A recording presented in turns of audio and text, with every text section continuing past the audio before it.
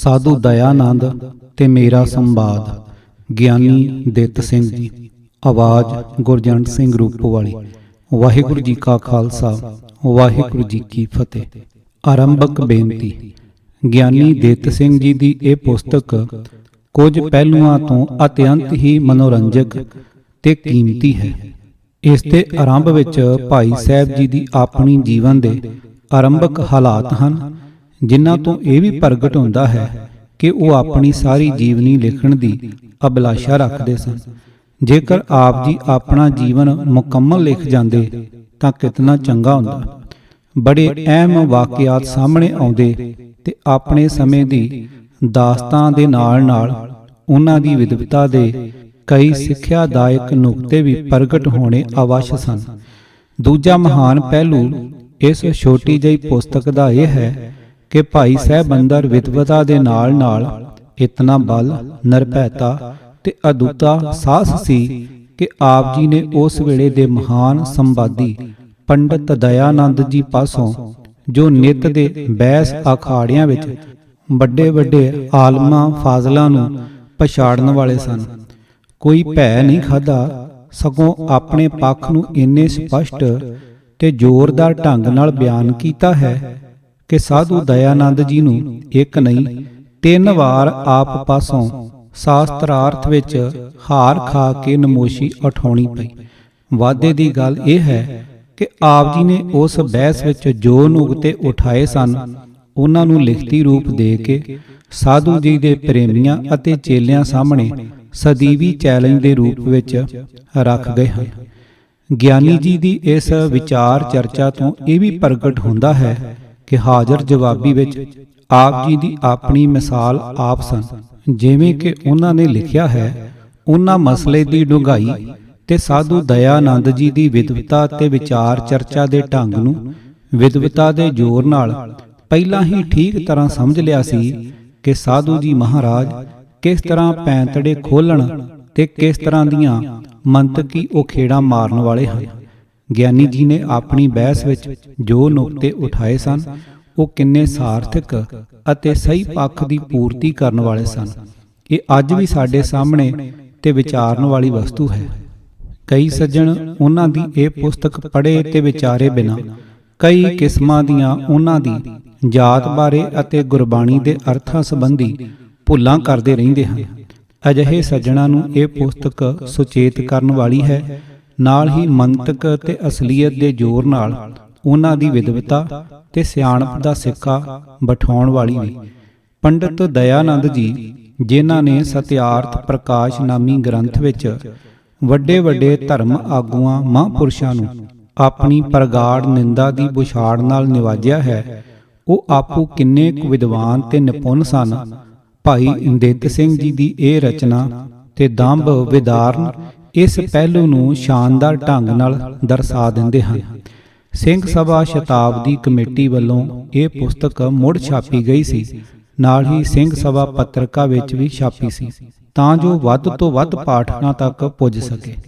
ਪਰਚੇ ਵਿੱਚ ਇਸ ਸੰਵਾਦ ਨੂੰ ਪੜ੍ਹ ਕੇ ਇੱਕ ਆਰੀਆ ਸਮਾਜੀ ਭਾਈ ਨੇ ਸੰਪਾਦਕ ਨੂੰ ਗੁੱਸੇ ਭਰਿਆ ਪੱਤਰ ਲਿਖ ਕੇ ਤਾੜਨਾ ਕੀਤੀ ਕਿ ਤੁਸਾਂ ਭਾਈ ਦਿੱਤ ਸਿੰਘ ਅਤੇ ਸਾਧੂ ਦਇਆਨੰਦ ਜੀ ਦੇ ਸੰਵਾਦ ਬਾਰੇ ਜੋ ਲਿਖਿਆ ਹੈ, ਉਹ ਬਿਲਕੁਲ ਕਲਪਿਤ ਹੈ। ਕਿੱਥੇ ਸੁਆਮੀ ਦਇਆਨੰਦ ਜੀ ਮਹਾਰਿਸ਼ੀ ਤੇ ਵਿਦਵਾਨ, ਕਿੱਥੇ ਭਾਈ ਦਿੱਤ ਸਿੰਘ ਇੱਕ ਸਾਧਾਰਨ ਵਿਅਕਤੀ। ਇਸ ਸੱਜਣ ਨੇ ਇਹ ਵੀ ਲਿਖਿਆ ਕਿ ਭਾਈ ਦਿੱਤ ਸਿੰਘ ਜੀ ਨਾਲ ਸੁਆਮੀ ਜੀ ਦੀ ਕੋਈ ਚਰਚਾ ਹੀ ਨਹੀਂ ਹੋਈ ਸੀ। ਇਹ ਵੀ ਇੱਕ ਗੱਪ ਹੀ ਹੈ। ਉੱਤਰ ਵਿੱਚ ਅਸੀਂ ਬੇਨਤੀ ਕਰਨੀ ਚਾਹੁੰਦੇ ਹਾਂ ਕਿ ਭਾਈ ਦਿੱਤ ਸਿੰਘ ਜੀ ਅਤੇ ਸੁਆਮੀ ਜੀ ਦੀ ਵਿਦਵਤਾ ਉਹਨਾਂ ਦੇ ਅਮੀਰ ਚੇਲਿਆਂ ਦੀ ਗਿਣਤੀ ਤੋਂ ਨਹੀਂ ਲਗਾਈ ਜਾਣੀ ਚਾਹੀਦੀ, ਉਹਨਾਂ ਦੇ ਗ੍ਰੰਥ ਪੜ੍ਹ ਕੇ ਹੀ ਲਗਾਉਣੀ ਚਾਹੀਦੀ ਹੈ। ਇਸ ਕਾਰਜ ਲਈ ਗਿਆਨੀ ਦਿੱਤ ਸਿੰਘ ਲਿਖਤ ਮੇਰਾ ਤੇ ਸਾਧੂ ਦਇਆਨੰਦ ਦਾ ਸੰਵਾਦ ਅਤੇ ਦੰਭ ਵਿਦਾਰਨ ਪੜ੍ਹ ਕੇ ਸਹਿਜੇ ਹੀ ਹਰ ਨਿਰਪੱਖ ਪਾਠਕ ਜਾਣ ਸਕਦਾ ਹੈ ਕਿ ਗਿਆਨੀ ਜੀ ਆਪਣੇ ਪੱਖ ਪੇਸ਼ ਕਰਨ ਵਿੱਚ ਕਿਤਨੇ ਸਪਸ਼ਟ ਅਤੇ ਚੇਤਨ ਵਿਦਵਾਨ ਸਨ, ਜਦੋਂ ਕਿ ਸੁਆਮੀ ਜੀ ਨੇ ਆਪਣੇ ਸਿਧਾਂਤਕ ਕਹੇ ਜਾਂਦੇ ਗ੍ਰੰਥ ਸਤਿਆਰਥ ਪ੍ਰਕਾਸ਼ ਨੂੰ ਆਪ ਹੀ ਦੂਜਾ ਐਡੀਸ਼ਨ ਛਾਪਣ ਵੇਲੇ ਮੁੜ ਸੋਧਿਆ ਅਤੇ ਹੁਣ ਤੱਕ ਗਲਤ ਗੱਲਾਂ ਦੀਆਂ ਸੋਧਾਂ ਹੁੰਦੀਆਂ ਰਹੀਆਂ ਹਨ। ਫਿਰ ਵੀ ਘੋਰ ਨਿੰਦਾ ਮਹਾਂਪੁਰਖਾਂ ਦੀ ਉਸ ਵਿੱਚ ਹੋਣ ਕਾਰਨ ਉਹ ਪਹਿਲਾਂ ਅਤੇ ਹੁਣ ਸੈਕੂਲਰ ਸਮਾਜ ਵਿੱਚ ਕਿਸੇ ਤਰ੍ਹਾਂ ਵੀ ਪ੍ਰਵਾਨਿਤ ਨਹੀਂ ਹੋ ਸਕਦਾ। ਸਿੱਖ ਧਰਮ ਬਾਰੇ ਉਸ ਗ੍ਰੰਥ ਵਿੱਚ ਜੋ ਲਿਖਿਆ ਹੈ ਉਹ ਉੱਕਾ ਹੀ ਗਲਤ ਹੈ। ਹਵਾਲੇ ਨਿਰ ਆਧਾਰਿਤ ਦਿੱਤੇ ਹੋਏ ਹਨ, ਫਿਰ ਵੀ ਉਹਨਾਂ ਦੇ ਚੇਲੇ ਉਸ ਨੂੰ ਸੱਤ ਆਖ ਕੇ ਪ੍ਰਚਾਰਦੇ ਆ ਰਹੇ ਹਨ। ਨਾ ਹੀ ਉਹ ਕਥਨ ਵਾਕਿਆਤੀ ਤੌਰ ਤੇ ਸੱਚ ਹੈ, ਨਾ ਇਤਿਹਾਸਕ ਤੌਰ ਤੇ, ਨਾ ਹੀ ਉਹ ਤੁਕਾਂ ਜੋ ਸੁਆਮੀ ਜੀ ਨੇ ਦਿੱਤੀਆਂ ਹਨ ਠੀਕ ਰੂਪ ਵਿੱਚ ਗੁਰੂ ਗ੍ਰੰਥ ਸਾਹਿਬ ਵਿੱਚ ਕਿਤੇ ਹਨ। ਵਾਧਾ ਇੱਕੋ ਹੈ ਕਿ ਸੁਆਮੀ ਜੀ ਦੇ ਚੇਲਿਆਂ ਨੇ ਉਹਨਾਂ ਦੇ ਨਾਮ ਉੱਪਰ ਸਕੂਲ ਕਾਲਜ ਖੋਲ੍ਹ ਕੇ ਉਹਨਾਂ ਦੀ ਪ੍ਰਤਿਭਾ ਜ਼ਰੂਰ ਵਧਾਈ ਹੈ, ਪਰ ਭਾਈ ਦਿੱਤ ਸਿੰਘ ਜੀ ਦੇ ਹਮਜੋਲੀ ਉਹਨਾਂ ਪ੍ਰਤੀ ਅਜਿਹਾ ਕੁਝ ਨਹੀਂ ਕਰ ਸਕੇ। ਇਸ ਵਿੱਚ ਗਿਆਨੀ ਜੀ ਦੀ ਵਡਿਆਈ ਘੱਟ ਨਹੀਂ ਜਾਂਦੀ। ਸਿੱਖਾਂ ਦੇ ਧਰਮ ਵਿੱਚ ਵਿਅਕਤੀਵਾਦ ਦਾ ਸਥਾਨ ਅਤੇ ਸਿੱਖਾਂ ਦੀ ਲਾਪਰਵਾਹੀ ਦਾ ਫਲ ਤਾਂ ਕਿਹਾ ਜਾ ਸਕਦਾ ਹੈ। ਭਾਈ ਦਿੱਤ ਸਿੰਘ ਜੀ ਦਾ ਇਸ ਵਿੱਚ ਕੋਈ ਕਸੂਰ ਨਹੀਂ, ਨਾ ਹੀ ਉਹਨਾਂ ਦੀ ਵਡਿਆਈ ਘਟਦੀ ਹੈ। ਇੱਕ ਗੱਲ ਜੋ ਇਹ ਕਹੀ ਹੈ ਕਿ ਭਾਈ ਸਾਹਿਬ ਜੀ ਨਾਲ ਸੁਆਮੀ ਜੀ ਦੀ ਗੋਸ਼ਟ ਜਾਂ ਵਿਚਾਰ ਚਰਚਾ ਹੋਣ ਜਾਂ ਉਹਨਾਂ ਦੇ ਸ਼ਾਸਤਰਾਰਥਾਂ ਬਾਰੇ ਸਾਧੂ ਜੀ ਦੇ ਜੀਵਨ, ਆਰੀਆ ਸਮਾਜੀਆਂ ਦੇ ਲਿਖੇ ਲੇਖਾਂ ਵਿੱਚ ਕੋਈ ਪ੍ਰਮਾਣ ਨਹੀਂ ਮਿਲਦਾ, ਇਸ ਲਈ ਇਹ ਗੱਲ ਗਲਤ ਹੈ। ਪਰ ਇਹ ਸੰਵਾਦ ਦੇ ਹੋਣ ਦੇ ਪ੍ਰਮਾਣ ਆਰੀਆ ਸਮਾਜੀਆਂ ਦੇ ਸਾਹਿਤ ਵਿੱਚ ਵੀ ਮਿਲਦੇ ਹਨ। ਇਹ ਠੀਕ ਹੈ, ਜਦੋਂ ਵੀ ਕਿਸੇ ਵਿਅਕਤੀ ਨੂੰ ਮਹਾਂਪੁਰਖ ਜਾਂ ਅਵਤਾਰ ਬਣਾਇਆ ਜਾਂਦਾ ਹੈ ਤਾਂ ਉਸ ਦੀ ਹਰ ਪਾਸੇ ਵਿਜੇ ਹੀ ਵਿਜੇ ਦੱਸੀ ਜਾਂਦੀ ਹੈ। ਉਸ ਦੀ ਹਾਰ ਦਾ ਕੋਈ ਜ਼ਿਕਰ ਨਹੀਂ ਕੀਤਾ ਜਾਂਦਾ। ਜਿੱਤਾਂ ਦੇ ਵਰਣਨ ਵਧਾ ਚੜਾ ਕੇ ਕੀਤੇ ਜਾਇਆ ਕਰਦੇ ਹਨ। ਇਹੋ ਢੰਗ ਸੁਆਮੀ ਜੀ ਦੇ ਚੇਲਿਆਂ ਨੇ ਵਰਤਿਆ ਹੈ, ਭਾਵੇਂ ਦੱਬਵੀਂ ਜ਼ੁਬਾਨ ਨਾਲ ਹੀ। ਫਿਰ ਵੀ ਇਸ ਗੱਲ ਦੇ ਪ੍ਰਮਾਣ ਭਾਈ ਦਿੱਤ ਸਿੰਘ ਜੀ ਨਾਲ ਸੁਆਮੀ ਜੀ ਦੀ ਹੋਈ ਵਿਚਾਰ ਚਰਚਾ ਦਾ ਸੰਖੇਪ ਰੂਪ ਵਿੱਚ ਉਹਨਾਂ ਦੇ ਜੀਵਨ ਲੇਖਕਾਂ ਨੇ ਪ੍ਰਵਾਨ ਕੀਤਾ ਹੈ। ਭਾਈ ਦਿੱਤ ਸਿੰਘ ਜੀ ਨੇ ਆਪਣੀ ਪੁਸਤਕ ਸਾਧੂ ਦਇਆਨੰਦ ਨਾਲ ਮੇਰਾ ਸੰਵਾਦ ਵਿੱਚ ਲਿਖਿਆ ਹੈ, ਜਦੋਂ ਉਹਨਾਂ ਦਾ ਸੁਆਮੀ ਜੀ ਨਾਲ ਤੀਜਾ ਸੰਵਾਦ ਵੇਦ ਈਸ਼ਵਰ ਕ੍ਰਿਤ ਨਹੀਂ ਇਸ ਵਿਸ਼ੇ ਤੇ ਹੋਇਆ ਸੀ, ਤਾਂ ਗਿਆਨੀ ਜੀ ਨੇ ਸਾਧੂ ਜੀ ਨੂੰ ਜਦੋਂ ਨਿਰਉੱਤਰ ਕਰ ਦਿੱਤਾ ਤਾਂ ਇਸ ਦਸ਼ਾ ਨੂੰ ਦੇਖ ਕੇ ਪੰਡਤ ਅਗਨੀਹੋਤਰੀ ਸ਼ਿਵ ਨਾਰਾਇਣ ਜੀ ਨੇ, ਜੋ ਪਿੱਛੋਂ ਸ਼ਾਇਦ ਬ੍ਰਹਮੂ ਸਮਾਜੀਆਂ ਦੇ ਮੁਖੀ ਬਣੇ, ਕਿਹਾ ਕਿ ਸੁਆਮੀ ਜੀ ਆਪ ਜੀ ਨੂੰ ਉੱਤਰ ਤਾਂ ਸੁੱਝ ਨਹੀਂ ਰਿਹਾ, ਐਵੇਂ ਟਾਲਾ ਵਾਲਾ ਕਰ ਰਹੇ ਹੋ ਅਤੇ ਕੁਝ ਆਪਣੇ ਮੂੰਹੋਂ ਵਾਕ ਕਹੇ। ਇਸ ਤੇ ਸੁਆਮੀ ਜੀ ਨੇ ਗਿਆਨੀ ਜੀ ਵੱਲੋਂ ਹਟ ਕੇ ਅਗਨੀਹੋਤਰੀ ਜੀ ਦੇ ਕਥਨ ਨੂੰ ਵੇਚ ਲਿਆ ਤੇ ਗੱਲ ਟਾਲਣੀ ਚਾਹੀ। ਤਾਂ ਗਿਆਨੀ ਦਿੱਤ ਸਿੰਘ ਜੀ ਨੇ, ਜੋ ਸੁਆਮੀ ਜੀ ਦੀ ਅਜਿਹੀ ਪਲੱਥੇਬਾਜ਼ੀ ਤੋਂ ਜਾਣੂ ਸਨ, ਗੱਲ ਤਾੜ ਲਈ ਕਿ ਸਾਧੂ ਜੀ ਇਸ ਬਹਾਨੇ ਅਸਲ ਗੱਲ ਤੋਂ ਲਾਂਭੇ ਜਾਣ ਲਈ ਪੈਂਤੜਾ ਬਣਾ ਰਹੇ ਹਨ। ਗਿਆਨੀ ਜੀ ਨੇ ਕਿਹਾ, ਸਾਧੂ ਜੀ ਮਹਾਰਾਜ, ਇਹਨਾਂ ਨਾਲ ਫੇਰ ਗੱਲ ਕਰ ਲੈਣੀ, ਪਹਿਲਾਂ ਆਪਾਂ ਚੱਲ ਰਹੀ ਚਰਚਾ ਬਾਰੇ ਵਿਚਾਰ ਕਰ ਲਈਏ। ਗਿਆਨੀ ਜੀ ਦੀ ਲਿਖੀ ਅਸਲ ਵਾਰਤਾਲਾਪ ਇਸ ਤਰ੍ਹਾਂ ਹੈ। ਇਤਨੀ ਗੱਲ ਸੁਣ ਕੇ ਪੰਡਤ ਅਗਨੀਹੋਤਰੀ, ਜਿਸ ਦਾ ਨਾਮ ਉਸ ਸਮੇਂ ਸ਼ਿਵ ਨਾਰਾਇਣ ਸੀ ਔਰ ਅੱਜ ਕੱਲ ਜਿਸ ਨੂੰ ਲੋਕ ਸਤਿਆਨੰਦ ਅਗਨੀਹੋਤਰੀ ਸੱਦਦੇ ਹਨ, ਖੜੇ ਹੋ ਕੇ ਬੋਲੇ ਕਿ ਸੁਆਮੀ ਜੀ ਨੇ ਇਹਨਾਂ ਦੇ ਕਥਨ ਦਾ ਉੱਤਰ ਨਹੀਂ ਦਿੱਤਾ, ਕੇਵਲ ਟਾਲਾ ਵਾਲਾ ਕਰ ਰਹੇ ਹੋ, ਜਿਸ ਤੇ ਮੇਰੇ ਵੱਲੋਂ ਹਟ ਕੇ ਉਸ ਨਾਲ ਝਗੜ ਪਏ ਔਰ ਗੁੱਸੇ ਹੋ ਕੇ ਕਹਿਣ ਲੱਗੇ ਕਿ ਤੈਨੂੰ ਕਿਆ ਖਬਰ ਹੈ ਜੋ ਇਸ ਨੇ ਕਿਆ ਆਖਿਆ ਹੈ।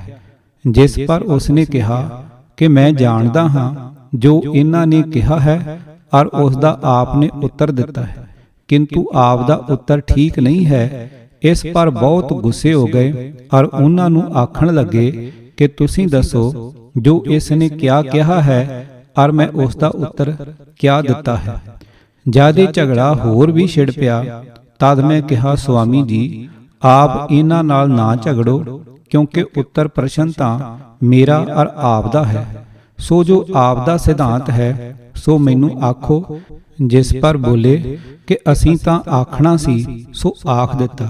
ਜਿਸ ਪਰ ਮੈਂ ਕਿਹਾ ਕਿ ਆਪ ਕੁਝ ਸਾਬਤ ਨਹੀਂ ਕਰ ਸਕੇ ਔਰ ਮੈਂ ਆਪ ਨੂੰ ਸਾਬਤ ਕਰਕੇ ਦਿਖਾ ਦਿੱਤਾ ਹੈ ਕਿ ਵੇਦ ਮਨੁੱਖਾਂ ਦੇ ਰਚੇ ਹੋਏ ਹਨ।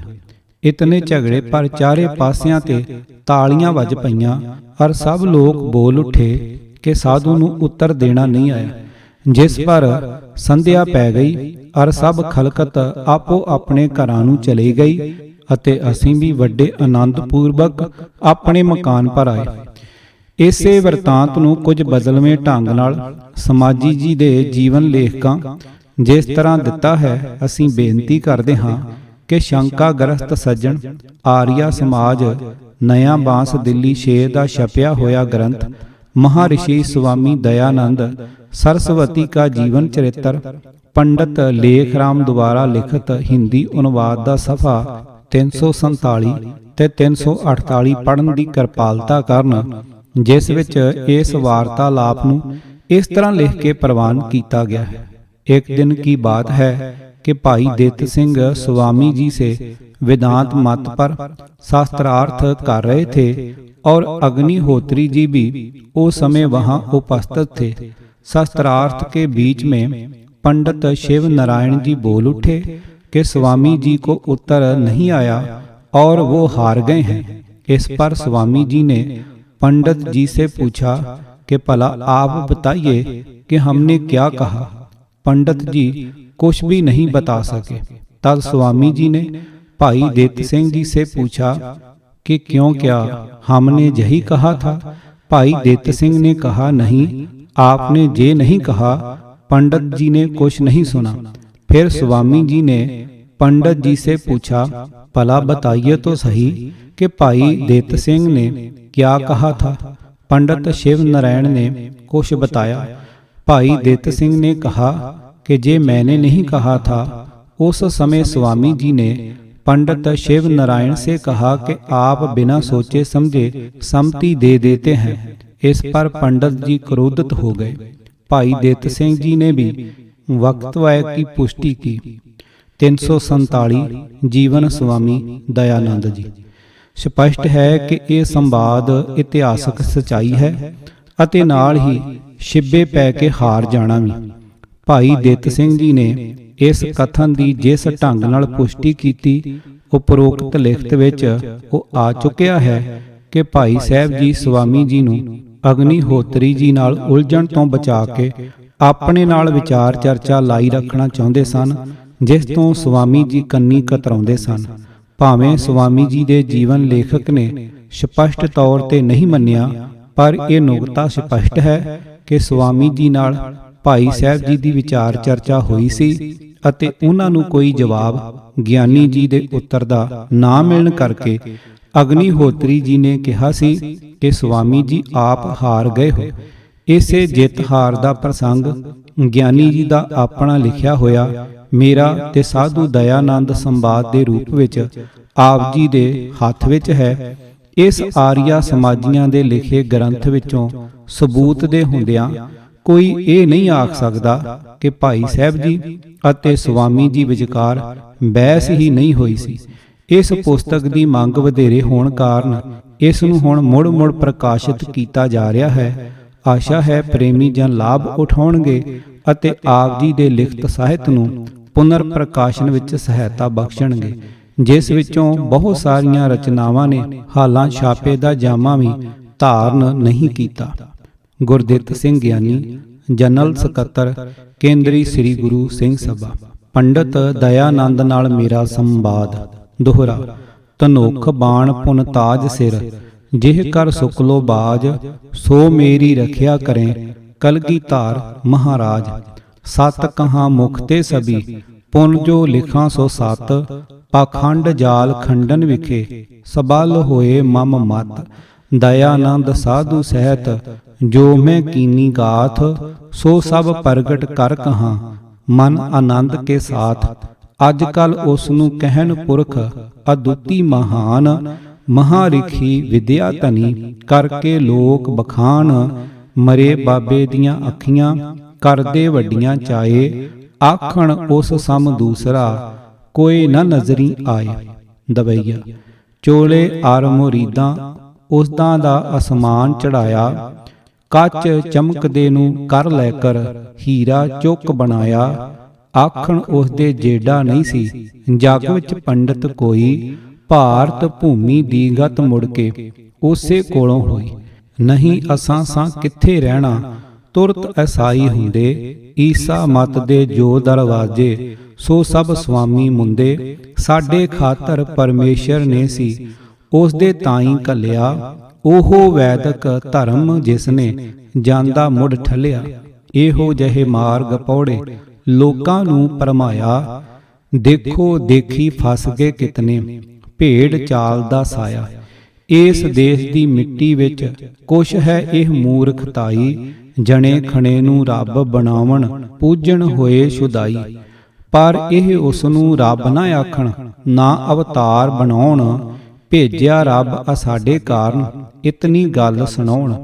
ਕੋਈ ਉਸ ਨੂੰ ਗੁਰੂ ਬਣਾਵੇ, ਕੋਈ ਆਖੇ ਭਾਈ। ਅਜੇ ਤੀਕ ਉਸ ਤਾਈ ਪਦਵੀ ਹੱਥ ਨ ਇਨਕੇ ਆਈ। ਕੋਈ ਆਖੇ ਉਸ ਦਾ ਲਿਖਿਆ ਪੱਥਰ ਲੀਖ ਉਚਾਰੋ। ਦੂਜਾ ਕਹੇ ਨਹੀਂ ਜੋ ਮਿਥਿਆ, ਸੋ ਸਭ ਤਿਆਗ ਵਿਚਾਰੋ। ਇਸੇ ਤਰ੍ਹਾਂ ਦਾ ਵਿੱਚ ਇਹਨਾਂ ਦੇ ਹਇਆ ਝੰਬੇਲਾ ਭਾਰਾ। ਅਜੇ ਤੀਕ ਇਸ ਘੁੰਮਣ ਘੇਰੋਂ ਕੀਤਾ ਨਹੀਂ ਕਿਨਾਰਾ। ਅੱਜ ਕੱਲ ਜੋ ਉਸ ਸਾਧੂ ਨੂੰ ਮੰਨਣ ਸਾਡੇ ਪਿਆਰੇ। ਅਰਜੋ ਲੇਖ ਉਸ ਦੇ ਮਗਰੋਂ ਪੰਚਮ ਵੇਦ ਉਚਾਰੇ। ਸੋ ਸਾਰਾ ਮੈਂ ਅੱਖੀਂ ਦੇਖਿਆ ਅਰ ਬੀਤਿਆ ਬਤਲਾਉ। ਇਸ ਵਹਿਮ ਦੇ ਖਾਤੇ ਗਿਰਦਿਆਂ ਭੋਲੇ ਜਨਾ ਬਚਾਉ। ਦੋਹਰਾ। ਨਾਲ ਮੁੱਝ ਦੇ ਉਸ ਦਾ ਜੋ ਕੁਛ ਭਇਆ ਬਲਾਸ। ਸੋ ਸਾਰਾ ਮੈਂ ਦੱਸ ਸਾਂ ਧਰ ਮਨ ਅਬ ਕੁਹਲਾਸ। ਭਾਵ ਪਿਆਰੇ ਦੇਸ਼ ਵਾਸੀ ਸੱਜਣੋ, ਮੈਂ ਇਸ ਪੁਸਤਕ ਦੇ ਕਥਨ ਵਿੱਚ ਕਦੇ ਵੀ ਪਰਿਵਰਤ ਨਾ ਹੁੰਦਾ ਜੇ ਮੈਂ ਜਾਣਦਾ ਕਿ ਇਸ ਦੇਸ਼ ਦੇ ਲੋਕ ਜੈਸੀ ਵਸਤ ਨੂੰ ਉਹੀ ਕਹਿਣ ਦਾ ਮਾਦਾ ਰੱਖਦੇ ਹਨ। ਪਰੰਤੂ ਜਦ ਮੈਂ ਦੇਖਿਆ ਕਿ ਇਹਨਾਂ ਹਿੰਦੂ ਲੋਕਾਂ ਵਿੱਚ ਇੱਕ ਅਗਿਆਨ ਦੀ ਅੰਧੇਰੀ ਨਸਲ ਦਰ ਨਸਲ ਚਲੀ ਆਉਂਦੀ ਹੈ, ਜੋ ਕਾਉ ਅਤੇ ਸੱਪਾਂ ਨੂੰ ਵੀ ਪਿੱਤਰ ਅਰ ਦੇਵਤੇ ਜਾਣਨ ਵਾਲੀ ਹੈ। ਇਸੀ ਤੇ ਸੁਆਮੀ ਦਇਆਨੰਦ ਜੈਸੇ ਪੁਰਖ ਨੂੰ ਵੀ ਇਨ੍ਹਾਂ ਲੋਕਾਂ ਨੇ ਹੁਣ ਮਨੂ ਵਸ਼ਿਸ਼ਟ ਬਿਆਸ ਅਤੇ ਸ਼ੰਕਰ ਵੱਧ ਕੇ ਤੋਂ ਆਪਣਾ ਮਹਾਰਿਸ਼ੀ ਮੰਨਣਾ ਧਰਮ ਜਾਣ ਲੀਤਾ ਹੈ। ਇਸੀ ਤਰ੍ਹਾਂ ਉਸੇ ਦੇ ਲਿਖਣੇ ਅਨੁਸਾਰ ਗੁਰੂਆਂ ਨੂੰ ਵੀ ਦੰਭੀ ਜਾਣ ਕੇ ਉਸ ਨੂੰ ਉਪਕਾਰੀ ਧਰਮ ਪ੍ਰਚਾਰੀ ਆਖਣ ਲੱਗ ਗਏ ਹਨ। ਤਦ ਮੇਰੇ ਦਿਲ ਨੇ ਧੀਰਜ ਨਾ ਕੀਤੀ ਅਰ ਚਾਹਿਆ ਕਿ ਉਸ ਦਾ ਉਹ ਹਾਲ ਜੋ ਮੇਰੇ ਨਾਲ ਸ਼ਾਸਤਰਾਰਥ ਕਰਦੇ ਹੋਇਆ ਸਾ ਪ੍ਰਗਟ ਕਰ ਦਿਆਂ। ਇਹ ਬਾਤ ਹੋਰ ਹੈ ਕਿ ਉਸ ਦੇ ਭਗਤ ਲੋਕ ਜੋ ਪੱਕੇ ਹੱਠੀ ਹਨ, ਜਾਂ ਉਹ ਨੌਜਵਾਨ ਲੜਕੇ ਜੋ ਉਸ ਵੇਲੇ ਜੰਮੇ ਹੀ ਨਹੀਂ ਸਨ, ਜਾਂ ਅਲਫ ਬੇ ਅਤੇ ABC ਪੜ੍ਹਦੇ ਸਨ, ਮੇਰੀ ਸੱਚੀ ਬਾਤ ਨੂੰ ਨਾ ਮੰਨਣ। ਪਰੰਤੂ ਅਜੇ ਤੱਕ ਉਹ ਲੋਕ ਜ਼ਿੰਦਾ ਹਨ ਜਿਨ੍ਹਾਂ ਨੇ ਮੇਰਾ ਅਤੇ ਉਹਨਾਂ ਦਾ ਉੱਤਰ ਪ੍ਰਸ਼ਨ ਸੁਣਿਆ ਸਾ, ਜਿਸ ਤੇ ਆਸ਼ਾ ਹੈ ਕਿ ਉਹ ਜ਼ਰੂਰ ਪਰਮੇਸ਼ਵਰ ਜੀ ਨੂੰ ਹਾਜ਼ਰ ਨਾਜ਼ਰ ਜਾਣ ਕੇ ਉਸ ਸਮੇਂ ਦੀ ਬਾਤ ਨੂੰ ਸੱਚੀ ਕਰਨਗੇ। ਮੇਰਾ ਉੱਤਰ ਪ੍ਰਸ਼ਨ ਉਹਨਾਂ ਨਾਲ 3 ਵੇਰ ਲਾਹੌਰ ਵਿੱਚ ਹੋਇਆ ਹੈ, ਜਿਸ ਦਾ ਹਾਲ ਮੈਂ ਜੋ ਉਸ ਵੇਲੇ ਲਿਖ ਲੀਤਾ ਸਾ ਜਾਂ ਯਾਦ ਰੱਖਿਆ ਸਾ ਲਿਖ ਕੇ ਦੱਸਦਾ ਹਾਂ। ਦੋਹਰਾ। ਇਸ ਤੇ ਪਹਿਲੇ ਹਾਲ ਮੈਂ ਆਪਣਾ ਦੱਸਾਂ ਕੁਝ, ਜਿਸ ਤੇ ਸੁਣਦੇ ਸਾਰ ਹੀ ਸੰਸਾ ਜਾਊ ਬੁੱਝ। ਜਨਮ ਲਿਆ ਮੈਂ ਸੰਤ ਘਰ, ਜੋ ਕਰਦੇ ਉਪਦੇਸ਼। ਜਿਸ ਤੇ ਬਾਲਕ ਉਮਰ ਮੈਂ ਵੀ ਹਰੇ ਕਲੇਸ਼। ਭਾਵ ਇਸ ਬਾਤ ਨੂੰ ਹਰ ਇੱਕ ਪੁਰਖ ਜਾਣਦਾ ਹੈ ਕਿ ਮੇਰਾ ਜਨਮ ਸੰਤਾਂ ਦੇ ਘਰ ਵਿੱਚ ਹੋਇਆ ਸੀ, ਔਰ ਮੇਰੇ ਪਿਤਾ ਜੀ ਲੋਕਾਂ ਨੂੰ ਇਹੋ ਉਪਦੇਸ਼ ਕਰਦੇ ਸਨ ਜੋ ਅੱਜ ਕੱਲ ਮੈਂ ਕਰ ਰਿਹਾ ਹਾਂ, ਜਿਸ ਦੇ ਪ੍ਰਤਾਪ ਕਰਕੇ ਮੈਣ ਦੁਆਬ ਦੇ ਨਗਰਾਂ ਦੇ ਨਗਰ ਬੰਧਨਾਂ ਤੋਂ ਛੁੱਟ ਗਏ ਸਨ, ਅਤੇ ਅੱਜ ਤੱਕ ਉਹ ਲੋਕ ਉਸੇ ਤਰ੍ਹਾਂ ਨਿਰਬੰਧ ਹਨ। ਪਰੰਤੂ ਇਹ ਸਾਰਾ ਹਾਲ ਕਦੇ ਆਪਣੇ ਜੀਵਨ ਬਰਤਾਂਤ ਵਿੱਚ ਲਿਖਾਂਗਾ। ਮੈਂ 8-9 ਸਾਲ ਦੀ ਉਮਰ ਵਿੱਚ ਹੀ ਆਪਣੇ ਪਿਤਾ ਜੀ ਦੇ ਪਾਸੋਂ ਜੁਦਾ ਹੋ ਕੇ ਉਪਦੇਸ਼ ਕਰਨ ਲੱਗਾ, ਔਰ ਜਿਸ ਨਗਰ ਜਾਂਦਾ ਉੱਥੇ ਹੀ ਮੜੀ ਮਸਾਣੀ ਭੈਰੋਂ ਦੇਵੀ ਦੇਵਤੇ ਪੂਜਨੋਂ ਲੋਕਾਂ ਨੂੰ ਹਟਾ ਕੇ ਵੇਦਾਂਤ ਦਾ ਉਪਦੇਸ਼ ਕਰਦਾ ਹੁੰਦਾ ਸਾਂ। ਇਸ ਦੇ ਨਾਲ ਹੀ ਜਿੱਥੇ ਕੋਈ ਗੁਣੀ ਪੰਡਤ ਜਾਂ ਸਾਧੂ ਦੇਖਦਾ, ਉਸ ਦੇ ਪਾਸ ਕੁਝ ਮਹੀਨੇ ਰਹਿ ਕੇ ਵਿਦਿਆ ਪੜ੍ਹਦਾ, ਜਿਸ ਪਰ ਸ਼ਾਸਤਰਾਰਥ ਕਰਨ ਦਾ ਮੈਨੂੰ ਅੱਛਾ ਢੰਗ ਆ ਗਿਆ ਸੀ, ਔਰ ਵੱਡੇ ਵੱਡੇ ਪ੍ਰਸਿੱਧ ਪੰਡਤਾਂ ਅਤੇ ਸਾਧੂਆਂ ਨਾਲ ਕਈ ਦਿਨ ਧਰਮ ਦੇ ਵਿਸ਼ੇ ਪਰ ਵਿਚਾਰ ਕਰਦਾ ਰਹਿੰਦਾ ਸਾਂ। ਇਸ ਵਾਸਤੇ ਉਸ ਦੇਸ਼ ਵਿੱਚ ਮੈਂ ਲੋਕਾਂ ਵਿਖੇ ਗਿਆਨੀ ਪ੍ਰਸਿੱਧ ਹੋ ਗਿਆ ਸਾਂ, ਅਤੇ ਬਹੁਤ ਲੋਕ ਮੈਨੂੰ ਮਨੋ ਪ੍ਰਤਿਸ਼ਠ ਸਮਝਦੇ ਸਨ। ਉਸ ਸਮੇਂ ਦਾ ਥੋੜਾ ਜਿਹਾ ਹਾਲ ਮੇਰੇ ਉਸ ਨਿੰਦਿਆ ਪੱਤਰ ਵਿੱਚ, ਜੋ ਮੋਨਾ ਸ਼ੁੱਧੀ ਦੇ ਪ੍ਰਚਾਰ ਹਟਾਉਣ ਵੇਲੇ ਮੇਰੇ ਪਰ ਤੰਗ ਆ ਕੇ ਅਨਮਤੀ ਭਾਈਆਂ ਨੇ ਮੇਰੇ ਹੀ ਭਾਈਆਂ ਤੇ ਛਪਵਾ ਕੇ ਧਰਮ ਚਿਹਰੇ ਨਾਮ ਰੱਖ ਕੇ ਵੰਡੇ ਸਨ ਪਾਇਆ ਜਾਂਦਾ ਹੈ। ਇੱਥੇ ਇਤਨਾ ਆਖਣਾ ਵੀ ਕੋਈ ਬੁਰਾ ਨਹੀਂ ਹੈ ਕਿ ਆਰੀਆ ਸਮਾਜੀ ਸੱਜਣਾ ਦਾ ਇਹ ਪ੍ਰਕਿਰਤਕ ਸੁਭਾਅ ਹੈ ਕਿ ਜਦ ਕਿਸੇ ਨਾਲ ਸ਼ਾਸਤਰਾਰਥ ਅਤੇ ਉਕਤੀ ਜੁਗਤੀ ਨਾਲ ਪੂਰੇ ਨਹੀਂ ਉਤਰਦੇ ਤਦ ਉਸ ਨਾਲ ਨਿੰਦਿਆ ਅਤੇ ਬੁਰਾ ਭਲਾ ਆਖਣ ਦਾ ਕੰਮ ਕਰਨ ਲੱਗ ਜਾਂਦੇ ਹਨ, ਜਿਸ ਤੇ ਇਹ ਖਿਆਲ ਕਰਦੇ ਹਨ ਕਿ ਲੋਕ ਉਸ ਨੂੰ ਬੁਰਾ ਜਾਣ ਕੇ ਨਫ਼ਰਤ ਕਰਨਗੇ। ਇਸੇ ਵਾਸਤੇ ਮੇਰੇ ਨਾਲ ਵੀ ਇਹੋ ਵਰਤਾਓ ਹੋਇਆ ਅਤੇ ਜਿਸ ਪ੍ਰਕਾਰ ਮੁਰਗਬਾਜ਼ ਦੋ ਭਾਈ ਮੁਰਗਿਆਂ ਨੂੰ ਜਦ ਲੜਾਉਣਾ ਚਾਹੁੰਦੇ ਹਨ ਤਦ ਇਹ ਸਮਝ ਕੇ ਇਹ ਭਾਈ ਹੋਣ ਦੇ ਕਾਰਨ ਨਹੀਂ ਲੜਨਗੇ, ਉਹਨਾਂ ਵਿੱਚੋਂ ਇੱਕ ਦੇ ਮੱਥੇ ਨੂੰ ਸਿਆਹੀ ਲਾ ਦਿੰਦੇ ਹਨ, ਜਿਸ ਪਰ ਉਹ ਇੱਕ ਦੂਜੇ ਨੂੰ ਓਪਰਾ ਜਾਣ ਕੇ ਲੜਨ ਲੱਗ ਜਾਂਦੇ ਹਨ ਔਰ ਮੁਰਗਬਾਜ਼ ਤਮਾਸ਼ਾ ਦੇਖਦੇ ਹਨ। ਇਸੇ ਤਰ੍ਹਾਂ ਇਹਨਾਂ ਨੇ ਸਾਡੇ ਭਾਈਆਂ ਨੂੰ ਵੀ ਤਾਰੀਫ ਅਤੇ ਲਾਲਚ ਦੀ ਰੰਗਤ ਨਾਲ ਰੰਗ ਕੇ ਮੋਨਾ ਸ਼ੁੱਧੀ ਪ੍ਰਚਾਰ ਕਰਨਾ ਚਾਹਿਆ, ਜਿਸ ਨੂੰ ਦੇਖ ਕੇ ਅਸੀਂ ਰੋਕਣ ਲੱਗੇ ਅਤੇ ਦੋਨਾਂ ਭਾਈਆਂ ਖੂਬ ਲੜਾਈ ਹੋਈ ਅਤੇ ਇੱਕ ਦੂਜੇ ਦੇ ਐਬ ਆਪਣੇ ਦੁਰਬਚਨਾਂ ਦੀ ਖਾਰਾਂ ਮਾਰ ਕੇ ਘਾਵਾਂ ਦੀ ਨਿਆਈ ਪ੍ਰਗਟ ਕੀਤੇ, ਜਿਸ ਤੇ ਉਹ ਘਾਓ ਮੇਰੇ ਇਸ ਵੇਲੇ ਗਵਾਹ ਹੋ ਗਏ ਹਨ, ਜੋ ਦੱਸਦੇ ਹਨ ਕਿ ਮੈਂ ਬਚਪਨ ਵਿੱਚ ਕਿਆ ਕੰਮ ਕਰਦਾ ਹੁੰਦਾ ਸਾਂ ਅਤੇ ਲੋਕਾਂ ਦੀ ਮੇਰੇ ਨਾਲ ਕੈਸੀ ਪ੍ਰੀਤੀ ਸੀ। ਜਥਾ ਜ਼ਮੀਨੀ ਸ਼ੁੱਧੀ ਪੱਤਰ ਦੇ ਚਿਹਰਿਆਂ ਪਰ ਵਿਚਾਰ ਸਫਾ 16। ਸੁਣਿਆ ਜਾਂਦਾ ਹੈ ਕਿ ਭਾਈ ਦਿੱਤ ਸਿੰਘ ਜੀ ਗੁਲਾਬਦਾਸੀ ਮੱਤ ਦੀ ਫਕੀਰੀ ਹਾਲਤ ਵਿੱਚ ਚਿਰ ਕਾਲ ਤੱਕ ਅਤੇ ਪੁਰ ਤਹਿਸੀਲ ਖਰੜ ਜ਼ਿਲ੍ਹਾ ਅੰਬਾਲਾ ਵਿੱਚ ਕੁਟੀਆ ਅਤੇ ਛੋਟਾ ਜਿਹਾ ਬਗੀਚਾ ਬਣਾ ਰਹੇ ਹਨ ਅਤੇ ਲਾਂਭੇ ਦੇ ਪਿੰਡਾਂ ਵਿੱਚ ਗੁਰੂ ਬਣਕਰ ਆਪਣੇ ਆਪ ਨੂੰ ਪਜਾਂਦੇ ਰਹੇ ਹਨ। ਉਹ ਲੋਕ ਹੁਣ ਤੱਕ ਇਹਨਾਂ ਨੂੰ ਗੁਰੂ ਮੰਨਦੇ ਅਤੇ ਭੇਟਾ ਪੂਜਾ ਦਿੰਦੇ ਹਨ। ਇਹ ਲੇਖ ਜੋ ਮੇਰੀ ਨਿੰਦਿਆ ਪਰ ਮੇਰੇ ਭਾਈਆਂ ਨੇ ਲਿਖਿਆ ਸੋ ਇਤਨੀ ਬਾਤ ਜ਼ਰੂਰ ਦੱਸਦਾ ਹੈ ਕਿ ਮੈਂ ਬਾਲਕਪਣੇ ਵਿੱਚ ਲੋਕਾਂ ਨੂੰ ਐਸੇ ਉਪਦੇਸ਼ ਕਰਦਾ ਸਾਂ ਜੋ ਨਗਰਾਂ ਦੇ ਨਗਰ ਮੈਨੂੰ ਪ੍ਰਤਿਸ਼ਠ ਜਾਣ ਕੇ ਇੱਜ਼ਤ ਕਰਦੇ ਸਨ ਅਤੇ ਅੱਜ ਤੱਕ ਉਹਨਾਂ ਨਗਰਾਂ ਦੇ ਲੋਕ ਉਹਨਾਂ ਉਪਦੇਸ਼ਾਂ ਨੂੰ ਭੁੱਲ ਨਹੀਂ ਗਏ, ਕਿੰਤੂ ਵੈਸੀ ਹੀ ਪ੍ਰੀਤੀ ਇਸ ਵੇਲੇ ਤਾਈਂ ਰੱਖਦੇ ਹਨ। ਸਾਡੇ ਭਾਈਆਂ ਦੇ ਇਸ ਕਥਨ ਤੇ ਰਜਬ ਜੀ ਦੇ ਇਸ ਬਚਨ ਅਨੁਸਾਰ ਜਥਾ ਸਾਧ ਸਰਾਹੇ ਸੋ ਸਤੀ ਜਤੀ ਜੋਖਤਾ ਜਾਨ ਰਜਬ ਸਾਚੇ ਸੂਰ ਕਾ ਵੈਰੀ ਕਰੇ ਬਖਾਨ, ਅਰਥਾਤ ਸਤ ਵਾਲਾ ਉਹ ਪੁਰਖ ਹੈ ਜਿਸ ਦੀ ਸਾਖੀ ਮਹਾਤਮਾ ਦੇਨ ਅਰ ਜਤੀ ਉਹ ਹੈ ਜਿਸ ਦੀ ਪ੍ਰਸ਼ੰਸਾ ਇਸਤਰੀਆਂ ਕਰਨ ਅਤੇ ਬਹਾਦਰ ਉਹ ਹੈ ਜਿਸ ਦੀ ਸਮਰੱਥਾ ਦੀ ਗਵਾਹੀ ਉਸ ਦੇ ਮੁਖਾਲਫਤ ਦੇਣ। ਇਸ ਵਾਸਤੇ ਭਾਈਆਂ ਦੀ ਇਸ ਗਵਾਹੀ ਨੇ ਦੱਸਿਆ ਹੈ ਕਿ ਬਾਲਕਪਣੇ ਵਿੱਚ ਦਇਆਨੰਦ ਜੀ ਵਿਦਿਆਰਥੀ ਹੋ ਕੇ ਕਿਤੇ ਅਸ਼ਟਾਧਿਆਈ ਪੜ੍ਹਦੇ ਹੋਣਗੇ ਤਦ ਮੈਂ ਸੰਤ ਹੋ ਕੇ ਉਪਦੇਸ਼ ਕਰਦਾ ਹੁੰਦਾ ਸਾਂ। ਉਸ ਤੇ ਅੱਗੇ ਜਦ ਮੈਂ ਉਸ ਜਗ੍ਹਾ ਉਪਦੇਸ਼ ਕਰਦਾ ਅਤੇ ਲੋਕਾਂ ਦੇ ਬੰਧਨ ਤੋੜਦਾ ਹੋਇਆ ਚੱਠਿਆਂ ਵਾਲੇ ਡੇਰੇ ਜ਼ਿਲ੍ਹਾ ਲਾਹੌਰ ਵਿੱਚ ਆਇਆ ਤਦ ਮੈਂ ਸੰਤ ਦੇਸਾ ਜੀ ਪਾਸੋਂ ਜੋ ਵੱਡੇ ਵਿਦਵਾਨ ਔਰ ਸ਼ੁਭ ਗੁਣਾ ਸੰਪੰਨ ਹਨ ਕਈ ਪੁਸਤਕ ਪੜ੍ਹੇ ਔਰ ਉਹ ਸੰਤ ਰਾਏ ਬਹਾਦਰ ਰਾਏ ਹੇਤੂ ਰਾਮ ਸਾਹਿਬ CIE ਸਾਬਕਾ ਅਸਿਸਟੈਂਟ ਪੋਲੀਟੀਕਲ ਏਜੰਟ ਬਲੂਚਿਸਤਾਨ ਦੇ ਉਤਦੇਸ਼ਟਾ ਹਨ ਅਤੇ ਇਸੇ ਕਾਰਨ ਤੇ ਸ੍ਰੀ ਜੋਤ ਰਾਏ ਸਾਹਿਬ ਦਾ ਮੇਰੇ ਨਾਲ ਬਚਪਨ ਤੇ ਹੀ ਵੱਡਾ ਪ੍ਰੇਮ ਹੈ। ਉਸ ਵੇਲੇ ਵੀ ਮੈਂ ਚੁੱਪ ਨਹੀਂ ਕੀਤਾ ਸਾਂ, ਕਿੰਤੂ ਮਾਝੇ ਦੇ ਵਿੱਚ ਜੋ ਕਿ ਇੱਕ ਸੂਰਬੀਰ ਅਤੇ ਬਹਾਦਰ ਦੇਸ਼ ਹੈ ਉਪਦੇਸ਼ ਕਰਨੇ ਲੱਗਿਆ, ਜਿਸ ਤੇ ਨਗਰਾਂ ਦੇ ਨਗਰ ਭਰਮ ਵਿੱਚੋਂ ਨਿਕਲ ਗਏ ਔਰ ਅੱਜ ਤੱਕ ਮਾਝੇ ਵਿੱਚ ਸਖੀ ਸਰਵਰ ਜਾਂ ਕੋਈ ਦੇਵੀ ਦੇਵਤਾ ਜ਼ੋਰ ਨਹੀਂ ਪਾ ਸਕਦਾ, ਕਿਉਂਕਿ ਜਿਸ ਤਰ੍ਹਾਂ ਤੇਲ ਨਾਲ ਭਿੱਗੇ ਹੋਏ ਕਾਗਜ਼ ਨੂੰ ਪਾਣੀ ਨਾਲ ਪੁਹਿੰਦਾ, ਇਸੇ ਤਰ੍ਹਾਂ ਨਿਸਭਰਮ ਹੋਏ ਪੁਰਖਾਂ ਨੂੰ ਅਗਿਆਨ ਦੇ ਬੰਧਨ ਨਹੀਂ ਪਹੁੰਚਦੇ। ਔਰ ਮੈਂ ਉਹਨਾਂ ਦਿਨਾਂ ਵਿਖੇ ਸ਼ਰਾਧ ਅਤੇ ਮੜੀ ਮਸਾਣੀ ਆਦਿਕ ਦਾ ਬੂਟਾ ਪੁੱਟਦਾ ਹੁੰਦਾ ਸਾਂ, ਜਿਸ ਤੇ ਨਗਰਾਂ ਦੇ ਨਗਰ ਮੈਨੂੰ ਪ੍ਰੇਮ ਕਰਦੇ ਸਨ। ਹੁਣ ਵਿਚਾਰਯੋਗ ਇਹ ਬਾਤ ਹੈ, ਜਦ ਮੈਂ ਬਾਲ ਅਵਸਥਾ ਤੋਂ ਹੀ ਉਪਦੇਸ਼ ਕਰਦਾ ਸਾਂ ਔਰ ਉਸ ਸਮੇਂ ਵਿੱਚ ਦਇਆਨੰਦ ਜੀ ਦਾ ਕੋਈ ਨਾਮ ਨਿਸ਼ਾਨ ਵੀ ਨਹੀਂ ਸੀ ਜਾਣਦਾ, ਜਿਸ ਤੇ ਖਿਆਲ ਆਉਂਦਾ ਹੈ ਕਿ ਸ਼ਾਇਦ ਸੁਆਮੀ ਜੀ ਉਸ ਵੇਲੇ ਚਾਕੂ ਨਾਲ ਗੰਗਾ ਦੇ ਕਿਨਾਰੇ ਮੁਰਦੇ ਫਾੜ ਕੇ ਡਾਕਟਰੀ ਨੂੰ ਝੂਠੀ ਕਰਦੇ ਹੋਣਗੇ, ਜੈਸਾ ਕਿ ਉਹ ਆਪਣੇ ਜੀਵਨ ਵਿੱਚ ਲਿਖਦੇ ਹਨ। ਉਹਨਾਂ ਨਾਲ ਮੇਰਾ ਸੰਵਾਦ ਕੋਈ ਗੱਪ ਨਹੀਂ ਸੀ। ਦੋਹਰਾ। ਹੁਣ ਸੁਣੀਏ ਉਸ ਬਾਤ ਨੂੰ ਜੋ ਸੁਆਮੀ ਜੀ ਨਾਲ ਮੇਰੀ ਹੋਈ ਸੱਜਣੋ, ਸੋਚੋ ਨਾਲ ਖਿਆਲ ਅੱਜ ਤੀਕ ਉਹ ਲੋਕ ਹਨ ਜ਼ਿੰਦਾ ਏਸ ਜਹਾਨ, ਸੱਚ ਝੂਠ ਜੋ ਮੁੱਝਦਾ ਆਪੇ ਲੈਣ ਪਛਾਣ।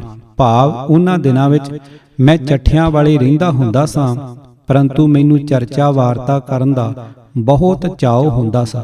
ਇਸ ਵਾਸਤੇ ਲਾਹੌਰ ਵਿੱਚ ਮਹੀਨੇ ਜਾਂ 2 ਮਹੀਨੇ ਮਗਰੋਂ ਜ਼ਰੂਰ ਆਉਂਦਾ ਸਾਂ। ਅਰ ਲਾਲਾ ਰੋਡੂ ਰਾਮ ਜੀ ਹਕੀਮ ਨੂੰ, ਜੋ ਮੀਆਂ ਆਖਾਂ ਦੀ ਹਵੇਲੀ ਦੇ ਪਾਸ ਰਹਿੰਦੇ ਹਨ, ਮਿਲਿਆ ਕਰਦਾ ਸਾਂ। ਅਰ 70 ਮੰਡੀ ਵਿੱਚ ਸਰਦਾਰ ਮਹਾਂ ਸਿੰਘ ਦੀ ਹਵੇਲੀ ਵਿੱਚ, ਜਿੱਥੇ ਉਹਨਾਂ ਦੇ ਸੁਪੁੱਤਰ ਸਰਦਾਰ ਨਿਹਾਲ ਸਿੰਘ ਜੀ ਅਤੇ ਸਰਦਾਰ ਸਵਾਇਆ ਸਿੰਘ ਜੀ ਰਹਿੰਦੇ ਸਨ, ਇੱਕ ਸਾਧੂ ਪਾਸ ਨਿਵਾਸ ਕਰਦਾ ਹੁੰਦਾ ਸਾਂ। ਜਿਸ ਤੇ ਦਿਨ ਵੇਲੇ ਤਾਂ ਭਾਈ ਜਵਾਹਰ ਸਿੰਘ ਜੀ ਨਾਲ, ਜੋ ਅਜੇ ਥੋੜੇ ਚਿਰ ਤੋਂ ਹੀ ਰੇਲਵੇ ਦਫ਼ਤਰ ਵਿੱਚ ਨੌਕਰ ਹੋਏ ਸਨ, ਅਤੇ ਲਾਲਾ ਰੋਡੂ ਰਾਮ ਜੀ ਨਾਲ ਗਿਆਨ ਗੋਸ਼ਟ ਕਰਦਾ ਰਹਿੰਦਾ ਸਾਂ। ਰਾਤ ਨੂੰ ਉੱਥੇ ਆ ਕੇ ਅਸ਼ਰਾਮ ਕਰਦਾ ਸਾਂ। ਉਹਨਾਂ ਦਿਨਾਂ ਵਿੱਚ ਸੁਆਮੀ ਸਪਤਗਿਰੀ ਜੀ ਨਾਲ, ਜੋ ਇੱਕ ਉਪਨਿਸ਼ਦਾਂ ਅਤੇ ਵਿਦਾਨ ਦੇ ਅਤਿਅੰਤ ਹੀ ਪ੍ਰਸਿੱਧ ਪੰਡਤ ਅਰ ਸੰਨਿਆਸੀ ਸਾਧੂ ਸਨ, ਕਦੇ ਕਦੇ ਆਪਣੀ ਮੰਡਲੀ ਸਮੇਤ ਆ ਕੇ ਮੰਗਲਾਂ ਦੇ ਸ਼ਿਵਾਲੇ ਰਹਿੰਦੇ ਹੁੰਦੇ ਸਨ। ਮੈਂ ਅਤੇ ਭਾਈ ਜਵਾਹਰ ਸਿੰਘ ਜੀ ਜਾ ਕੇ ਪ੍ਰਸ਼ਨ ਕਰਦੇ ਹੁੰਦੇ ਸੀ। ਇਸੀ ਤਰ੍ਹਾਂ ਅਸੀਂ ਤਿੰਨੇ ਮਿੱਤਰ, ਭਾਈ ਈਸ਼ਰ ਸਿੰਘ ਜੀ ਸੰਤ ਨਿਰਮਲੇ ਅਰ ਭਾਈ ਬਿਸ਼ਨ ਸਿੰਘ ਜੀ ਸੰਤ ਨਿਰਮਲਿਆਂ ਨਾਲ, ਜੋ ਵਿਦਾਂਤ ਦੇ ਵੱਡੇ ਵੱਡੇ ਪੰਡਤ ਸਨ ਅਰ ਉਹ ਕਦੇ ਕਦੇ ਲਾਹੌਰ ਆ ਕੇ ਰਹਿੰਦੇ ਹੁੰਦੇ ਸਨ, ਜ਼ਰੂਰ ਜਾ ਕੇ ਵਿਚਾਰ ਕਰਦੇ ਅਤੇ ਵਿਦਾਂਤ ਦੇ ਵੱਡੇ ਵੱਡੇ ਪ੍ਰਕਰਣਾਂ ਪਰ ਉੱਤਰ ਪ੍ਰਸ਼ਨ ਦੇ ਪ੍ਰਸੰਗ ਚਲਾਉਂਦੇ ਸਨ, ਜਿਸ ਤੇ ਸ਼ਹਿਰ ਦੇ ਬਹੁਤ ਸਾਰੇ ਸੱਜਣ ਸਾਡੇ ਵਾਕਫ ਹੋ ਗਏ ਸਨ। ਦੋਹਰਾ। ਉਹਨਾਂ ਦਿਨਾਂ ਵਿੱਚ ਆ ਗਏ ਸੁਆਮੀ ਜੀ ਇਸ ਦੇਸ਼, ਲੁਧਿਆਣੇ ਤੇ ਜਿਨਕਰਾ ਵਿੱਚ ਲਾਹੌਰ ਪ੍ਰਵੇਸ਼।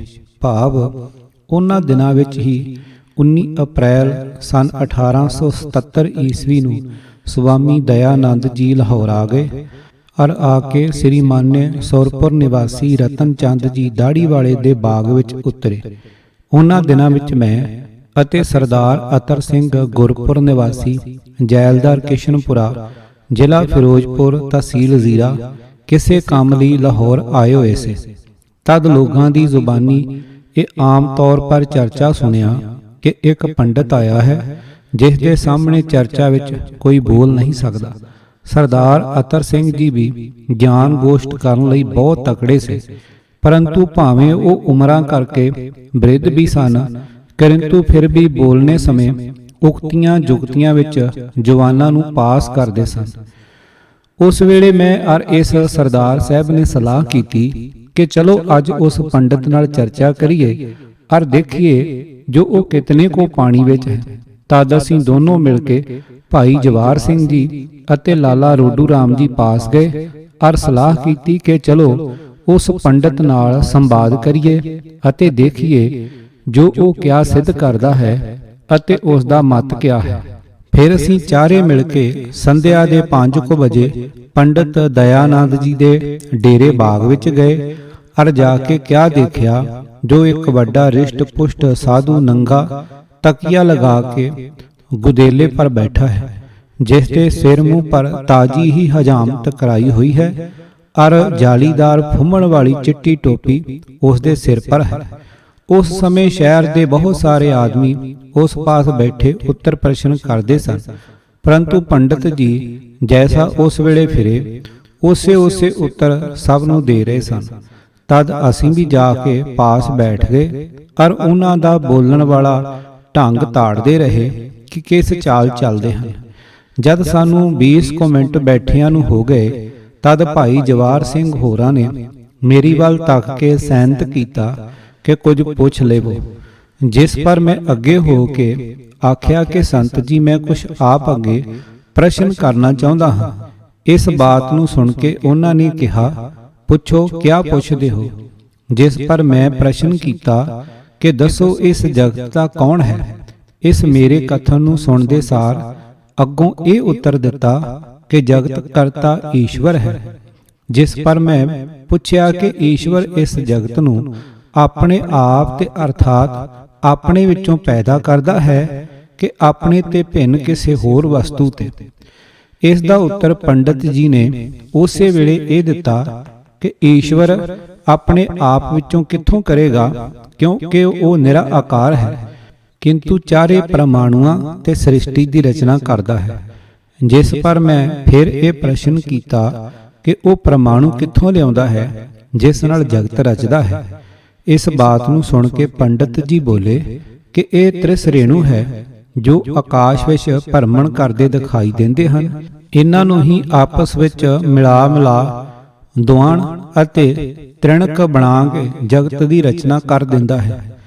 ਇਤਨਾ ਆਖਣ ਪਰ ਮੈਂ ਜਾਣ ਲੀਤਾ ਕਿ ਪੰਡਤ ਜੀ ਨਿਆਇਕ ਮਤ ਪਰ ਚੱਲਣਗੇ, ਜਿਸ ਦਾ ਉੱਤਰ ਮੈਂ ਇਹ ਪੁੱਛਿਆ ਕਿ ਪਰਮਾਣੂ ਕਿਤਨੇ ਹਨ ਜਿਨ੍ਹਾਂ ਤੇ ਇਹ ਪਰਪੰਚ ਬਣਦਾ ਹੈ, ਪਰ ਇਹਨਾਂ ਦੁਆਰੇ ਕਿਸ ਤਰ੍ਹਾਂ ਈਸ਼ਵਰ ਜਗਤ ਰਚਨਾ ਕਰ ਲੈਂਦਾ ਹੈ, ਇਸ ਦਾ ਕਰਮ ਖੋਲ ਕੇ ਦੱਸੋ। ਸੁਣਦੇ ਸਾਰ ਪੰਡਤ ਜੀ ਆਖਣ ਲੱਗੇ ਕਿ ਆਕਾਸ਼ ਵਿੱਚ ਪ੍ਰਿਥਵੀ, ਜਲ ਅਤੇ ਵਾਯੂ ਦੇ ਪ੍ਰਮਾਣ ਸੂਖਮ ਰੂਪ ਹੋ ਕੇ ਫੈਲੇ ਹੋਏ ਭਰਮਣ ਕਰਦੇ ਸਨ, ਜਿਨ੍ਹਾਂ ਨੂੰ ਈਸ਼ਵਰ ਨੇ ਆਪਣੀ ਸ਼ਕਤੀ ਦੁਆਰੇ ਜੁਦਾ-ਜੁਦਾ ਮਿਲਾ ਦਿੱਤਾ। ਇਹਨਾਂ ਤੋਂ ਫਿਰ ਜਥਾ ਕ੍ਰਮ ਇਹ ਸਥੂਲ ਬ੍ਰਹਿਮੰਡ ਉਤਪਤ ਹੋ ਗਿਆ। ਜੈਸਾ ਕਿ ਪ੍ਰਿਥਵੀ ਦੇ ਪ੍ਰਮਾਣੂਆਂ ਤੇ ਪ੍ਰਿਥਵੀ, ਜਲ ਦਿਆਂ ਤੇ ਜਲ, ਅਗਨੀ ਦਿਆਂ ਪ੍ਰਮਾਣੂਆਂ ਤੇ ਅਗਨੀ ਅਤੇ ਵਾਯੂ ਦੇ ਪ੍ਰਮਾਣੂਆਂ ਤੇ ਵਾਯੂ ਹੋ ਗਈ। ਅੱਗੇ ਇਹਨਾਂ ਤੋਂ ਨਾਨਾ ਪ੍ਰਕਾਰ ਦੀ ਸ੍ਰਿਸ਼ਟੀ ਪੈਦਾ ਹੋ ਗਈ। ਮੈਂ ਇਸ ਕਥਨ ਨੂੰ ਸੁਣ ਕੇ ਇਹ ਪੁੱਛਿਆ ਕਿ ਇਹਨਾਂ ਚਾਰਾਂ ਤੱਤਾਂ ਦੇ ਪ੍ਰਮਾਣੂ ਅੱਗੇ ਹੀ ਬਣੇ ਹੋਏ ਸਨ ਕਿ ਇਹਨਾਂ ਨੂੰ ਹੀ ਈਸ਼ਵਰ ਨੇ ਰਚਿਆ ਸੀ, ਅਰਥਾਤ ਪ੍ਰਮਾਣੂ ਅਨਾਦਿ ਹਨ ਕਿ ਨਾਦੀ, ਜਿਨ੍ਹਾਂ ਨਾਲ ਈਸ਼ਵਰ ਜਗਤ ਰਚਦਾ ਹੈ। ਤਦ ਹੱਸ ਕੇ ਆਖਣ ਲੱਗੇ ਕਿ ਈਸ਼ਵਰ ਕੋਈ ਸਾਕਾਰ ਪਦਾਰਥ ਨਹੀਂ ਜੋ ਸਥੂਲ ਤੱਤਾਂ ਨੂੰ ਆਪਣੇ ਆਤਮਾ ਤੇ ਰਚਦਾ, ਕਿੰਤੂ ਇਹ ਚਾਰੇ ਤੱਤਾਂ ਦੇ ਪ੍ਰਮਾਣੂ ਅੱਗੇ ਹੀ ਹਨ, ਪਰ ਇਹ ਅਨਾਦਿ ਹਨ, ਜਿਸ ਤੇ ਈਸ਼ਵਰ ਨੇ ਇਹਨਾਂ ਨੂੰ ਪਰਸਪਰ ਮਿਲਾ ਕੇ ਜਗ ਰਚਨਾ ਕਰ ਲੀਤੀ ਹੈ। ਇਸ ਨੂੰ ਸੁਣ ਕੇ ਮੈਂ ਹੱਸ ਪਿਆ ਅਰ ਆਖਿਆ ਕਿ ਪੰਡਤ ਜੀ, ਆਪ ਦੇ ਕਥਨ ਤੋਂ ਤਾਂ ਈਸ਼ਵਰ ਇੱਕ ਕਾਰੀਗਰ ਰਾਜ ਵਾਂਗ ਸਿੱਧ ਹੁੰਦਾ ਹੈ। ਜਿਸ ਤਰ੍ਹਾਂ ਉਹ ਇੱਟਾਂ, ਚੂਨਾ, ਗਾਰਾ ਅਤੇ ਲੱਕੜੀ ਆਦਿ ਦਾ ਕਰਤਾ ਨਹੀਂ ਹੁੰਦਾ, ਕਿੰਤੂ ਉਹਨਾਂ ਨੂੰ ਤਰਤੀਬਵਾਰ ਮਿਲਾ ਕੇ ਇੱਕ ਮਕਾਨ ਬਣਾ ਦਿੰਦਾ ਹੈ, ਇਸੇ ਤਰ੍ਹਾਂ ਈਸ਼ਵਰ ਦਾ ਵੀ ਹਾਲ ਹੈ, ਜੋ ਇਹਨਾਂ ਪ੍ਰਮਾਣੂਆਂ ਦਾ ਕਰਤਾ ਨਹੀਂ, ਕਿੰਤੂ ਇਹਨਾਂ ਨਾਲ ਮਿਲਾ ਕੇ ਜਗਤ ਨੂੰ ਇਸ ਢਾਂਚੇ ਪਰ ਲਿਆਉਣ ਦੀ ਸ਼ਕਤੀ ਰੱਖਦਾ ਹੈ। ਅਰਥਾਤ ਇਹ ਪੰਜੇ ਤੱਤ ਅੱਗੇ ਹੀ ਬਣੇ ਹੋਏ ਸਨ, ਪਰ ਵਿਧੀ ਪੂਰਵਕ ਨਹੀਂ ਸੇ, ਜਿਨ੍ਹਾਂ ਨੂੰ ਜਥਾ ਕ੍ਰਮ ਇਕੱਠੇ ਕਰਕੇ ਈਸ਼ਵਰ ਨੇ ਇਹ ਨਦੀਆਂ, ਪਹਾੜ, ਬ੍ਰਿਖ ਆਦਿਕ ਰਚਨਾ ਬਣਾ ਦਿੱਤੀਆਂ, ਜਿਸ ਪਰ ਇਹ ਸਾਰੇ ਕਾਰੋਬਾਰ ਹੋਣ ਲੱਗ ਗਏ। ਆਪ ਦੇ ਕਥਨ ਤੇ ਤਾਂ ਈਸ਼ਵਰ ਇੱਕ ਬੁੱਢੀ ਵਰਗੀ ਬੁੱਧ ਰੱਖਦਾ ਹੈ ਕਿ ਜਿਸ ਤਰ੍ਹਾਂ ਉਹ ਆਟਾ, ਚਾਵਲ, ਦਾਲ, ਸਾਗ, ਪਾਤ ਆਦਿਕ ਜੋ ਅੱਗੇ ਹੀ ਬਣੇ ਹੁੰਦੇ ਹਨ, ਉਹਨਾਂ ਨੂੰ ਚੌਂਕ ਵਿੱਚ ਇਕੱਠੇ ਕਰ ਕਰਕੇ ਫੁਲਕੇ ਅਰ ਪਲਾਓ ਬਣਾ ਧਰਦੀ ਹੈ। ਇਸੇ ਤਰ੍ਹਾਂ ਈਸ਼ਵਰ ਨੇ ਵੀ ਇਹੋ ਕੰਮ ਕੀਤਾ, ਜੋ ਤੱਤਾਂ ਨੂੰ ਇਕੱਠੇ ਕਰਕੇ ਇਸ ਸ਼ਕਲ ਵਿੱਚ ਲੈ ਆਂਦਾ, ਜਿਸ ਨੂੰ ਅਸੀਂ ਜਗਤ ਆਖਦੇ ਹਾਂ। ਇਸ ਤੇ ਇਹ ਸਾਬਤ ਹੁੰਦਾ ਹੈ ਕਿ ਪਰਮਾਣੂਆਂ ਦਾ ਨਾਮ ਜਗਤ ਨਹੀਂ ਹੈ, ਕਿੰਤੂ ਪਰਮਾਣੂ ਵੀ ਇੱਕ ਈਸ਼ਵਰ ਦੀ ਤਰ੍ਹਾਂ ਜਗਤ ਦਾ ਕਾਰਨ ਹਨ। ਕਿੰਤੂ ਜੇ ਇਸ ਬਾਤ ਨੂੰ ਮੰਨ ਵੀ ਲਈਏ ਤਾਂ ਈਸ਼ਵਰ ਦੀ ਅਕਲ ਇੱਕ ਰਸੋਈ ਕਰਨ ਵਾਲੀ ਬੁੱਢੀ ਜਿਤਨੀ ਹੀ ਪ੍ਰਤੀਤ ਹੁੰਦੀ ਹੈ, ਇਸ ਤੋਂ ਵੱਧ ਕੇ ਨਹੀਂ ਜਾਪਦੀ। ਮੇਰੇ ਇਤਨੇ ਆਖਣ ਪਰ ਪੰਡਤ ਜੀ ਕੁਝ ਗੁੱਸੇ ਹੋਏ ਅਤੇ ਕੁਝ ਹੱਸ ਪਏ। फिर आगे ये उचरे कि तुम जो ईश्वर को बुद्धि की तुलना देते हैं, ते उस बुद्धि से जगत की कुछ तो रचना करा दो जिससे तुम्हारा पक्ष सिद्ध हो। मैं आख्या कि आप जे बुद्धि दे जगत बनवाना चाहते हो तां तुसीं भी अपने ईश्वर पासों थोड़ा जिहा आलूआं दा सलूना अते मिठा पलाओ तां बनवा दिओ। इस दा उत्तर केवल इतना ही दिता कि क्या ईश्वर साकार है जो रसोई बनाए। मैं कहा कि इस तरह क्या बुद्धि निराकार है जो आप जे कथना अनुसार जगत बनाए, परंतु फिर भी विचारी घर दे सारे काम करदी है ਅਰ ਹੀਰਿਆਂ ਵਰਗੇ ਬੱਚੇ ਜਣਦੀ ਹੈ, ਜੋ ਵੱਡੇ ਵੱਡੇ ਸੂਰਬੀਰ ਪੰਡਤ ਅਤੇ ਹਠੀ ਤਪੀ ਜਤੀ ਸਤੀ ਹੋ ਕੇ ਸੰਸਾਰ ਪਰ ਆਪਣੇ ਨਾਮ ਸੂਰਜ ਦੀ ਤਰ੍ਹਾਂ ਪ੍ਰਕਾਸ਼ਿਤ ਕਰਦੇ ਹਨ। ਫਿਰ ਕਿਆ ਈਸ਼ਵਰ ਇੱਕ ਦੇਗਚੀ ਦਾਲ ਦੀ ਵੀ ਨਹੀਂ ਰਿੰਨ ਸਕਦਾ, ਔਰ ਉਸ ਬੁੱਢੀ ਨਾਲੋਂ ਵੀ ਕੰਮਕਾਰ ਵਿੱਚ ਗਿਰ ਗਿਆ ਹੈ। इतनी बात नू सुनदे सार हंस पए और आखन लगे कि भाई हमारे ईश्वर से तो चावल नहीं पकाए जाते, जाओ तुम्हारी बुढ़िया अच्छी है। मैं ये समझ के कि हुण पंडित जी टिजकरां पर आ चले हन, आख्या कि निराकार हो के पहाड़ तां बना सकदा है, जो अमृत प्रमाण वाले हन, पर बुढ़ियां दी तरह एक छटांकां दा फुलका नहीं पका सकदा। इस विच आप दी क्या जुगती है। इतना सुन के कुछ घबराए और ये दाव खेलिया, जो मुड़ के फिर पूछन लगे कि भाई तुम्हारा असली तात्पर्य क्या है, उसको बताओ। फिर मैं ओहो आख्या कि जगत दा करता कौन है। इस दा उत्तर मुड़ के फिर स्वामी जी ने इहो दिता कि हमने जो पहले बता दिया कि ईश्वर है, फिर क्या पूछते हो। मैं कहा इस पर जो मैं शंका कीतियां हन, उन्हां दा उत्तर आपने नहीं दिता। आपदे कथन ते तां इहो प्रतीत हुंदा है, जो ईश्वर पृथ्वी जल आदਿਕ तत्तां दा करता नहीं है, किंतु मनुख हाथी घोड़े चिड़ियां बटेरियां दा करता है। सो क्या ये सच है, जो ईश्वर अद्धा करता है और अद्धा करता परमाणु हन। इस पर मैं ये भी पुछदा हां कि परमाणु नित ਜਾਂ ਅਨਿਤ। ਇਸ ਦਾ ਉੱਤਰ ਇਹ ਦਿੱਤਾ ਕਿ ਨਿਤ।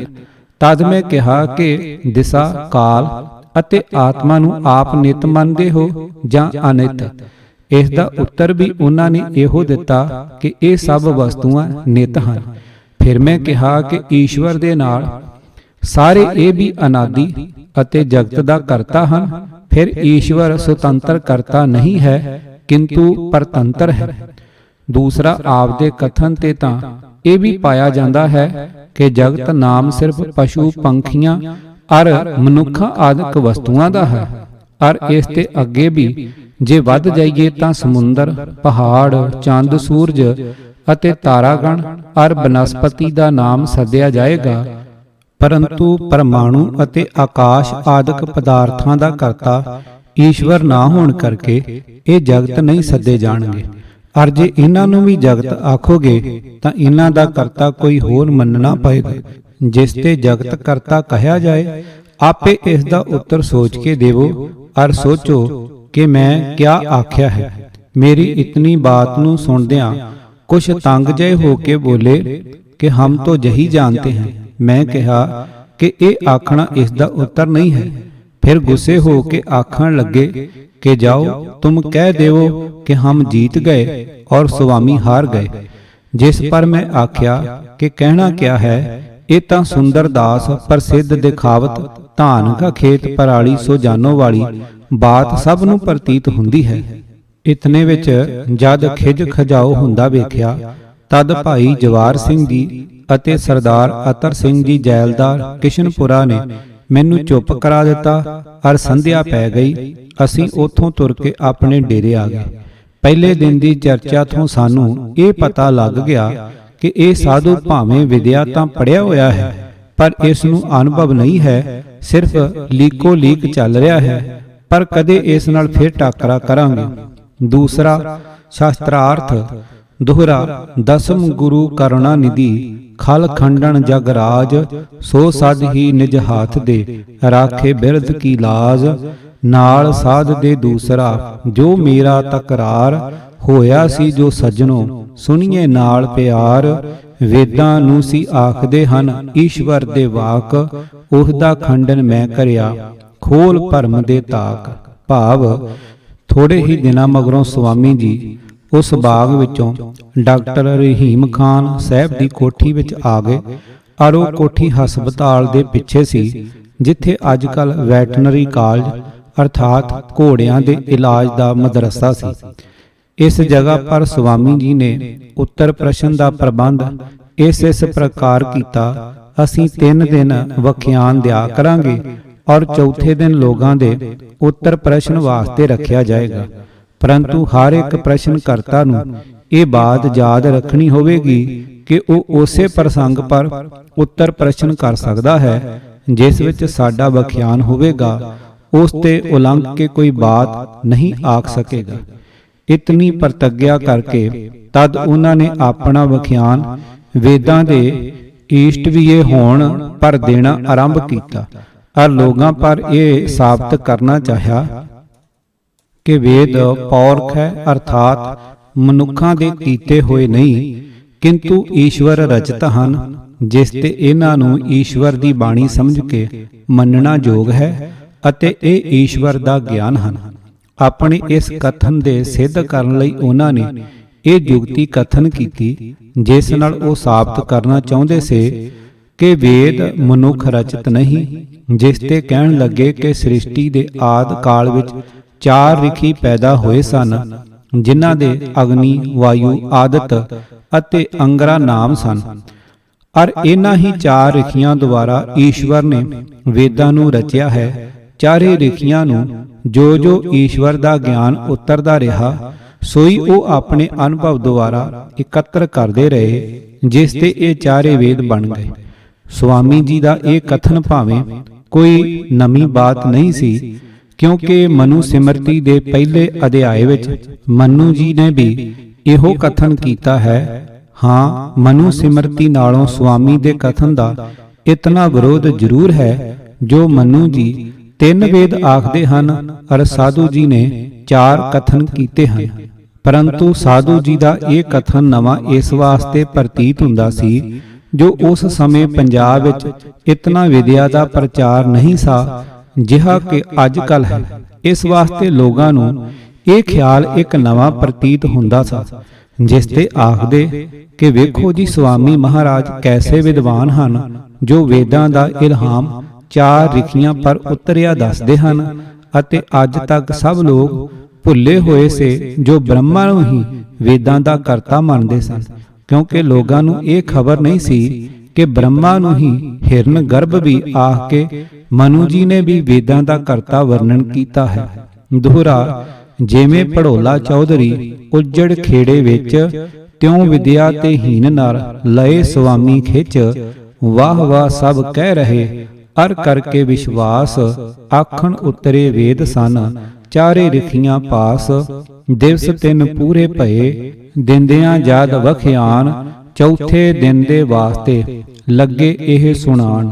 ਚੌਪਈ ਸਭਨਾਂ ਨੂੰ ਇਹ ਕਿਹਾ ਸੁਣਾਏ, ਜਿਸ ਨੂੰ ਸੰਸਾ ਇਸ ਵਿੱਚ ਕਾਏ, ਸੋ ਹੋਕਰ ਮਨ ਵਿੱਚ ਕਰਾਰਾ, ਸੁਆਮੀ ਢਿੱਗ ਆ ਕਰੇ ਉਚਾਰਾ।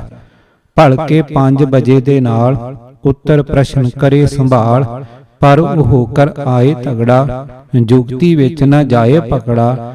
ਨਾਲ ਸੁਆਮੀ ਕਰਨੀ ਗੱਲ, ਵੱਡੀ ਮਾਰਨੀ ਹੈ ਇੱਕ ਮੱਲ, ਵੱਡੇ ਵੱਡੇ ਪੰਡਤ ਜੋ ਗਹਿਰੇ, ਇਸ ਦੇ ਸਨਮੁਖ ਕੋਈ ਨਾ ਠਹਿਰੇ, ਸਭ ਡਰ ਜਾਂਦੇ ਇਸ ਦੇ ਅੱਗੇ, ਸ਼ੇਰ ਦੇਖ ਜਿਉ ਕੰਬਣ ਢੱਗੇ। ਇਸ ਤਰ੍ਹਾਂ ਦਾ ਚਰਚਾ ਹੋਇਆ, ਸਭ ਨੇ ਧੀਰਜ ਮਨ ਦਾ ਖੋਇਆ।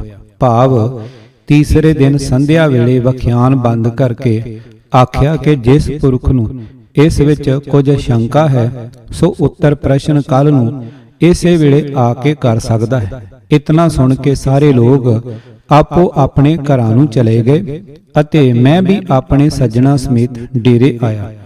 ਉਸ ਸਮੇਂ ਬੈਠ ਕੇ ਬਾਤਾਂ ਕਰਦੇ ਕਰਦੇ ਭਾਈ ਜਵਾਰ ਸਿੰਘ ਸਾਹਿਬ ਨੇ ਮੈਨੂੰ ਆਖਿਆ ਕਿ ਅੱਛਾ ਹੋਵੇ ਤੁਸੀਂ ਇਸ ਸਾਧੂ ਨਾਲ ਉੱਤਰ ਪ੍ਰਸ਼ਨ ਕਰੋ ਅਤੇ ਇਸ ਦੇ ਪੱਖ ਦਾ ਖੰਡਨ ਕਰੋ।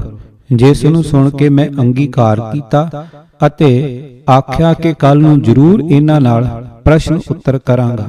ਦੋਹਰਾ, ਭਾਈ ਸਾਹਿਬ ਨੇ ਕਹੀ ਸੁਨੋ ਮੀਤ ਮਨ ਲਾਏ, ਨਾਲ ਸਾਧ ਦੇ ਬੋਲਣਾ ਸੌਖੀ ਬਾਤ ਨਾ ਕਾਏ। ਭਾਵ ਭਾਈ ਜਵਾਰ ਸਿੰਘ ਜੀ ਹੋਰਾਂ ਨੇ ਮੇਰੇ ਇਸ ਇਕਰਾਰ ਨੂੰ ਸੁਣ ਕੇ ਆਖਿਆ ਕਿ ਪ੍ਰਸ਼ਨ ਉੱਤਰ ਕਰਨਾ ਤੇ ਕੋਈ ਵੱਡੀ ਬਾਤ ਨਹੀਂ ਹੈ, ਪਰੰਤੂ ਇਸ ਸਾਧੂ ਨੂੰ ਰੋਜ਼ ਦੇ ਬੋਲਣ ਕਰਕੇ ਪੂਰਾ ਅਭਿਆਸ ਹੋ ਰਿਹਾ ਹੈ ਔਰ ਚਰਚਾ ਦਾ ਢੰਗ ਚੰਗਾ ਜਾਣਦਾ ਹੈ। ਇਸ ਵਾਸਤੇ ਤੁਸੀਂ ਇਤਨਾ ਯਾਦ ਰੱਖਣਾ ਕਿ ਕਿਤੇ ਤੁਹਾਨੂੰ ਵੇਦਾਂ ਦੇ ਚੱਕਰ ਵਿੱਚ ਨਾ ਲੈ ਆਵੇ, ਕਿਉਂਕਿ ਤੁਸੀਂ ਦੇਖਦੇ ਹੋ ਜੋ ਉਹਨਾਂ ਦੇ ਬੋਲਣ ਵਿੱਚ ਕਿਸ ਤਰ੍ਹਾਂ ਦੇ ਦਾਅ ਪੇਚ ਹੁੰਦੇ ਹਨ। ਦੋਹਰਾ, ਤਦ ਮੈਂ ਹੱਸ ਕੇ ਆਖਿਆ ਮੈਨੂੰ ਡਰਨਾ ਕੁਝ, ਸਾਰੀ ਕੁੰਡੀ ਉਸ ਦੀ ਮੈਂ ਲੀਤੀ ਹੈ ਬੁਝ। ਭਾਵ ਮੈਨੂੰ ਰਤਨ ਚੰਦ ਦੇ ਬਾਗ ਵਾਲਾ ਝਗੜਾ ਅਰ 3 ਦਿਨਾਂ ਦਾ ਇਹ ਵਖਿਆਨ ਸੁਣ ਕੇ ਇਤਨਾ ਮਾਲੂਮ ਹੋ ਗਿਆ ਸਾ ਕਿ ਇਹ ਇਸ ਤਰ੍ਹਾਂ ਉਖੇੜਾ ਮਾਰਦੇ ਹਨ ਅਰ ਆਪਣੇ ਪ੍ਰਤੀ ਪੱਖੀ ਨੂੰ ਕਈ ਤਰ੍ਹਾਂ ਦੀਆਂ ਬਾਤਾਂ ਨਾਲ ਚਕਰਤ ਕਰ ਦਿੰਦੇ ਹਨ, ਜਿਸ ਤੇ ਭਾਈ ਸਾਹਿਬ ਨੂੰ ਆਖਿਆ ਕਿ ਆਪ ਵੇਲੇ ਖੁਦ ਦੇਖੋਗੇ ਜੋ ਕਿਆ ਰੰਗ ਖਿਲੇਗਾ, ਅਰ ਮੈਂ ਆਸ਼ਾ ਰੱਖਦਾ ਹਾਂ ਕਿ ਉਹ ਮੇਰੇ ਪ੍ਰਸ਼ਨਾਂ ਦੇ ਉੱਤਰ ਨਹੀਂ ਦੇ ਸਕਣਗੇ। ਇਤਨਾ ਵਿਚਾਰ ਕਰਕੇ ਸਾਰੇ ਆਪੋ ਆਪਣੇ ਸਥਾਨਾਂ ਪਰ ਪਧਾਰ ਗਏ। ਰਾਤ ਵੇਲੇ ਬੈਠ ਕੇ ਮੈਂ ਆਪਣੇ ਚਿੱਤ ਵਿੱਚ ਪ੍ਰਸ਼ਨ ਘੜਨ ਲੱਗਾ, ਅਰ ਜੋ ਉਸ ਸਮੇਂ ਵਿੱਚ ਯਾਦ ਆਏ ਸੋ ਕਾਗਜ਼ ਪਰ ਨੰਬਰਵਾਰ ਲਿਖ ਲੀਤੇ ਔਰ ਸੌਂ ਗਿਆ। ਫਿਰ ਪ੍ਰਾਤः ਕਾਲ ਉੱਠ ਕੇ ਸਾਰੇ ਖਿਆਲ ਜੋ ਪੁੱਛਣੇ ਸਨ ਚੰਗੀ ਤਰ੍ਹਾਂ ਲਿਖ ਲੀਤੇ ਅਰ ਆਪਣੇ ਆਪ ਨੂੰ ਤਿਆਰ ਕਰ ਲੀਤਾ। ਜਦ ਸੰਧਿਆ ਪਈ ਤਦ ਪੂਰੇ ਵਕਤ ਪਰ ਸੁਆਮੀ ਜੀ ਦੇ ਡੇਰੇ ਪਰ ਪਹੁੰਚੇ ਅਰ ਅੱਗੇ ਕਿਆ ਦੇਖਿਆ, ਜੋ ਮੈਦਾਨ ਵਿੱਚ ਦਰੀਆਂ ਵਿਛੀਆਂ ਹੋਈਆਂ ਹਨ, ਜਿਸ ਦੇ ਵਿਚਕਾਰ ਇੱਕ ਮੇਜ਼ ਅਰ ਉਸ ਦੇ ਸਾਹਮਣੇ 2 ਕੁਰਸੀਆਂ ਡੱਠੀਆਂ ਹੋਈਆਂ ਖਾਲੀ ਪਈਆਂ ਹਨ, ਔਰ ਬਹੁਤ ਸਾਰੇ ਲੋਕ ਆ ਕੇ ਦਰੀਆਂ ਪਰ ਬੈਠਦੇ ਜਾਂਦੇ ਸਨ, ਜਿਸ ਤੇ ਥੋੜੇ ਹੀ ਸਮੇਂ ਵਿੱਚ ਬਹੁਤ ਆਦਮੀ ਇਕੱਠੇ ਹੋ ਗਏ ਅਤੇ ਦੇਖ ਰਹੇ ਸਨ ਕਿ ਪੰਡਤ ਜੀ ਕਦੋਂ ਆਉਂਦੇ ਹਨ। ਇਤਨੇ ਚਿਰ ਵਿੱਚ ਸਾਧੂ ਜੀ ਆਏ ਗਏ, ਜਿਨ੍ਹਾਂ ਨੂੰ ਦੇਖ ਕੇ ਲੋਕਾਂ ਨੇ ਤਾੜੀਆਂ ਵਜਾਈਆਂ ਅਤੇ ਉਹ ਆ ਕੇ ਕੁਰਸੀ ਪਰ ਬੈਠ ਗਏ ਅਰ ਬੈਠਦੇ ਸਾਰ ਹੀ ਮੁਖਾਰ ਬਿੰਦ ਤੇ ਇਹ ਕਥਨ ਕੀਤਾ ਕਿ ਜਿਸ ਕਿਸੇ ਨੂੰ ਸਾਡੇ ਵਖਿਆਨ ਵਿੱਚ ਕੁਛ ਸੰਸਾ ਹੈ ਉਹ ਉੱਠ ਕੇ ਕੁਰਸੀ ਪਰ ਬੈਠ ਜਾਏ ਔਰ ਪ੍ਰਸ਼ਨ ਕਰੇ, ਪਰੰਤੂ ਉਸ ਨੂੰ ਯਾਦ ਰੱਖਣਾ ਚਾਹੀਏ ਕਿ ਜੇ ਹਾਰ ਜਾਏਗਾ ਉਸ ਨੂੰ ਕੁਰਸੀ ਤੇ ਉਤਰ ਕੇ ਹੇਠਾਂ ਬੈਠਣਾ ਪਏਗਾ। ਦੋਹਰਾ। ਇਸ ਬਾਤ ਨੂੰ ਸੁਣਦਿਆਂ ਕੰਬ ਗਏ ਸਭ ਲੋਕ, ਕੁਰਸੀ ਉੱਤੋਂ ਹਾਰ ਕੇ ਗਿਰਨਾ ਜਾਣ ਅਯੋਗ। ਬਿਰਤ ਸਨ ਦੇਖਦੇ ਇੱਕ ਦੂਜੇ ਦੀ ਵੱਲ, ਸਨਮੁਖ ਹੋ ਕੇ ਸਾਧਦੇ ਕਰੇ ਜੋ ਕੋਈ ਗੱਲ। ਪਰ ਇੱਕ ਮੁਸਲਮਾਨ ਸੀ, ਪੜਿਆ ਖੂਬ ਕੁਰਾਨ, 3 ਇਲਹਾਮੀ ਵੇਦ, ਪਰ ਚਾਹੀ ਤਰਕ ਉਠਾਨ। ਚੌਪਈ। ਇਤਵਲ ਸੁਆਮੀ ਮੋਟਾ ਭਾਰਾ, ਉਤ ਉਹ ਪਤਲਾ ਮੀਆਂ ਵਿਚਾਰਾ। ਜਦ ਕੁਰਸੀ ਪਰ ਬੈਠਾ ਆਕੇ, ਕੰਬਣ ਲੱਗਾ ਅਤ ਡਰ ਖਾ ਕੇ। ਕੁਰਸੀ ਪਰ ਬੈਠਣ ਦੇ ਵੇਲੇ ਕੰਬਿਆ ਪਾਉਣ ਨਾਲ ਜਿਉਂ ਕੇਲੇ। ਹੇਠਾਂ ਲੱਤਾਂ ਥਰ ਡਰਸਨ, ਉੱਪਰ ਹੱਥ ਨਿਰਤ ਸੀ ਕਰਸਨ। ਅੱਖਾਂ ਅੱਗੇ ਧੁੰਦ ਮਚਾਈ, ਐਸੀ ਉਸ ਨੂੰ ਦਹਿਸ਼ਤ ਆਈ। ਇਧਰ ਸੁਆਮੀ ਊਚ ਪੁਕਾਰੇ, ਕਿਉਂ ਕਾਂਪਤ ਹੋ ਬਨੋ ਕਰਾਰੇ। ਸਾਵਧਾਨ ਹੋ ਕਰ ਮੁਖ ਬੋਲੇ, ਆਪਣੇ ਮਨ ਦਾ ਪਰਦਾ ਖੋਲੋ। ਕਿਆ ਸ਼ੰਕਾ ਤੁਮਾਰੀ ਹੈ ਭਾਖੋ, ਗੋਪ ਨਾ ਹਮਰੇ ਆਗੇ ਰਾਖੋ। ਦੋਹਰਾ। ਕਹੀ ਮੌਲਵੀ ਡਰਦਿਆਂ, ਵੇਦ ਨਹੀਂ ਇਲਹਾਮ, ਜਿਸ ਤੇ ਰਚਨਾ ਇਹਨਾਂ ਦੀ ਅਹੇ ਪੁਰਖ ਕੋ ਕਾਮ। ਭਾਵ ਉਸ ਮੌਲਵੀ ਦੇ ਦਿਲ ਵਿੱਚ ਕੁਝ ਐਸਾ ਭੈ ਬੈਠ ਗਿਆ ਜੋ ਅੱਛੀ ਤਰ੍ਹਾਂ ਬੋਲ ਵੀ ਨਹੀਂ ਸਕਦਾ ਸੀ, ਅਰ ਓੜਕ ਨੂੰ ਜਦ ਬੋਲਿਆ ਤਦ ਇਹੋ ਆਖੀ ਕਿ ਵੈਦ ਇਲਹਾਮੀ ਨਹੀਂ ਹਨ, ਕਿਉਂਕਿ ਇਹ ਆਦਮੀਆਂ ਦੇ ਬਣਾਏ ਹੋਏ ਹਨ। ਦੋਹਰਾ। ਬਾਤ ਮੌਲਵੀ ਦੀ ਸੁਣੀ, ਜਦੋਂ ਸਾਧ ਨੇ ਇਹ ਨਾਲ ਮਖੌਲ ਉਡਾਇਆ, ਕੰਬੀ ਜਿਸ ਦੀ ਦੇਹ। ਭਾਵ ਜਦ ਉਹ ਮੌਲਵੀ ਦੀ ਇਤਨੀ ਬਾਤ ਸੁਣੀ ਤਦ ਸਾਧੂ ਦਇਆਨੰਦ ਜੀ ਨੇ ਉਸ ਤੋਂ ਇਸ ਤਰ੍ਹਾਂ ਪੁੱਛਿਆ, ਜਿਸ ਤੇ ਉਹ ਸ਼ਰਮਿੰਦਾ ਹੋ ਕੇ ਕੰਬਣ ਲੱਗ ਗਿਆ। ਜਥਾ। साधु तुम्हारे मत में जगत को कौन बनाता है? मौलवी हमारी दीनी किताब में सबका पैदा करता खुदा बतलाया है। साधु तुमको इस दुनिया में किसने उत्पन्न किया? मौलवी खुदा ने। साधु तुम्हारे शरीर को सुख व दुख कौन देता है? मौलवी खुदा। साधु तुमको तुरता फिराता कौन है? मौलवी खुदा। साधु फिर बुरे कामों का करने वाला तो खुदा ना हुआ, जिससे तुम्हारा ये कहना कि उसकी आज्ञा से बिना एक जरा भी नहीं हिलता सो मिथ्या हुआ। मौलवी घबरा कर कहने लगा कि मेरा मतलब ये है कि जो कुछ हम कहते हैं से खुदा ही हमसे कराता है। साधु ये तो वही बात है, परंतु हम दुर्जन तोष न्याय से जे मान भी लें तो भी हमको बताओ जो तुमको चलाता फिराता कौन है? मौलवी खुदा। साधु तुमको खिलाता पिलाता कौन है? मौलवी खुदा। साधु मालूम होता है कि खुदा तुमको एक खिदमतगार मिल गया है जो तुम्हारी इस तरह खिदमत करता है। खैर तुम जे तो बताओ, जे तुमको कपड़े कौन पहराता है? मौलवी खुदा। साधु तुमको हगाता कौन है? मौलवी चुप। साधु कह दो कि खुदा। दोहरा।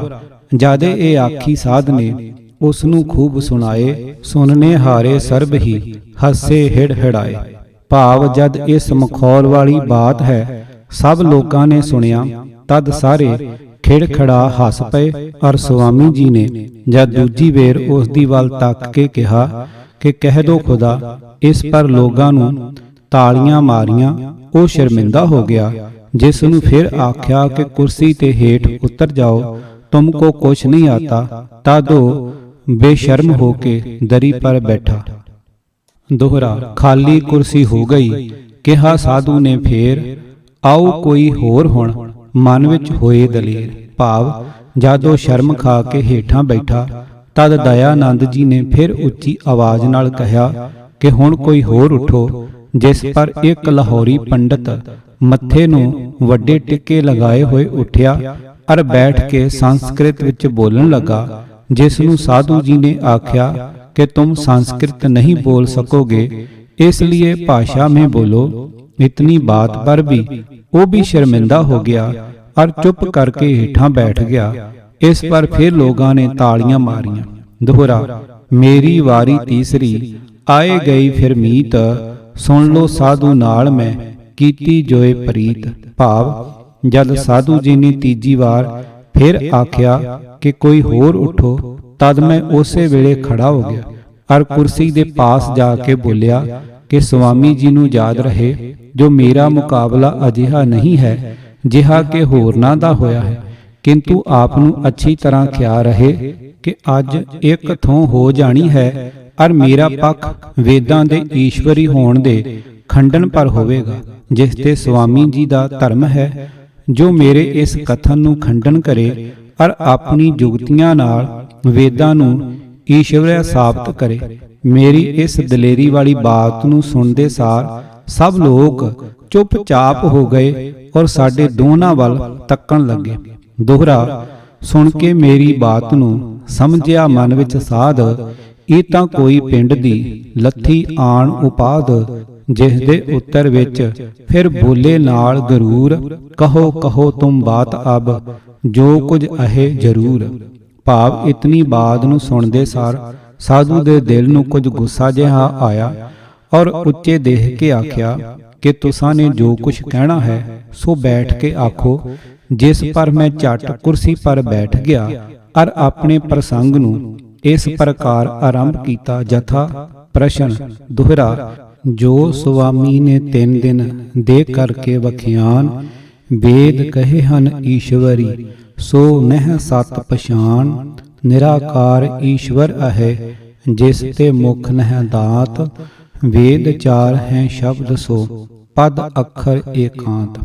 भाव स्वामी जी ने 3 दिन वख्यान दे के ये पक्ष साबित कीता है कि वेद ईश्वर कृत ਹਨ, परंतु इस विच मेरी ये शंका है कि वेद बैखरी बाणी रूपी ਹਨ, क्योंकि बाणी 4 प्रकार दी है, जिन्हां विचों पहली प्रा, दूजी पसंती, तीजी मधमा ਅਤੇ चौथी बैखरी सदवाउंदी है।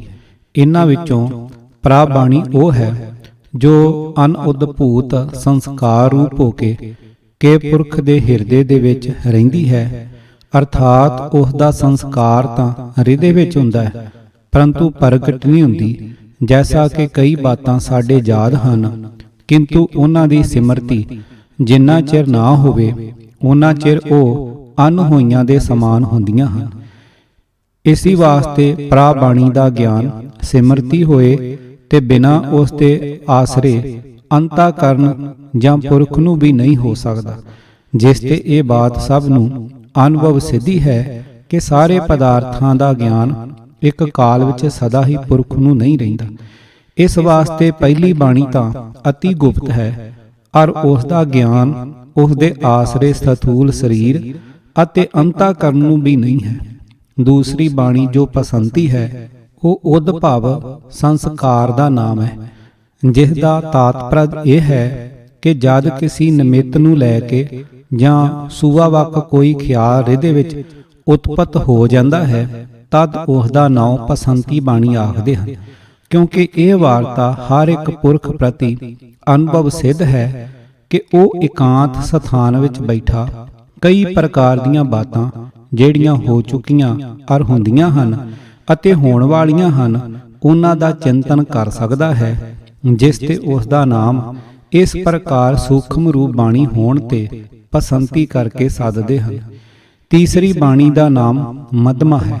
ਸੋ ਮਧਮਾ ਦਾ ਅਰਥ ਵਿਚਕਾਰ ਵਾਲੀ ਹੈ, ਜਿਸ ਦਾ ਭਾਵ ਇਹ ਹੈ ਕਿ ਜਦ ਉਹ ਪਸੰਤੀ ਚਿੰਤਨ ਕਰਨ ਦੁਆਰੇ ਅਗਲੀ ਅਵਸਥਾ ਨੂੰ ਪਹੁੰਚਦੀ ਹੈ, ਤਦ ਆਪਣੇ ਮਨੋਰਥ ਨੂੰ ਪ੍ਰਗਟ ਕਰਨ ਲਈ ਕੰਠ ਵਿੱਚ ਆ ਜਾਂਦੀ ਹੈ।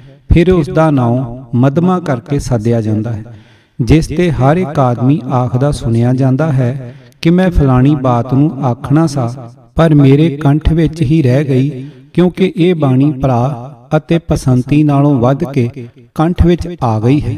ਇਸ ਵਾਸਤੇ ਇਸ ਦਾ ਨਾਮ ਮਧਮਾ ਕਰਕੇ ਆਖਿਆ ਜਾਂਦਾ ਹੈ। ਚੌਥੀ ਬੈਖਰੀ ਬਾਣੀ ਉਹ ਹੈ ਜਿਸ ਨੂੰ ਮਨੁੱਖ ਆਪਣੇ ਮੁਖ ਦੁਆਰੇ ਬੋਲ ਕੇ ਸਭ ਪਰ ਪ੍ਰਗਟ ਕਰ ਦਿੰਦਾ ਹੈ, ਔਰ ਇਹ ਅੱਖਰ ਰੂਪ ਹੋ ਕੇ ਸਾਰੀ ਬਿਖਰ ਜਾਂਦੀ ਹੈ। ਕਿਉਂਕਿ ਜਿਸ ਵੇਲੇ ਪੁਰਖ ਕਿਸੇ ਬਾਤ ਆਪਣੇ ਮਨੋਰਥ ਨੂੰ ਬਾਣੀ ਨਾਲ ਪ੍ਰਗਟ ਕਰੇਗਾ, ਤਦ ਇਹ ਬਾਤ ਜ਼ਰੂਰ ਹੋਵੇਗੀ ਜੋ ਉਹ ਅੱਖਰ ਬੋਲਦਾ ਚੱਲਿਆ ਜਾਏਗਾ, ਜਿਸ ਤੇ ਉਹ ਜੁਦੇ ਜੁਦੇ ਅੱਖਰ ਆਪਸ ਵਿੱਚ ਮਿਲ ਕੇ ਪਦ ਬਣਾਉਂਦੇ ਰਹਿਣਗੇ, ਔਰ ਉਹ ਪਦ ਅੱਗੇ ਵਾਕ ਬਣਦੇ ਜਾਣਗੇ, ਜਿਸ ਤੇ ਇੱਕ ਬਾਣੀ ਦੀ ਸੂਰਤ ਬਣ ਜਾਵੇਗੀ। ਇਸ ਬਾਤ ਨੂੰ ਹਰ ਇੱਕ ਆਦਮੀ ਮੰਨਦਾ ਹੈ ਕਿ ਅੱਖਰਾਂ ਦਾ ਸਮੁਦਾਇ ਪਦ ਹੈ ਅਤੇ ਪਦਾਂ ਦੇ ਸਮੁਦਾਇ ਨੂੰ ਵਾਕ ਆਖਦੇ ਹਨ, ਔਰ ਵਾਕ ਹੀ ਮਿਲ ਕੇ ਇੱਕ ਕਥਾ ਕਹਾਣੀ ਦੀ ਸੂਰਤ ਬਣ ਜਾਂਦੇ ਹਨ, ਜਿਨ੍ਹਾਂ ਨੂੰ ਪੁਰਖ ਇੱਕ ਰੇਖਾ ਦੇ ਢੰਗ ਪਾਰ ਲਿਆ ਕੇ ਕਾਗਜ਼ ਪਰ ਲਿਖ ਦਿੰਦਾ ਹੈ। ਸੋਈ ਇੱਕ ਪੁਸਤਕ ਜਾਂ ਗ੍ਰੰਥ ਬਣ ਜਾਂਦਾ ਹੈ। ਪਰੰਤੂ ਜਦ ਅਸੀਂ ਇਹਨਾਂ ਚਾਰਾਂ ਵੇਦਾਂ ਨੂੰ ਦੇਖਦੇ ਹਾਂ, ਤਦ ਇੱਕ ਬੈਖਰੀ ਬਾਣੀ ਜੋ ਅੱਖਰ ਰੂਪ ਹੋ ਕੇ ਵਿਖਰੀ ਹੋਈ ਹੈ ਉਹ ਪਾਉਂਦੇ ਹਾਂ, ਜਿਸ ਤੇ ਵੇਦਾਂ ਦੇ ਮੰਤਰ ਸਾਰੇ 52 ਅੱਖਰਾਂ ਦੁਆਰੇ ਬੋਲੇ ਗਏ ਹਨ, ਔਰ ਉਹ ਅੱਖਰ ਹੀ ਮਿਲ ਕੇ ਪਦ ਔਰ ਪਦ ਹੀ ਮਿਲ ਕੇ ਵਾਕ ਜਾਂ ਮੰਤਰ ਹੋ ਗਏ ਹਨ, ਜਿਸ ਤੇ ਸਾਫ਼ ਪਾਇਆ ਜਾਂਦਾ ਹੈ ਕਿ ਵੇਦ ਪ੍ਰਾ ਪਸੰਤੀ ਅਤੇ ਮਧਮਾ ਬਾਣੀਆਂ ਨਹੀਂ ਰਹੇ, ਕਿੰਤੂ ਕੇਵਲ ਬੈਖਰੀ ਬਾਣੀ ਰੂਪ ਹਨ। ਹੁਣ ਇਸ ਵਿੱਚ ਇਤਨਾ ਪ੍ਰਸ਼ਨ ਹੈ ਕਿ ਬੈਖਰੀ ਬਾਣੀ ਅੱਖਰਾਂ ਦੇ ਉਚਾਰਨ ਬਿਨਾਂ ਨਹੀਂ ਬੋਲੀ ਜਾਂਦੀ, ਕਿਉਂਕਿ ਜਿਤਨਾ ਚਿਰ ਅੱਖਰ ਉਚਾਰਨ ਨਹੀਂ ਹੋਵੇਗਾ, ਉਤਨਾ ਚਿਰ ਕੋਈ ਪਦ ਜਾਂ ਵਾਕ ਨਹੀਂ ਬਣੇਗਾ। ਇਸ ਵਾਸਤੇ ਵੇਦ ਜੋ ਇੱਕ ਅੱਖਰ ਪਦ ਅਤੇ ਵਾਕ ਰੂਪ ਹੈ, ਇਸੀ ਤੇ ਬੈਖਰੀ ਬਾਣੀ ਹੈ ਜੋ ਪੰਜ ਭੂਤਕ ਦੇਹ ਧਾਰੀ ਦੀ ਹੈ, ਤਾਂ ਤੇ ਇਸ ਅੱਖਰਾਂ ਵਾਲੀ ਬੋਲੀ ਦੇ ਉਚਾਰਨ ਲਈ ਅਵශ්‍ය ਕਿਸੇ ਦੇਹ ਧਾਰੀ ਦੀ ਲੋੜ ਹੈ, ਕਿਉਂਕਿ ਇਹ ਨਿਯਮ ਹੈ ਜੋ ਸੰਸਕ੍ਰਿਤ ਦੇ ਅੱਖਰਾਂ ਦੇ ਉਚਾਰਨ ਲਈ ਉਹਨਾਂ ਦੇ ਉਪਯੋਗੀ ਅਸਥਾਨਾਂ ਦੀ ਲੋੜ ਹੈ। ਜੈਸਾ ਕਿ ਕਈ ਅੱਖਰ ਤਾਲੂ ਨਾਲ, ਕਈ ਹੋਠਾਂ ਨਾਲ, ਕਈ ਕੰਠ ਨਾਲ ਅਤੇ ਕਈ ਦੰਦਾਂ ਨਾਲ ਹੀ ਉਚਾਰਨ ਹੁੰਦੇ ਹਨ, ਜਿਸ ਤੇ ਉਹਨਾਂ ਨੂੰ ਤਾਲਵੀ, ਕੰਠਾਈ, ਓਸ਼ਟੀ ਅਤੇ ਦੰਤੀ ਆਦਿ ਕਰਕੇ ਸੱਦਦੇ ਹਨ। ਜਦ ਇਹ ਨਿਯਮ ਹੈ ਕਿ ਜੋ ਅੱਖਰ ਜਿਸ ਜਗ੍ਹਾ ਉਚਾਰਨ ਦੇ ਯੋਗ ਹੋਵੇ ਸੇ ਉਸ ਜਗ੍ਹਾ ਉਚਾਰਨ ਕੀਤਾ ਜਾਏ, ਤਦ ਇਹ ਬਾਤ ਮੰਨਣੀ ਪਏਗੀ ਕਿ ਵੇਦਾਂ ਦੇ ਉਚਾਰਨ ਵਾਲਾ ਕੋਈ ਐਸਾ ਪੁਰਸ਼ ਜਿਸ ਦੇ ਕੰਠ, ਤਾਲੂ ਆਦਿਕ ਅੰਗ ਸਨ, ਸੋ ਐਸਾ ਕੇਵਲ ਕੋਈ ਸਥੂਲ ਦੇਹਧਾਰੀ ਪੁਰਖ ਹੀ ਹੋ ਸਕਦਾ ਹੈ, ਜਿਸ ਤੇ ਇਹ ਸਾਬਤ ਹੁੰਦਾ ਹੈ ਕਿ ਵੇਦ ਈਸ਼ਵਰ ਬਾਣੀ ਨਹੀਂ ਕਿੰਤੂ ਪੌਰਖ ਹੈ, ਅਰਥਾਤ ਕਿਸੇ ਪੁਰਖ ਦੀ ਬਣਾਈ ਹੋਈ ਬੈਖਰੀ ਬਾਣੀ ਰੂਪ ਹੈ। ਕਲਪਨਾ ਕਰੋ ਕਿ ਜੇ ਇਸ ਬਾਤ ਨੂੰ ਮੰਨਿਆ ਵੀ ਜਾਏ ਕਿ ਵੇਦ ਈਸ਼ਵਰ ਨੇ ਹੀ ਉਚਾਰਨ ਕੀਤੇ ਹਨ, ਤਦ ਉਸ ਦਾ ਆਕਾਰ ਮਨੁੱਖ ਵਰਗਾ ਅਵਸ਼ ਮੰਨਣਾ ਪਵੇਗਾ, ਕਿਉਂਕਿ ਜਿਤਨਾ ਚਿਰ ਇਹ ਨਾ ਮੰਨਿਆ ਜਾਏ ਤਦ ਤੱਕ ਵੇਦਾਂ ਦੇ ਅੱਖਰ ਉਚਾਰਨ ਨਹੀਂ ਹੋਣਗੇ, ਅਰ ਜੇ ਅੱਖਰ ਨਾ ਉਚਾਰੇ ਗਏ ਤਦ ਵੇਦਾਂ ਦੀਆਂ ਰਿਚਾ ਜੋ ਬੈਖਰੀ ਬਾਣੀ ਰੂਪ ਹਨ, ਜਦ ਇਹ ਨਹੀਂ ਬਣਨਗੀਆਂ ਅਤੇ ਜਦ ਇਹ ਨਾ ਬਣੀਆਂ ਤਦ ਇਹ ਚਾਰੇ ਵੇਦ ਵੀ ਨਹੀਂ ਹੋਣਗੇ। ਸਾਥ ਇਹ ਵੀ ਜਾਣਨਾ ਯੋਗ ਹੈ ਕਿ ਬੈਖਰੀ ਬਾਣੀ ਪਹਿਲੀਆਂ ਜੋ 4 ਬਾਣੀਆਂ ਹਨ ਉਹਨਾਂ ਦਾ ਗਿਆਨ ਕਿਸੇ ਨੂੰ ਵੀ ਨਹੀਂ ਹੁੰਦਾ, ਜਿਤਨਾ ਚਿਰ ਉਹ ਅੱਖਰ ਰੂਪ ਹੋ ਕੇ ਨਾ ਵਿਖਰ ਜਾਣ। ਇਸ ਵਾਸਤੇ ਜੇ ਵੇਦ ਈਸ਼ਵਰ ਦੀ ਪਰਿਆ ਜਾਂ ਪਸੰਤੀ ਜਾਂ ਮਧਮਾ ਬਾਣੀ ਹੀ ਸਮਝੀ ਜਾਏ, ਤਦ ਇਹ ਦੁੱਖਨ ਆਉਂਦਾ ਹੈ ਜੋ ਉਸ ਦਾ ਗਿਆਨ ਕਿਸੇ ਨੂੰ ਵੀ ਨਾ ਹੋਵੇ, ਕਿਉਂਕਿ ਇਹ ਨਿਯਮ ਹੈ ਜੋ ਬੈਖਰੀ ਬਾਣੀ ਨਾਲ ਹੀ ਸਭ ਨੂੰ ਗਿਆਨ ਹੁੰਦਾ ਹੈ। ਜੈਸਾ ਕਿ ਬਿਨ ਬੋਲੇ ਖੁੱਲੇ ਘਰ ਕੌਣ ਕੁਵਾਰਾ ਕਥਨ ਹੈ। ਇਸ ਜਗ੍ਹਾ ਜੇ ਸੁਆਮੀ ਜੀ ਈਸ਼ਵਰ ਨੂੰ ਸ਼ਰੀਰੀ ਮੰਨਣਗੇ ਅਰ ਵੈਦ ਨੂੰ ਬੈਖਰੀ ਬਾਣੀ ਸਾਬਤ ਕਰਨਗੇ, ਤਦ ਇਹ ਦੋਖ ਆਵੇਗਾ ਜੋ ਈਸ਼ਵਰ ਵੀ ਘਟ ਪਦ ਵਾਂਗ ਸਾਕਾਰ ਹੋ ਜਾਣੇ ਸੇ ਨਾਸੀ ਹੋਵੇਗਾ, ਅਰ ਸ਼ਰੀਰੀ ਹੋਣ ਤੇ ਖਟ ਉਮਰੀ ਆਦਿਕ ਵਿਕਾਰਾਂ ਅਤੇ ਪੰਜ ਕਲੇਸ਼ਾਂ ਵਾਲਾ ਸਮਝਿਆ ਜਾਏਗਾ। ਅਰ ਇਸ ਤੋਂ ਬਿਨਾ ਇੱਕ ਹੋਰ ਵੱਡਾ ਭਾਰੀ ਦੋਸ਼ ਇਹ ਆਵੇਗਾ ਕਿ ਦ੍ਰਿਸ਼ਮਾਨ ਸਭ ਨਾਸ਼ੀ ਹੋਣ ਤੇ ਈਸ਼ਵਰ ਵੀ ਨਾਸੀ ਹੋ ਜਾਏਗਾ, ਜਿਸ ਤੇ ਨਿਤ ਅਮਰ ਆਦਿਕ ਜੋ ਈਸ਼ਵਰ ਦੇ ਗੁਣ ਹਨ ਸੋ ਸਭ ਦੂਰ ਹੋ ਜਾਣਗੇ, ਜਿਸ ਦਾ ਫਲ ਇਹ ਹੋਵੇਗਾ ਜੋ ਈਸ਼ਵਰ ਵੇਦਾਂ ਨੂੰ ਰਚਦਾ ਆਪ ਹੀ ਨਾਸ ਕਰ ਲਵੇਗਾ ਅਤੇ ਜੀਵ ਜੈਸੀ ਪਦਵੀ ਨੂੰ ਧਾਰਨ ਕਰੇਗਾ। ਜੇ ਇਸ ਦੋਸ਼ ਤੇ ਡਰਦਿਆਂ ਈਸ਼ਵਰ ਨੂੰ ਅਕਾਏ ਅਰਥਾਤ ਸਰੀਰ ਰਹਿਤ ਮੰਨੋਗੇ, ਤਦ ਉਸ ਦੇ ਕੰਠ ਤਾਲੂ ਆਦਿਕ ਨਹੀਂ ਹੋਣਗੇ, ਅਰ ਜੇ ਉਹ ਨਾ ਹੋਏ ਤਦ ਵੇਦਾਂ ਦੇ ਅੱਖਰ ਨਹੀਂ ਉਚਰੇ ਜਾਣਗੇ, ਅਰ ਜੇ ਅੱਖਰ ਹੀ ਨਾ ਉਚਰੇ ਗਏ ਤਦ ਨਾ ਵੇਦ ਬਣਨਗੇ ਤੇ ਨਾ ਉਹਨਾਂ ਦਾ ਕਰਤਾ ਈਸ਼ਵਰ ਹੀ ਸਿੱਧ ਹੋਵੇਗਾ। ਇਸ ਵਾਸਤੇ ਦੋਨੋਂ ਜੁਗਤੀਆਂ ਨਾ ਸਹਾਰਨ ਕਰਕੇ ਈਸ਼ਵਰ ਕਿਸੇ ਤਰ੍ਹਾਂ ਵੀ ਵੇਦਾਂ ਦਾ ਕਰਤਾ ਨਹੀਂ ਹੈ, ਜਿਸ ਵਾਸਤੇ ਓੜਕ ਨੂੰ ਮੰਨਣਾ ਪੈਂਦਾ ਹੈ ਕਿ ਕਿਵੇਂ ਵੇਦਾਂ ਦਾ ਕਰਤਾ ਕੋਈ ਆਦਮੀ ਹੈ ਅਰੇ ਈਸ਼ਵਰ ਨਹੀਂ ਹੈ। ਦੋਹਰਾ ਉਬੇ ਪਾਸ ਰੱਜੂ ਹੈ ਪ੍ਰਤਵਾਦੀ ਗਲ ਮਾਹੇ, ਜਾਂਤੇ ਦੋਨ ਪ੍ਰਕਾਰ ਤੇ ਵੇਦ ਸਿੱਧ ਹੋਏ ਨਾਹੀਂ।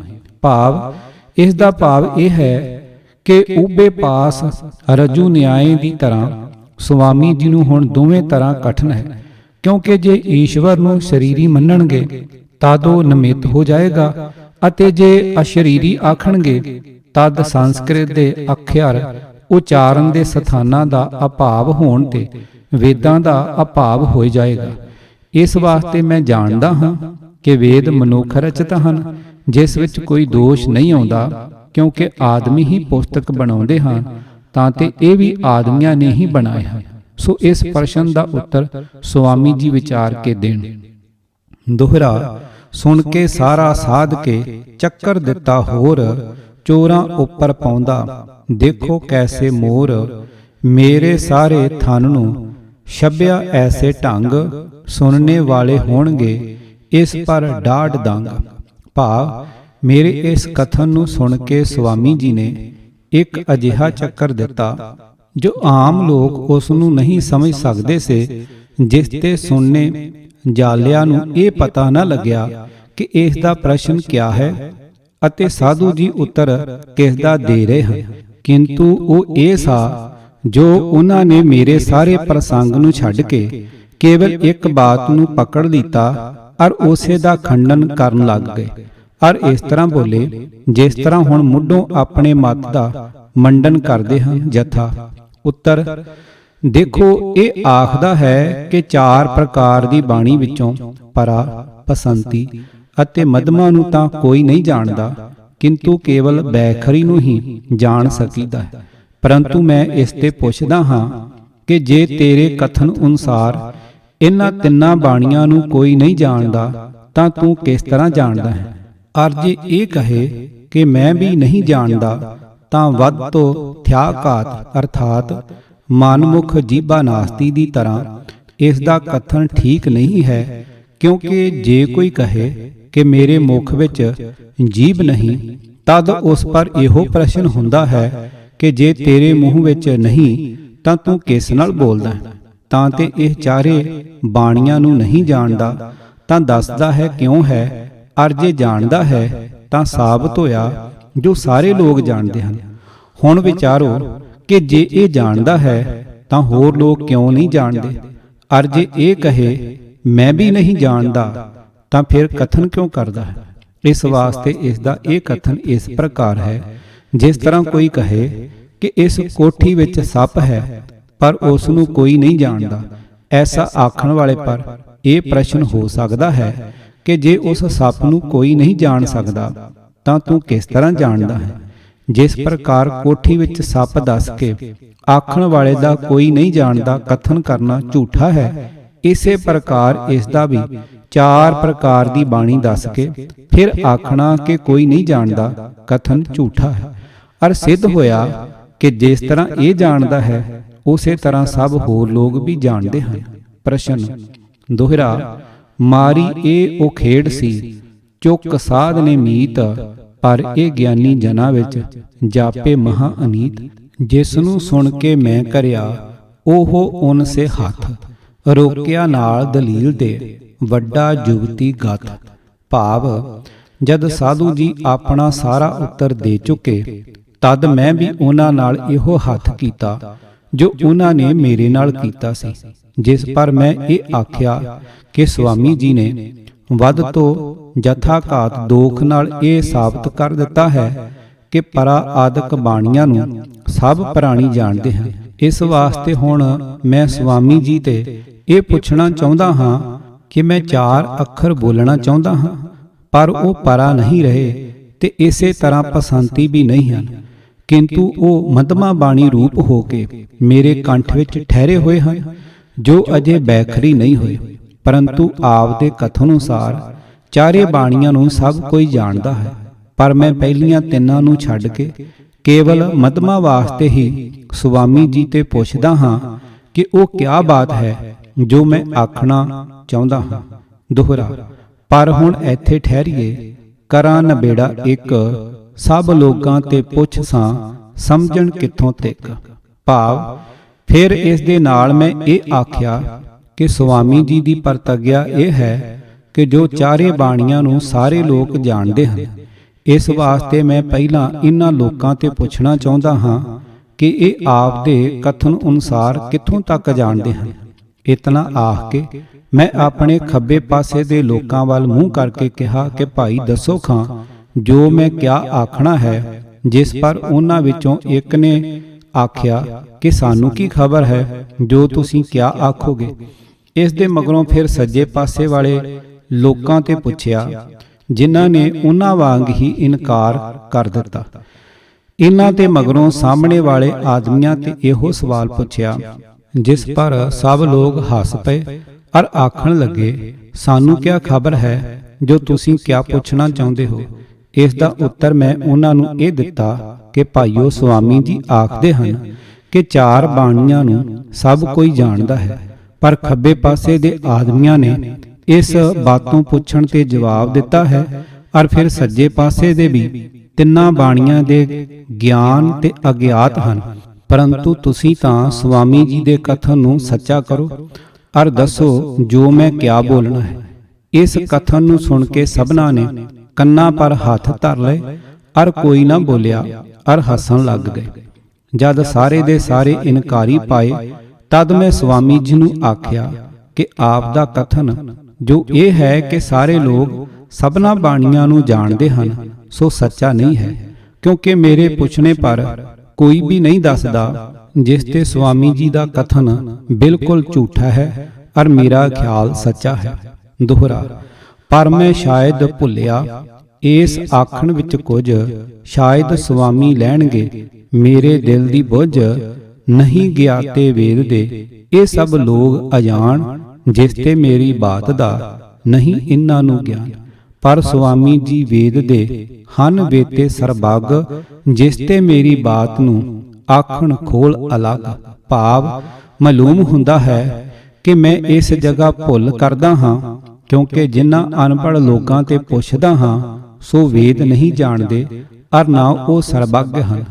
ਕਿੰਤੂ ਸੁਆਮੀ ਜੀ ਜੋ ਵੇਦਾਂ ਦੇ ਵੇਤਾ ਅਰ ਤੀਖਣ ਬੁੱਧੀ ਵਾਲੇ ਵਿਦਵਾਨ ਹਨ, ਸੋ ਤਾਂ 4 ਬਾਣੀਆਂ ਨੂੰ ਜ਼ਰੂਰ ਜਾਣਦੇ ਹੋਣਗੇ। ਇਸ ਵਾਸਤੇ ਹੁਣ ਸੁਆਮੀ ਜੀ ਤੇ ਪੁੱਛਦਾ ਹਾਂ ਅਰ ਸਾਰੇ ਸਭਾ ਸਦਾ ਨੂੰ ਖਿਆਲ ਰੱਖਣਾ ਚਾਹੀਦਾ ਹੈ ਕਿ ਮੈਂ ਕਿਆ ਪੁੱਛਦਾ ਹਾਂ ਅਰ ਸੁਆਮੀ ਜੀ ਇਸ ਦਾ ਕਿਆ ਉੱਤਰ ਦਿੰਦੇ ਹਨ। ਦੋਹਰਾ। ਇਤਨਾ ਸਭ ਨੂੰ ਦੱਸ ਕੇ ਪੁੱਛਿਆ ਸਾਧੂ ਫੇਰ, ਦੱਸੋ ਖਾਂ ਹੁਣ ਸੰਤ ਜੀ ਕਿਆ ਮੈਂ ਆਖਾਂ ਟੇਰ, ਇਹ ਲੋਗ ਤਾਂ ਮੂੜ ਹਨ, ਨਹੀਂ ਜਾਣਦੇ ਰੰਚ। ਤੁਮ ਗਿਆਤੇ ਹੋ ਵੇਦ ਦੇ, ਸਮਝੋ ਗਤ ਪਰਪੰਚ।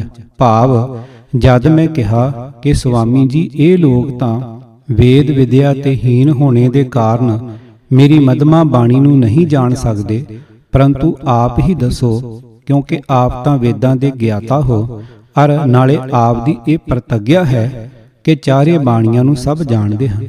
ਸੋ ਭਾਵੇਂ ਸਭ ਨਹੀਂ, ਕਿੰਤੂ ਆਪ ਤਾਂ ਜ਼ਰੂਰ ਜਾਣਦੇ ਹੋਵੋਗੇ। ਇਸ ਵਾਸਤੇ ਕਹੋ ਕਿ ਮੈਂ ਜੋ ਹੁਣ ਬੋਲਣਾ ਚਾਹੁੰਦਾ ਹਾਂ ਸੋ ਕਿਆ ਹੈ।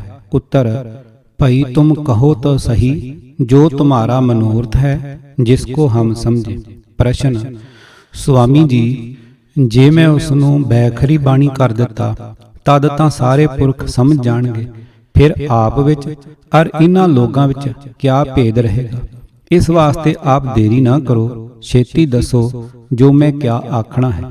उत्तर, तुम बचाओ जो तुम्हारे मन में, भला हमको उसकी क्या खबर है, जब तक तुम ज़बानी प्रगट ना करोगे। प्रश्न, स्वामी जी आप तां आखदे से कि सारे लोग जानते हैं, परंतु ये तां आप नूं खबर नहीं है, फिर किस तरह आपने आख्या सा कि सब नूं ज्ञान है। इस पर लोगों ने तालियां बजाइयां और सब गद गद हो गए। परंतु जो उन्हां दे बहुत श्रद्धालु भगत जन से सो चित्त विच मुरझाए गए और सोचन लगे कि स्वामी जी तां हुण कुथाएं आए वसे। उत्तर, तुम समझ व्यर्थ न खोवो, जो तुम्हारी इच्छा है सो प्रगट करो। हम कोई ईश्वर नहीं जो तुम्हारे मन की बात प्रगट कर सके। प्रश्न, स्वामी जी मैं तां समा व्यर्थ नहीं खो रहा, परंतु आप ही उत्तर नहीं देंदे। इस वास्ते जे आप नूं समय दा लिहाज है तां जां तां उत्तर दिओ, नहीं आखो तिन बाणियां नूं कोई नहीं जानदा और सानू भी खबर नहीं है जो वो क्या होंदियां हैं। उत्तर, हम नहीं बता सकते कि तुम्हारे मन में क्या है और क्या कहोगे, जब बोलोगे तब हम उत्तर देंगे। प्रश्न, स्वामी जी आप तां आखदे से कि सारियां बाणियां नूं हर कोई जानदा है, परंतु मेरी मधमा बाणी दे 4 अखरां नूं तां आप दे समेत कोई भी नहीं जानदा, जिस नूं तुसीं आप अंगीकार करदे हो।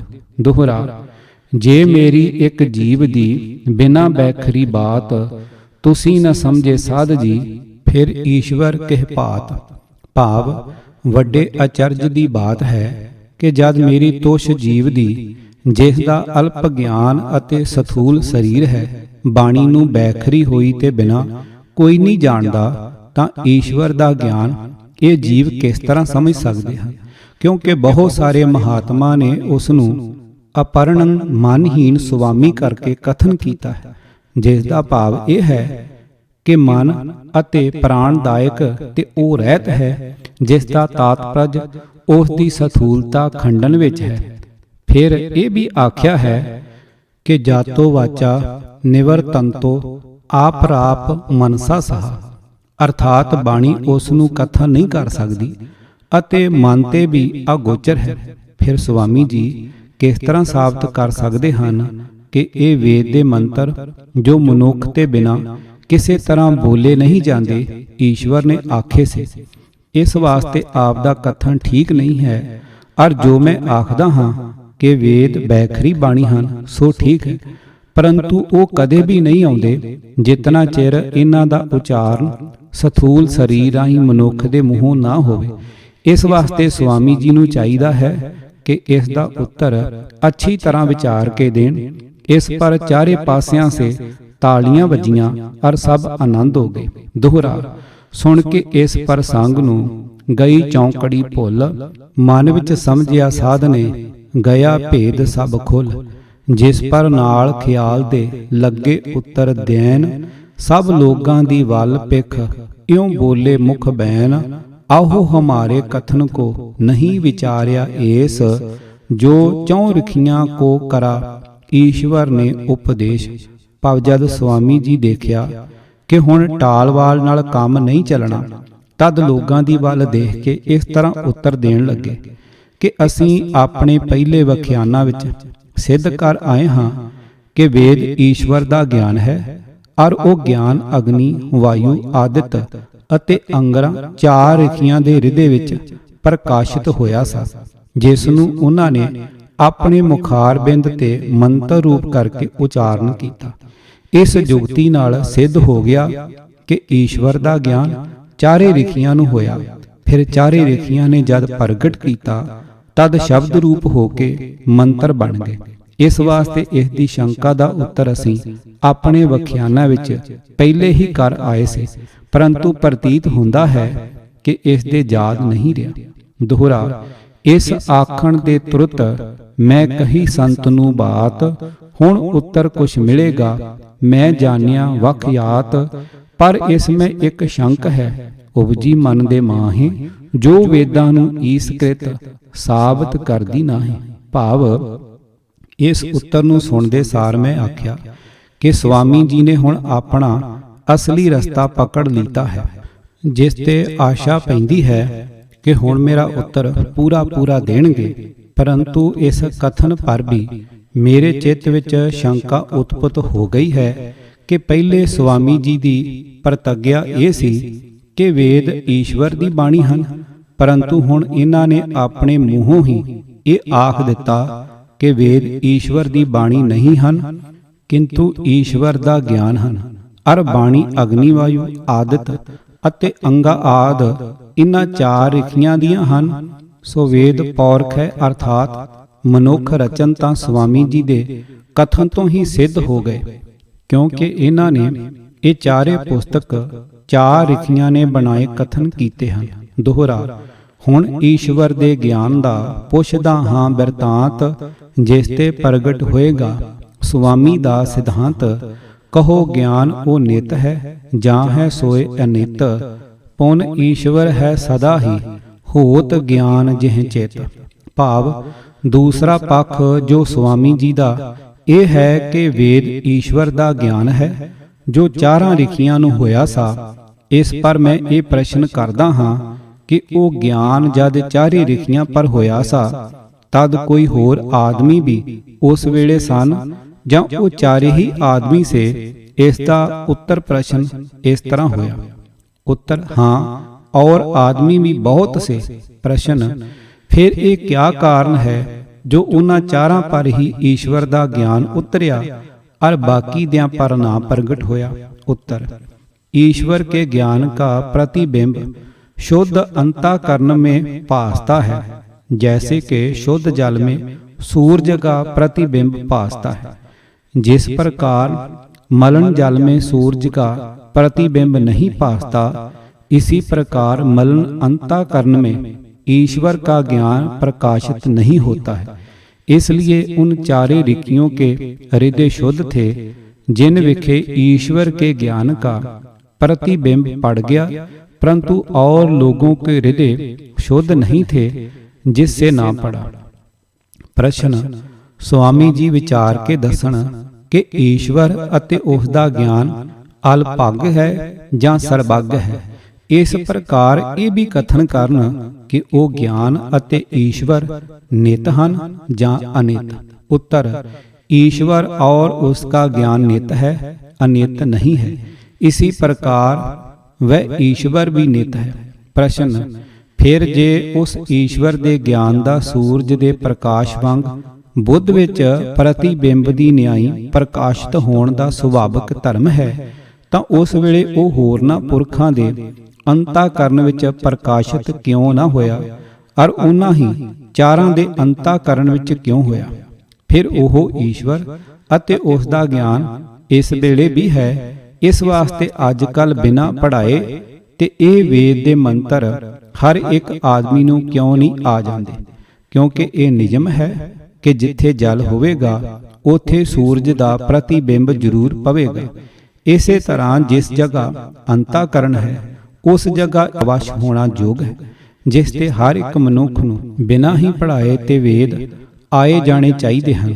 ਫਿਰ ਇਹ ਕਿਉਂ ਨਹੀਂ ਆਉਂਦੇ? ਉੱਤਰ, ਜਿਸ ਪ੍ਰਕਾਰ ਸ਼ੁੱਧ ਜਲ ਵਿੱਚ ਸੂਰਜ ਦਾ ਪ੍ਰਤੀਬਿੰਬ ਭਾਸਦਾ ਹੈ ਅਤੇ ਮਲਨ ਵਿੱਚ ਨਹੀਂ ਦਿਸਦਾ, ਇਸੇ ਪ੍ਰਕਾਰ ਜਿਨ੍ਹਾਂ ਪੁਰਖਾਂ ਦੀ ਬੁੱਧ ਰੂਪ ਜਲ ਸਤੋਗੁਣ ਆਦਿਕ ਸਾਧ ਗੁਣਾ ਕਰਕੇ ਸ਼ੁੱਧ ਹੋਵੇ, ਉਸ ਵਿੱਚ ਈਸ਼ਵਰ ਦੇ ਗਿਆਨ ਦਾ ਪ੍ਰਕਾਸ਼ ਹੁੰਦਾ ਹੈ। ਪਰੰਤੂ ਜਿਸ ਪ੍ਰਕਾਰ ਮਲਨ ਜਲ ਵਿੱਚ ਸੂਰਜ ਦਾ ਆਭਾਸ ਨਹੀਂ ਪੈਂਦਾ, ਇਸੇ ਪ੍ਰਕਾਰ ਰਜੋ ਤਮੋ ਕਰਕੇ ਮਲਨ ਅੰਤःਕਰਣ ਵਿੱਚ ਈਸ਼ਵਰ ਦਾ ਗਿਆਨ ਨਹੀਂ ਭਾਸਦਾ। ਜਿਸ ਤੇ ਹੋਰਨਾਂ ਮਨੁੱਖਾਂ ਦੇ ਹਿਰਦੇ ਉਸ ਸਮੇਂ ਸ਼ੁੱਧ ਨਹੀਂ ਸੇ, ਤਾਂ ਤੇ ਈਸ਼ਵਰ ਦੇ ਗਿਆਨ ਦਾ ਆਭਾਸ ਨਾ ਪਿਆ। ਪਰੰਤੂ ਉਹਨਾਂ ਚਾਰੇ ਰਿਖੀਆਂ ਦੇ ਹਿਰਦੇ ਸ਼ੁੱਧ ਸਨ, ਇਸੇ ਵਾਸਤੇ ਉਹਨਾਂ ਵਿੱਚ ਹੀ ਈਸ਼ਵਰ ਦਾ ਗਿਆਨ ਜੋ ਵੇਦ ਹੈ ਸੋ ਪ੍ਰਕਾਸ਼ਿਤ ਹੋਇਆ। ਪ੍ਰਸ਼ਨ, ਭਲਾ ਸੁਆਮੀ ਆਪ ਇਹ ਕਹਿ ਸਕਦੇ ਹੋ ਕਿ ਉਸ ਵੇਲੇ ਤੋਂ ਲੈ ਕੇ ਅੱਜ ਤੱਕ ਕੋਈ ਰਿਖੀ ਮੁਨੀ, ਸੰਤ, ਮਹਾਤਮਾ ਅਤੇ ਪੰਡਤ ਨਹੀਂ ਹੋਇਆ ਜਿਸ ਦਾ ਹਿਰਦਾ ਸ਼ੁੱਧ ਹੋਵੇ? ਜਾਂ ਕਿਆ ਆਪ ਕਹਿ ਸਕਦੇ ਹੋ ਕਿ ਜਦ ਤੇ ਸ੍ਰਿਸ਼ਟੀ ਬਣੀ ਹੈ ਤਦ ਤੇ ਸਾਰੇ ਦੇ ਸਾਰੇ ਪੁਰਖ ਭ੍ਰਿਸ਼ਟ ਬੁੱਧ ਹੀ ਚਲੇ ਆਏ ਹਨ? ਉੱਤਰ, ਅਸੀਂ ਕਦ ਕਿਹਾ ਹੈ ਕਿ ਸਾਰੇ ਲੋਕ ਮੰਦ ਬੁੱਧ ਚਲੇ ਆਏ ਹਨ, ਕਿੰਤੂ ਬਹੁਤ ਸਾਰੇ ਮਹਾਤਮਾ ਸੰਸਾਰ ਵਿੱਚ ਹੋਏ ਹਨ ਅਤੇ ਹੋਣਗੇ ਜਿਨ੍ਹਾਂ ਦੇ ਹਿਰਦੇ ਸ਼ਵਾਸ਼ ਹਨ। ਇਸ ਲਈ ਸਾਰੇ ਕਦੇ ਵੀ ਮੰਦ ਬੁੱਧ ਨਹੀਂ ਹੋ ਸਕਦੇ। ਪ੍ਰਸ਼ਨ, ਆਪ ਦੇ ਕਥਨ ਤੇ ਤਾਂ ਹੁਣ ਇਹ ਸਿੱਧ ਹੋ ਗਿਆ ਕਿ ਜਿਸ ਤਰ੍ਹਾਂ ਉਸ ਸਮੇਂ ਵਿੱਚ ਸ਼ੁੱਧ ਅੰਤਾ ਕਰਨ ਵਾਲੇ ਪੁਰਖ ਸੇ, ਇਸ ਪ੍ਰਕਾਰ ਅੱਜ ਕੱਲ ਵੀ ਹਨ ਅਰ ਅੱਗੇ ਵੀ ਹੋਣਗੇ। ਤਾਂ ਇਸ ਪਰ ਮੈਂ ਇਹੋ ਪੁੱਛਦਾ ਹਾਂ ਕਿ ਜੇ ਉਸ ਵੇਲੇ ਹੋਰ ਪੁਰਖ ਵੀ ਮਲਨ ਬੁੱਧ ਨਹੀਂ ਸੇ, ਤਾਂ ਉਹਨਾਂ ਦੇ ਹਿਰਦੇ ਵਿੱਚ ਉਸ ਵਿਆਪਕ ਨਿਤ ਸਰੂਪ ਈਸ਼ਵਰ ਦਾ ਆਭਾਸ ਵੇਦ ਕਿਉਂ ਨਾ ਪਿਆ? ਅਰ ਉਹਨਾਂ ਪੁਰਖਾਂ ਨੂੰ ਵੀ ਚਾਰੇ ਰਿਖੀਆਂ ਵਾਂਗ ਸ਼ੁੱਧ ਹਿਰਦਾ ਹੋਣ ਦੇ ਕਾਰਨ ਬਿਨਾਂ ਪੜ੍ਹਾਏ ਤੇ ਚਾਰੇ ਵੇਦ ਕਿਉਂ ਨਾ ਆ ਗਏ? ਅਰ ਅੱਜ ਕੱਲ ਵੀ ਉਹ ਨਿਤ ਈਸ਼ਵਰ ਦਾ ਆਭਾਸ ਪੁਰਖਾਂ ਦੇ ਸ਼ੁੱਧ ਹਿਰਦੇ ਰੂਪੀ ਜਲ ਵਿੱਚ ਕਿਉਂ ਨਹੀਂ ਪੈਂਦਾ? ਜਿਸ ਪ੍ਰਕਾਸ਼ ਤੇ ਆਪੇ ਮੰਤਰ ਬੋਲਣ ਲੱਗ ਜਾਣ, ਜਿਸ ਤਰ੍ਹਾਂ ਮਲਨ ਜਲ ਵਿੱਚ ਵੀ ਭਾਵੇਂ ਸੂਰਜ ਦਾ ਨਿਰਮਲ ਆਭਾਸ ਤਾਂ ਨਹੀਂ ਪੈਂਦਾ, ਪਰੰਤੂ ਫਿਰ ਵੀ ਥੋੜਾ ਬਹੁਤ ਜ਼ਰੂਰ ਦਿਸਦਾ ਹੈ, ਪਰ ਨਿਰਮਲ ਜਲ ਵਿੱਚ ਪੂਰਨ ਤੌਰ ਪਰ ਭਾਸਦਾ ਹੈ। ਸੋ ਇਸੇ ਤਰ੍ਹਾਂ ਜੋ ਲੋਕ ਅੱਜ ਕੱਲ ਮਲਨ ਬੁੱਧ ਵਾਲੇ ਵੀ ਹਨ, ਉਹਨਾਂ ਦੇ ਹਿਰਦਿਆਂ ਵਿੱਚ ਵੀ ਈਸ਼ਵਰ ਦੇ ਗਿਆਨ ਦਾ ਆਭਾਸ ਜ਼ਰੂਰ ਹੋਵੇ, ਪਰੰਤੂ ਭਾਵੇਂ ਉਹ ਅਸ਼ੁੱਧ ਜਿਹੇ ਹੀ ਮੰਤਰ ਬੋਲਣ ਤੇ ਅੱਛੀ ਤਰ੍ਹਾਂ ਨਾ ਬੋਲ ਸਕਣ, ਪਰੰਤੂ ਇਤਨਾ ਜ਼ਰੂਰ ਹੋਵੇ ਕਿ ਬਿਨਾਂ ਪੜ੍ਹਾਏ ਤੇ ਹੀ ਆ ਜਾਣ। ਅਰ ਜੋ ਲੋਕ ਨਿਰਮਲ ਬੁੱਧ ਵਾਲੇ ਹੋਣ, ਜੈਸੇ ਕਿ ਸੁਆਮੀ ਜੀ ਹਨ, ਇਹਨਾਂ ਨੂੰ ਬਿਨਾਂ ਹੀ ਪੜ੍ਹਾਏ ਤੇ ਚਾਰ ਵੇਦ ਆਪੇ ਆਉਣੇ ਯੋਗ ਹਨ, ਕਿਉਂਕਿ ਇਹ ਨਿਯਮ ਹੈ ਕਿ ਜਿੱਥੇ ਸ਼ੁੱਧ ਅੰਤःਕਰਣ ਹੈ ਉੱਥੇ ਈਸ਼ਵਰ ਦੇ ਗਿਆਨ ਵੇਦ ਦਾ ਪ੍ਰਤੀਬਿੰਬ ਜ਼ਰੂਰ ਪੈਂਦਾ ਹੈ। ਪਰੰਤੂ ਇਹ ਜੋ ਦੇਖਣ ਵਿੱਚ ਨਹੀਂ ਆਉਂਦਾ, ਇਸ ਤੇ ਸਿੱਧ ਹੁੰਦਾ ਹੈ ਕਿ ਵੇਦ ਈਸ਼ਵਰ ਰਚਿਤ ਨਹੀਂ, ਕਿੰਤੂ ਇਹ ਚਾਰਾਂ ਪੁਰਖਾਂ ਦੀ ਬਾਣੀ ਹੈ। ਤਾਂ ਤੇ ਮੈਂ ਇਹਨਾਂ ਵੇਦਾਂ ਨੂੰ ਚਾਰ ਪੁਸਤਕ ਮੰਨਦਾ ਹਾਂ ਜੋ ਮਨੁੱਖਾਂ ਨੇ ਰਚੇ ਹਨ। ਇਸ ਤਰ੍ਹਾਂ ਅੱਜ ਕੱਲ ਦੇ ਆਦਮੀਆਂ ਦੀਆਂ ਰਚੀਆਂ ਹੋਈਆਂ ਪੋਥੀਆਂ ਲੋਕ ਪੜ੍ਹਦੇ ਹਨ ਔਰ ਲਾਭ ਉਠਾਉਂਦੇ ਹਨ। ਇਸੇ ਤਰ੍ਹਾਂ ਉਹਨਾਂ ਚਾਰੇ ਮਨੁੱਖਾਂ ਦੇ ਰਚੇ ਹੋਏ ਚਾਰੇ ਵੇਦਾਂ ਦੇ ਪੁਸਤਕਾਂ ਨੂੰ ਲੋਕ ਪੜ੍ਹਦੇ ਹਨ, ਜਿਸ ਤੇ ਨਾ ਉਹ ਈਸ਼ਵਰ ਨੇ ਬਣਾਏ ਅਤੇ ਨਾ ਇਹ ਗੱਲ ਅਨੁਭਵ ਸਿੱਧ ਹੀ ਹੋ ਸਕਦੀ ਹੈ, ਕਿਉਂਕਿ ਵੇਦ ਦੇ ਮੰਤਰ ਛੰਦਾਂ ਦੇ ਢੰਗ ਪਰ ਹਨ ਜੋ ਈਸ਼ਵਰ ਅਜਿਹੀ ਛੰਦਾਬੰਦੀ ਕਰਦਾ ਕਦੇ ਵੀ ਅਨੁਭਵ ਨਹੀਂ ਮੰਨਦਾ। ਤਾਂ ਤੇ ਇਹ ਸਭ ਮਨੁੱਖਾਂ ਦੀ ਹੀ ਚਤਰਾਈ ਹੈ। ਦੋਹਰਾ, ਮੇਰੇ ਇਤਨੇ ਕਹਿਣ ਤੇ ਗਏ ਸੰਤ ਘਬਰਾਏ, ਇੱਧਰ ਉੱਧਰ ਝਾਕਦੇ ਉੱਤਰ ਬਣੇ ਨਾ ਕਾਏ।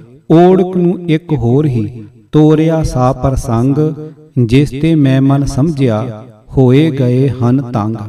ਭਾਵ ਸੁਆਮੀ ਜੀ ਦਾ ਚਿੱਤ ਇਸ ਸਮੇਂ ਬਹੁਤ ਹੀ ਘਬਰਾਇਆ ਹੋਇਆ ਸਾ ਅਰ ਕੋਈ ਅੱਛਾ ਉੱਤਰ ਨਹੀਂ ਬਣਦਾ ਸਾ, ਜਿਸ ਪਰ ਇਸ ਬਾਤ ਨੂੰ ਛੱਡ ਕੇ ਹੋਰ ਹੀ ਰਸਤੇ ਪੈ ਗਏ, ਜੋ ਉਲਟ ਕੇ ਮੇਰੇ ਪਰ ਪ੍ਰਸ਼ਨ ਚੁੱਕ ਕੀਤਾ ਅਰ ਇਸ ਤਰ੍ਹਾਂ ਬੋਲੇ ਕਿ ਜਿਸ ਤਰ੍ਹਾਂ ਤੁਸੀਂ ਵੇਦਾਂ ਨੂੰ ਈਸ਼ਵਰ ਰਚਿਤ ਹੋਣੇ ਪਰ ਤਰਕ ਕਰਦੇ ਹੋ ਅਰ ਆਖਦੇ ਹੋ ਕਿ ਇਹ ਈਸ਼ਵਰ ਰਚਨ ਨਹੀਂ ਹਨ, ਅਰ ਇਸ ਵਿੱਚ ਜੁਗਤੀ ਇਹ ਦਿੰਦੇ ਹੋ ਕਿ ਨਿਰਾਕਾਰ ਹੋਣੇ ਤੇ ਈਸ਼ਵਰ ਇਹਨਾਂ ਨੂੰ ਨਹੀਂ ਬਣਾ ਸਕਦਾ, ਤਾਂ ਤੁਸੀਂ ਇਸੇ ਤਰ੍ਹਾਂ ਜਗਤ ਦਾ ਕਰਤਾ ਵੀ ਈਸ਼ਵਰ ਨਹੀਂ ਆਖੋਗੇ, ਕਿਉਂਕਿ ਇਹ ਸਥੂਲ ਪਰਪੰਚ ਵੀ ਨਿਰਾਕਾਰ ਈਸ਼ਵਰ ਨਹੀਂ ਬਣਾ ਸਕੇਗਾ। ਇਸ ਦਾ ਉੱਤਰ ਮੈਂ ਇਤਨਾ ਹੀ ਦਿੱਤਾ ਕਿ ਪਹਿਲੇ ਜਦ ਇਸ ਦਾ ਫੈਸਲਾ ਹੋ ਜਾਏਗਾ ਤਾਂ ਤੁਸੀਂ ਜਗਤ ਉਤਪਤੀ ਪਰ ਵੀ ਉੱਤਰ ਪ੍ਰਸ਼ਨ ਕਰ ਲੈਣਾ। ਇਸ ਨੂੰ ਸੁਣ ਕੇ ਬੋਲੇ ਕਿ ਸਾਨੂੰ ਤਾਂ ਇਤਨਾ ਹੀ ਆਉਂਦਾ ਹੈ ਜੋ ਤੁਹਾਨੂੰ ਸੁਣਾ ਦਿੱਤਾ ਹੈ। ਜਿਸ ਪਰ ਮੈਂ ਕਿਹਾ ਕਿ ਜੋ ਆਪਨੇ ਆਖਿਆ ਹੈ ਸੋ ਠੀਕ ਠੀਕ ਉੱਤਰ ਨਹੀਂ ਹੈ। ਜਿਸ ਪਰ ਕਹਿਣੇ ਲੱਗੇ ਕਿ ਬਸ ਜੋ ਸਾਨੂੰ ਆਉਂਦਾ ਹੈ ਸੋ ਉੱਤਰ ਦੇ ਦਿੱਤਾ ਹੈ। ਇਤਨੀ ਗੱਲ ਸੁਣ ਕੇ ਪੰਡਤ ਅਗਨੀਹੋਤਰੀ, ਜਿਸ ਦਾ ਨਾਮ ਉਸ ਸਮੇਂ ਸ਼ਿਵ ਨਾਰਾਇਣ ਸ਼੍ਰੀ ਅਰ ਅੱਜ ਕੱਲ ਜਿਸ ਨੂੰ ਲੋਕ ਸਤਿਆਨੰਦ ਅਗਨੀਹੋਤਰੀ ਸੱਦਦੇ ਹਨ, ਖੜੇ ਹੋ ਕੇ ਬੋਲੇ ਕਿ ਸਵਾਮੀ ਜੀ ਨੇ ਇਹਨਾਂ ਦੇ ਕਥਨ ਦਾ ਉੱਤਰ ਨਹੀਂ ਦਿੱਤਾ, ਕੇਵਲ ਟਾਲਵਾਲ ਕਰ ਰਹੇ ਹਨ। ਜਿਸ ਤੇ ਮੇਰੇ ਵੱਲੋਂ ਹਟ ਕੇ ਉਸ ਨਾਲ ਝਗੜ ਪਏ ਔਰ ਗੁੱਸੇ ਹੋ ਕੇ ਕਹਿਣ ਲੱਗੇ ਕਿ ਤੈਨੂੰ ਕਿਆ ਖਬਰ ਹੈ ਜੋ ਇਸ ਨੇ ਕਿਆ ਆਖਿਆ ਹੈ। ਜਿਸ ਪਰ ਉਸ ਨੇ ਕਿਹਾ ਕਿ ਮੈਂ ਜਾਣਦਾ ਹਾਂ ਜੋ ਇਹਨਾਂ ਨੇ ਕਿਹਾ ਹੈ ਔਰ ਜੋ ਉਸ ਦਾ ਆਪ ਨੇ ਉੱਤਰ ਦਿੱਤਾ ਹੈ, ਕਿੰਤੂ ਉੱਤਰ ਆਪ ਦਾ ਠੀਕ ਨਹੀਂ ਹੈ। ਇਸ ਪਰ ਬਹੁਤ ਗੁੱਸੇ ਹੋ ਗਏ ਔਰ ਉਹਨਾਂ ਨੂੰ ਆਖਣ ਲੱਗੇ ਕਿ ਤੁਸੀਂ ਦੱਸੋ ਜੋ ਇਸ ਨੇ ਕਿਆ ਕਿਹਾ ਹੈ ਔਰ ਮੈਂ ਉਸ ਦਾ ਉੱਤਰ ਕਿਆ ਦਿੱਤਾ ਹੈ। ਜਦ ਇਹ ਝਗੜਾ ਹੋਰ ਹੀ ਛਿੜ ਪਿਆ ਤਦ ਮੈਂ ਕਿਹਾ ਕਿ ਸਵਾਮੀ ਜੀ ਆਪ ਇਹਨਾਂ ਨਾਲ ਨਾ ਝਗੜੋ, ਕਿਉਂਕਿ ਉੱਤਰ ਪ੍ਰਸ਼ਨ ਤਾਂ ਮੇਰੇ ਔਰ ਆਪ ਦਾ ਹੈ। ਸੋ ਜੋ ਆਪ ਦਾ ਸਿਧਾਂਤ ਹੈ ਸੋ ਮੈਨੂੰ ਆਖੋ। ਜਿਸ ਪਰ ਇਹੋ ਬੋਲੇ ਕਿ ਅਸੀਂ ਤਾਂ ਜੋ ਆਖਣਾ ਸਾ ਸੋ ਆਖ ਦਿੱਤਾ। ਜਿਸ ਪਰ ਮੈਂ ਕਿਹਾ ਕਿ ਆਪ ਕੁਝ ਸਾਬਤ ਨਹੀਂ ਕਰ ਸਕੇ ਔਰ ਮੈਂ ਆਪ ਨੂੰ ਸਾਬਤ ਕਰਕੇ ਦਿਖਾ ਦਿੱਤਾ ਹੈ ਕਿ ਵੇਦ ਮਨੁੱਖਾਂ ਦੇ ਰਚੇ ਹੋਏ ਹਨ। ਇਤਨੇ ਝਗੜੇ ਪਰ ਚਾਰੇ ਪਾਸਿਆਂ ਤੇ ਤਾੜੀਆਂ ਵੱਜ ਪਈਆਂ ਔਰ ਸਭ ਬੋਲ ਉੱਠੇ ਕਿ ਸਾਧੂ ਨੂੰ ਉੱਤਰ ਦੇਣਾ ਨਹੀਂ ਆਇਆ। ਜਿਸ ਪਰ ਸੰਧਿਆ ਪੈ ਗਈ ਔਰ ਸਭ ਖਲਕਤ ਆਪੋ ਆਪਣੇ ਘਰਾਂ ਨੂੰ ਚਲੇ ਗਏ ਅਤੇ ਅਸੀਂ ਵੀ ਵੱਡੇ ਆਨੰਦ ਪੂਰਵਕ ਆਪਣੇ ਮਕਾਨ ਪਰ ਆਏ। ਦੋਹਰਾ। ਇਹ ਦੂਜਾ ਹੈ ਮੁਝਦਾ ਜੋ ਹੋਇਆ ਪ੍ਰਸੰਗ, ਸੁਣਨ ਹਾਰੇ ਲੋਗ ਸੇ ਹੋਏ ਮਨ ਵਿੱਚ ਦੰਗ। ਊਆ ਬਾਈ ਕਰ ਗਏ ਤਦੋਂ ਸੰਤ ਜੀ ਆਪ, ਸਤ ਆਖਦਿਆਂ ਮੁਝ ਨੂੰ ਲੱਗੇ ਨਾ ਕੋਈ ਪਾਪ। ਜੋ ਇਸ ਵਿੱਚ ਕੁਝ ਸ਼ੱਕ ਹੈ ਤਾਂ ਚਲੇ ਉਸ ਕੇਰ, ਉੱਤਰ ਮੇਰੇ ਕਥਨ ਦਾ ਦੇਵਨ ਹੋਏ ਦਲੇਰ। ਜਿਸ ਤੇ ਸੱਚੀ ਹੋਏ ਜਗ ਇਹ ਲੋਗਾਂ ਦੀ ਗੱਪ, ਗੁਰੂ ਜਿਨ੍ਹਾਂ ਦੇ ਟੱਪਣੇ ਚੇਲੇ ਜਾਨ ਛੜਾਪ। ਪਰ ਮੈਂ ਜਾਣਾ ਸਭ ਨੂੰ ਇਹ ਮੈਂ ਨਾਹੀ ਕੋਏ, ਮੇਰੇ ਇਸ ਪ੍ਰਸੰਗ ਦਾ ਖੰਡਨ ਕਰ ਹੈ ਜੋਏ। ਤੀਜੀ ਵੇਰ ਪ੍ਰਸ਼ਨੋਤਰ। ਦੋਹਰਾ। ਹੁਣ ਤੀਜਾ ਵੀ ਸੁਣ ਲਵੋ ਜੋ ਹੋਇਆ ਬਿਰਤਾਂਤ, ਮੁਕਤ ਪੱਖ ਪਰ ਪੁੱਛਣਾ ਕੀਤੀ ਹੋਏ ਇਕਾਂਤ। ਤੀਸਰੀ ਵੇਰ ਸੁਆਮੀ ਜੀ ਰਾਏ ਮੇਲਾ ਰਾਮ ਸਾਹਿਬ ਦੇ ਤਲਾਬ ਉੱਪਰ ਉਤਰੇ। ਜਦ ਮੈਨੂੰ ਖਬਰ ਹੋਈ ਕਿ ਹੁਣ ਉਹੀ ਮਹਾਤਮਾ ਫੇਰ ਆਏ ਹਨ, ਜਿੱਥੇ ਸੇ ਉਥੇ ਹੀ ਪੁੱਜਾ, ਪਰੰਤੂ ਉਸ ਵੇਲੇ ਮੈਂ ਇਕੱਲਾ ਹੀ ਸਾਂ।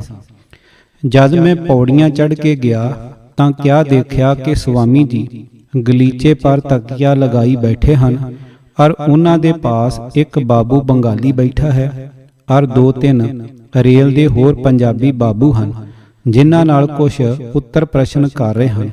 ਪਰ ਉਹ ਸਭ ਸਤ ਬਚਨ ਹੀ ਉਚਾਰਦੇ ਹਨ ਅਤੇ ਅੱਗੋਂ ਕੁਝ ਉੱਤਰ ਨਹੀਂ ਦਿੰਦੇ। ਮੇਰਾ ਅੱਗੋਂ ਦਾ ਹੀ ਡਰ ਲੱਥਾ ਹੋਇਆ ਸੀ, ਜਿਸ ਤੇ ਨਿਰਭੈ ਹੋ ਕੇ ਜਾ ਬੈਠਾ ਔਰ ਕੇਵਲ ਇਤਨਾ ਹੀ ਆਖਿਆ ਕਿ ਸੰਤ ਜੀ ਆਪ ਅੱਛੇ हैं। ਜਿਸ ਦਾ ਉੱਤਰ ਉਹਨਾਂ ਨੇ ਇਹ ਦਿੱਤਾ ਕਿ ਆਪ ਵੀ ਆਨੰਦਮय है।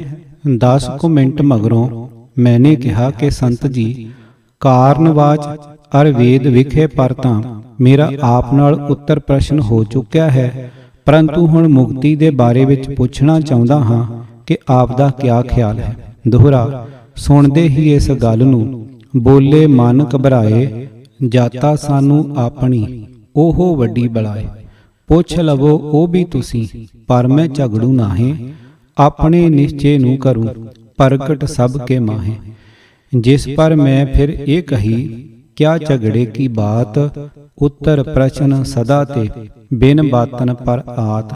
ਭਾਵ ਜਦ ਮੈਂ ਮੁਕਤੀ ਦੇ ਪ੍ਰਸੰਗ ਪਰ ਪੁੱਛਣਾ ਚਾਹਿਆ ਤਦ ਜਿਸ ਤਰ੍ਹਾਂ ਅੱਗ ਦੀ ਡਰੀ ਟਟਹਿਣੇ ਤੋਂ ਡਰਦੀ ਹੈ, ਇਸੇ ਤਰ੍ਹਾਂ ਡਾਕਟਰ ਰਹੀਮ ਖਾਨ ਦੀ ਕੋਠੀ ਤੇ ਡਰੇ ਹੋਏ ਸੁਆਮੀ ਜੀ ਆਖਣ ਲੱਗੇ ਕਿ ਤੁਹਾਡੇ ਨਾਲ ਝਗੜਾ ਨਹੀਂ ਕਰਾਂਗਾ, ਪਰ ਆਪਣਾ ਨਿਸ਼ਚਾ ਦੱਸਾਂਗਾ ਕਿ ਮੁਕਤੀ ਦੇ ਵਿਖੇ ਵਿੱਚ ਕਿਆ ਹੈ। ਜਿਸ ਦਾ ਉੱਤਰ ਮੈਂ ਇਤਨਾ ਹੀ ਦਿੱਤਾ ਕਿ ਝਗੜੇ ਦੀ ਕੋਈ ਬਾਤ ਨਹੀਂ ਹੈ, ਕਿੰਤੂ ਇਹਨਾਂ ਪ੍ਰਸੰਗਾਂ ਪਰ ਸਦਾ ਤੇ ਉੱਤਰ ਪ੍ਰਸ਼ਨ ਹੁੰਦੇ ਚਲੇ ਆਏ ਹਨ। ਸੋ ਮੈਂ ਕੋਈ ਨਵੀਂ ਬਾਤ ਨਹੀਂ ਪੁੱਛਦਾ, ਪਰੰਤੂ ਮੈਂ ਆਪਦੇ ਨਿਸ਼ਚੇ ਵਿੱਚ ਜਿੱਥੇ ਆਪਣੀ ਬੁੱਧ ਅਨੁਸਾਰ ਸੰਸਾ ਪਾਵਾਂਗਾ ਉੱਥੇ ਜ਼ਰੂਰ ਪੁੱਛਾਂਗਾ ਕਿ ਇਹ ਕਿਸ ਤਰ੍ਹਾਂ ਹੈ। ਦੋਹਰਾ। ਇਤਨੀ ਸੁਣ ਕੇ ਬਾਤ ਨੂੰ ਮਨ ਗਏ ਮੁਰਝਾਏ, ਆਖਣ ਜੋ ਕੁਝ ਮੁਝ ਨੂੰ ਆਵੇ ਦਊ ਸੁਣਾਏ। ਇਸ ਤੋਂ ਅੱਗੇ ਮੈਂ ਕਿਹਾ, ਤੁਮਰੇ ਮਤ ਮੈਂ ਮੋਖ, ਕਹੋ ਕੌਣ ਵਿਦ ਹੈ ਲਿਖੀ, ਜੋ ਸਮਝੋ ਨਿਰਦੋਖ। ਭਾਵ ਜਦ ਉਹਨਾਂ ਨੇ ਆਗਿਆ ਦੇ ਦਿੱਤੀ ਤਦ ਮੈਂ ਪੁੱਛਿਆ ਕਿ ਸਵਾਮੀ ਜੀ ਆਪ ਦੇ ਮਤ ਵਿੱਚ ਮੁਕਤੀ ਦਾ ਕਿਆ ਸਰੂਪ ਹੈ ਅਤੇ ਉਸ ਦਾ ਲੱਖਣ ਕਿਆ ਹੈ। ਸਵਾਮੀ ਜੀ ਨੇ ਉੱਤਰ ਦਿੱਤਾ ਕਿ ਮੁਕਤੀ ਦਾ ਅਰਥ ਛੁੱਟ ਜਾਣਾ ਹੈ। ਇਸ ਪਰ ਮੈਂ ਕਿਹਾ ਕਿ ਇਹ ਤਾਂ ਮੁਕਤੀ ਪਦ ਦਾ ਅਰਥ ਹੈ, ਪਰੰਤੂ ਮੇਰਾ ਤਾਤਪਰਜ ਪੁੱਛਣ ਦਾ ਇਹ ਹੈ ਕਿ ਛੁੱਟਣਾ ਕਿਆ ਵਸਤੂ ਹੈ ਅਤੇ ਕਿੰਨਾਂ ਬਾਤਾਂ ਤੇ ਛੁੱਟਣਾ ਹੈ। ਇਸ ਦਾ ਉੱਤਰ ਸਵਾਮੀ ਜੀ ਨੇ ਇਹ ਦਿੱਤਾ ਕਿ ਛੁੱਟਣ ਵਾਲੀ ਵਸਤੂ ਜੀਵਾਤਮਾ ਹੈ ਔਰ ਛੁੱਟਣਾ ਦੇਹ ਵਿੱਚੋਂ ਹੈ, ਜਿਸ ਤੇ ਜੀਵ ਦੇ ਦੁੱਖਾਂ ਦੀ ਨਿਵਰਤੀ ਹੁੰਦੀ ਹੈ। ਇਸ ਪਰ ਮੈਂ ਇਹ ਆਖਿਆ ਕਿ ਜੀਵ ਕਿਸ ਨੂੰ ਆਖਦੇ ਹਨ ਅਰ ਕਿਆ ਸਰੀਰ ਦੇ ਤਿਆਗ ਦਾ ਨਾਮ ਹੀ ਮੁਕਤੀ ਹੈ। ਕਿੰਤੂ ਜੇ ਆਪ ਦਾ ਮਤ ਹੈ ਤਾਂ ਇਹ ਚਾਰ ਵਾਕ ਮਤ ਵਾਲੇ ਵੀ ਮੰਨਦੇ ਹਨ ਕਿ ਮਰ ਗਿਆ ਤਾਂ ਮੁਕਤੀ ਪਾ ਲਈ। ਫਿਰ ਆਪ ਅਤੇ ਚਾਰ ਵਾਕ ਮਤ ਵਿੱਚ ਕਿਆ ਭੇਦ ਹੈ। ਇਸ ਕਥਨ ਪਰ ਸੋਚਣ ਲੱਗੇ ਔਰ 4-5 ਮਿੰਟ ਮਗਰੋਂ ਬੋਲੇ ਕਿ ਜੀਵ ਉਸ ਸੂਖਮ ਤੇ ਚੇਤਨ ਵਸਤੂ ਦਾ ਨਾਮ ਹੈ ਜੋ ਇਸ ਦੇਹ ਦੀ ਅਭਿਮਾਨੀ ਹੈ। ਔਰ ਚਾਰ ਵਾਕ ਮਤ ਵਾਲੇ ਨਾਸਤਕ ਹਨ ਕਿਉਂਕਿ ਉਹ ਵੇਦ ਨੂੰ ਨਹੀਂ ਮੰਨਦੇ। ਫਿਰ ਮੈਂ ਪੁੱਛਿਆ ਕਿ ਜਦ ਜੀਵ ਇਸ ਦੇਹ ਨੂੰ ਤਿਆਗ ਦਿੰਦਾ ਹੈ ਤਦ ਇਸ ਦੇ ਅਭਿਮਾਨ ਤੇ ਰਹਿਤ ਹੋ ਕੇ ਫਿਰ ਕਿਆ ਰੂਪ ਰੱਖਦਾ ਹੈ ਔਰ ਕਿੱਥੇ ਰਹਿੰਦਾ ਹੈ। ਇਸ ਤਰ੍ਹਾਂ ਜੋ ਚਾਰ ਵਾਕ ਨਾਸਤਕ ਹੋ ਕੇ ਮਰਨ ਨੂੰ ਮੁਕਤੀ ਆਖਦੇ ਹਨ, ਸੋਈ ਆਪ ਵੇਦ ਦੇ ਮੰਨਣੇ ਵਾਲੇ ਆਸਤਕ ਮੰਨਦੇ ਹੋ। ਫਿਰ ਆਪ ਔਰ ਉਹਨਾਂ ਵਿੱਚ ਕਿਆ ਭੇਦ ਹੈ, ਕਿਉਂਕਿ ਮੁਕਤੀ ਪੱਖ ਤਾਂ ਦੋਨਾਂ ਦਾ ਇਕੱਠਾ ਹੀ ਹੈ। ਇਸ ਦਾ ਉੱਤਰ ਇਹ ਦਿੱਤਾ ਕਿ ਜੀਵ ਦਾ ਰੂਪ ਉਹ ਰਹਿੰਦਾ ਹੈ ਜੋ ਦੇਹ ਵਿੱਚ ਸਾ ਪਰੰਤੂ ਸੁਤੰਤਰ ਹੁੰਦਾ ਹੈ। ਇਸ ਵਾਸਤੇ ਜਿਸ ਜਗ੍ਹਾ ਇੱਛਾ ਹੁੰਦੀ ਹੈ ਉੱਥੇ ਰਹਿੰਦਾ ਹੈ। ਚਾਰ ਵਾਕ ਜੀਵ ਦਾ ਨਾਸ਼ ਮੰਨਦੇ ਹਨ, ਪਰੰਤੂ ਅਸੀਂ ਨਹੀਂ ਮੰਨਦੇ। ਇਹੋ ਸਾਡੇ ਵਿੱਚ ਔਰ ਉਹਨਾਂ ਵਿੱਚ ਭੇਦ ਹੈ। ਇਸ ਪਰ ਮੈਂ ਕਿਹਾ ਕਿ ਜੇ ਉਹ ਜੀਵ ਦੇਹ ਤਿਆਗ ਕੇ ਵੀ ਉਸੇ ਤਰ੍ਹਾਂ ਰਹਿੰਦਾ ਹੈ ਤਾਂ ਉਸ ਨੂੰ ਆਪਣਾ ਪਤਾ ਹੁੰਦਾ ਹੈ ਕਿ ਨਹੀਂ, ਔਰ ਇਹ ਜਾਣ ਸਕਦਾ ਹੈ ਕਿ ਨਹੀਂ ਜੋ ਮੈਂ ਫਲਾਣਾ ਜੀਵ ਹਾਂ। ਇਸੇ ਪ੍ਰਕਾਰ ਚਾਰ ਵਾਕ ਵੀ ਜੀਵ ਦਾ ਨਾਸ਼ ਨਹੀਂ ਮੰਨਦੇ, ਕਿੰਤੂ ਉਹ ਜੀਵ ਦਾ ਪਰਾਦਰ ਭਾਵ ਤੱਤਾਂ ਵਿੱਚ ਮੰਨਦੇ ਹਨ ਔਰ ਉਹ ਇਹ ਆਖਦੇ ਹਨ ਕਿ ਜੀਵ ਇੱਕ ਪ੍ਰਕਾਰ ਦੀ ਚੇਤਨ ਸੱਤਾ ਹੈ ਜੋ ਤੱਤਾਂ ਦੇ ਮਿਲਾਪ ਨਾਲ ਉਤਪਤ ਹੋ ਜਾਂਦੀ ਹੈ। ਜਿਸ ਤਰ੍ਹਾਂ ਚੂਨਾ ਕੱਥਾ ਪਾਨ ਮਿਲਾਉਣ ਤੇ ਲਾਲ ਰੰਗ ਉਤਪਤ ਹੋ ਜਾਂਦਾ ਹੈ, ਸੇ ਇਸ ਤੇ ਇਹ ਪਾਇਆ ਜਾਂਦਾ ਹੈ ਕਿ ਉਹ ਜੀਵ ਦਾ ਪਰਾਦਰ ਭਾਵ ਤੱਤਾਂ ਵਿੱਚ ਮੰਨਦੇ ਹਨ ਔਰ ਇਹਨਾਂ ਦੇ ਵਿਜੋਗ ਤੇ ਉਸ ਦਾ ਲੈ ਮੰਨਦੇ ਹਨ, ਪਰੰਤੂ ਨਾਸ ਇੱਕ ਹੋਰ ਪਦਾਰਥ ਹੈ ਜੋ ਵਸਤੂ ਦੀ ਅਸਲੀਅਤ ਨੂੰ ਹੀ ਦੂਰ ਕਰ ਦਿੰਦਾ ਹੈ। ਸੋ ਇਹ ਚਾਰ ਵਾਕ ਦਾ ਤਾਤਪਰਜ ਨਹੀਂ ਹੈ। ਸਵਾਮੀ ਜੀ ਨੇ ਆਖਿਆ ਕਿ ਤੁਹਾਡੇ ਪਹਿਲੇ ਪ੍ਰਸ਼ਨ ਦਾ ਉੱਤਰ ਤਾਂ ਇਤਨਾ ਹੀ ਹੈ ਕਿ ਉਸ ਜੀਵ ਆਤਮਾ ਨੂੰ ਗਿਆਨ ਰਹਿੰਦਾ ਹੈ, ਕਿਉਂਕਿ ਗਿਆਨ ਚੇਤਨ ਜੀਵ ਆਤਮਾ ਦਾ ਧਰਮ ਹੈ। ਇਸ ਵਾਸਤੇ ਜੜ ਦੇਹ ਦੇ ਤਿਆਗ ਮਗਰੋਂ ਉਹ ਚੇਤਨ ਗਿਆਨ ਸਰੂਪ ਹੈ। ਦੂਸਰੇ ਪ੍ਰਸ਼ਨ ਦਾ ਇਹ ਉੱਤਰ ਹੈ ਕਿ ਸਾਡਾ ਤਾਤਪਰਜ ਚਾਰ ਵਾਕ ਮਤ ਵਿੱਚ ਜੀਵ ਦਾ ਨਾਸ ਮੰਨਣ ਤੇ ਉਸ ਦਾ ਅਭਾਵ ਅੰਗੀਕਾਰ ਹੈ। ਸੋ ਅਭਾਵ ਚਾਰ ਪ੍ਰਕਾਰ ਦਾ ਹੁੰਦਾ ਹੈ, ਪਰਾਗਾ ਭਾਵ, ਪਰਧੂਸਾ ਭਾਵ, ਅਨਿਓ ਅਣਿਆ ਭਾਵ ਅਤੇ ਅਤਿਅੰਤਾ ਭਾਵ। ਸੋ ਚਾਰ ਵਾਕ ਵੀ ਇਹਨਾਂ ਵਿੱਚ ਹੀ ਜੀਵ ਦਾ ਅਭਾਵ ਮੰਨਦੇ ਹਨ। ਸੋ ਅਭਾਵ ਵੀ ਇੱਕ ਪ੍ਰਕਾਰ ਦਾ ਨਾਸ ਸਮਝਿਆ ਜਾਂਦਾ ਹੈ, ਜਿਸ ਨੂੰ ਸੁਣ ਕੇ ਮੈਂ ਇਹ ਆਖਿਆ। ਦੋਹਰਾ। ਚੇਤਨ ਹੇਤੂ ਗਿਆਨ ਦਾ ਨਹੀਂ ਸਰਬ ਦਾ ਸਤ, ਸੁਖ ਤਪ ਮੈਂ ਨਹੀਂ ਜਾਣਦਾ ਆਪਣੇ ਘਰ ਦੀ ਗਤ। ਭਾਵ ਬੇਸ਼ੱਕ ਸੁਆਮੀ ਜੀ ਨੇ ਜੀਵਾਤਮਾ ਨੂੰ ਗਿਆਨ ਰੂਪ ਆਖ ਕੇ ਇਹ ਸਿੱਧ ਕੀਤਾ ਹੈ ਕਿ ਮੁਕਤ ਹੋ ਕੇ ਅਰਥਾਤ ਦੇਹ ਨੂੰ ਤਿਆਗ ਕੇ ਵੀ ਇਸ ਨੂੰ ਗਿਆਨ ਰਹਿੰਦਾ ਹੈ, ਪਰੰਤੂ ਜਿਸ ਪਰ ਹੇਤੂ ਕੇਵਲ ਚੇਤਨ ਸਰੂਪ ਹੋਣ ਦਾ ਹੀ ਦਿੱਤਾ ਹੈ। ਪਰੰਤੂ ਜਦ ਵਿਚਾਰ ਕੇ ਦੇਖਿਆ ਜਾਂਦਾ ਹੈ ਤਾਂ ਇਸ ਦੇਹ ਦੇ ਵਿੱਚ ਰਹਿ ਕੇ ਵੀ ਚੇਤਨ ਸਰੂਪ ਆਤਮਾ ਹੈ। ਗਿਆਨ ਦੇ ਸਾਧਨ ਅੰਤःਕਰਣ ਅਤੇ ਗਿਆਨ ਇੰਦਰੀਆਂ ਤੇ ਬਿਨਾਂ ਕੋਈ ਗਿਆਨ ਨਹੀਂ ਪਾਇਆ ਜਾਂਦਾ, ਜਿਸ ਦਾ ਦ੍ਰਿਸ਼ਟਾਂਤ ਘੋਰ ਨੀਂਦ ਅਤੇ ਮੂਰਛਾ ਹੈ।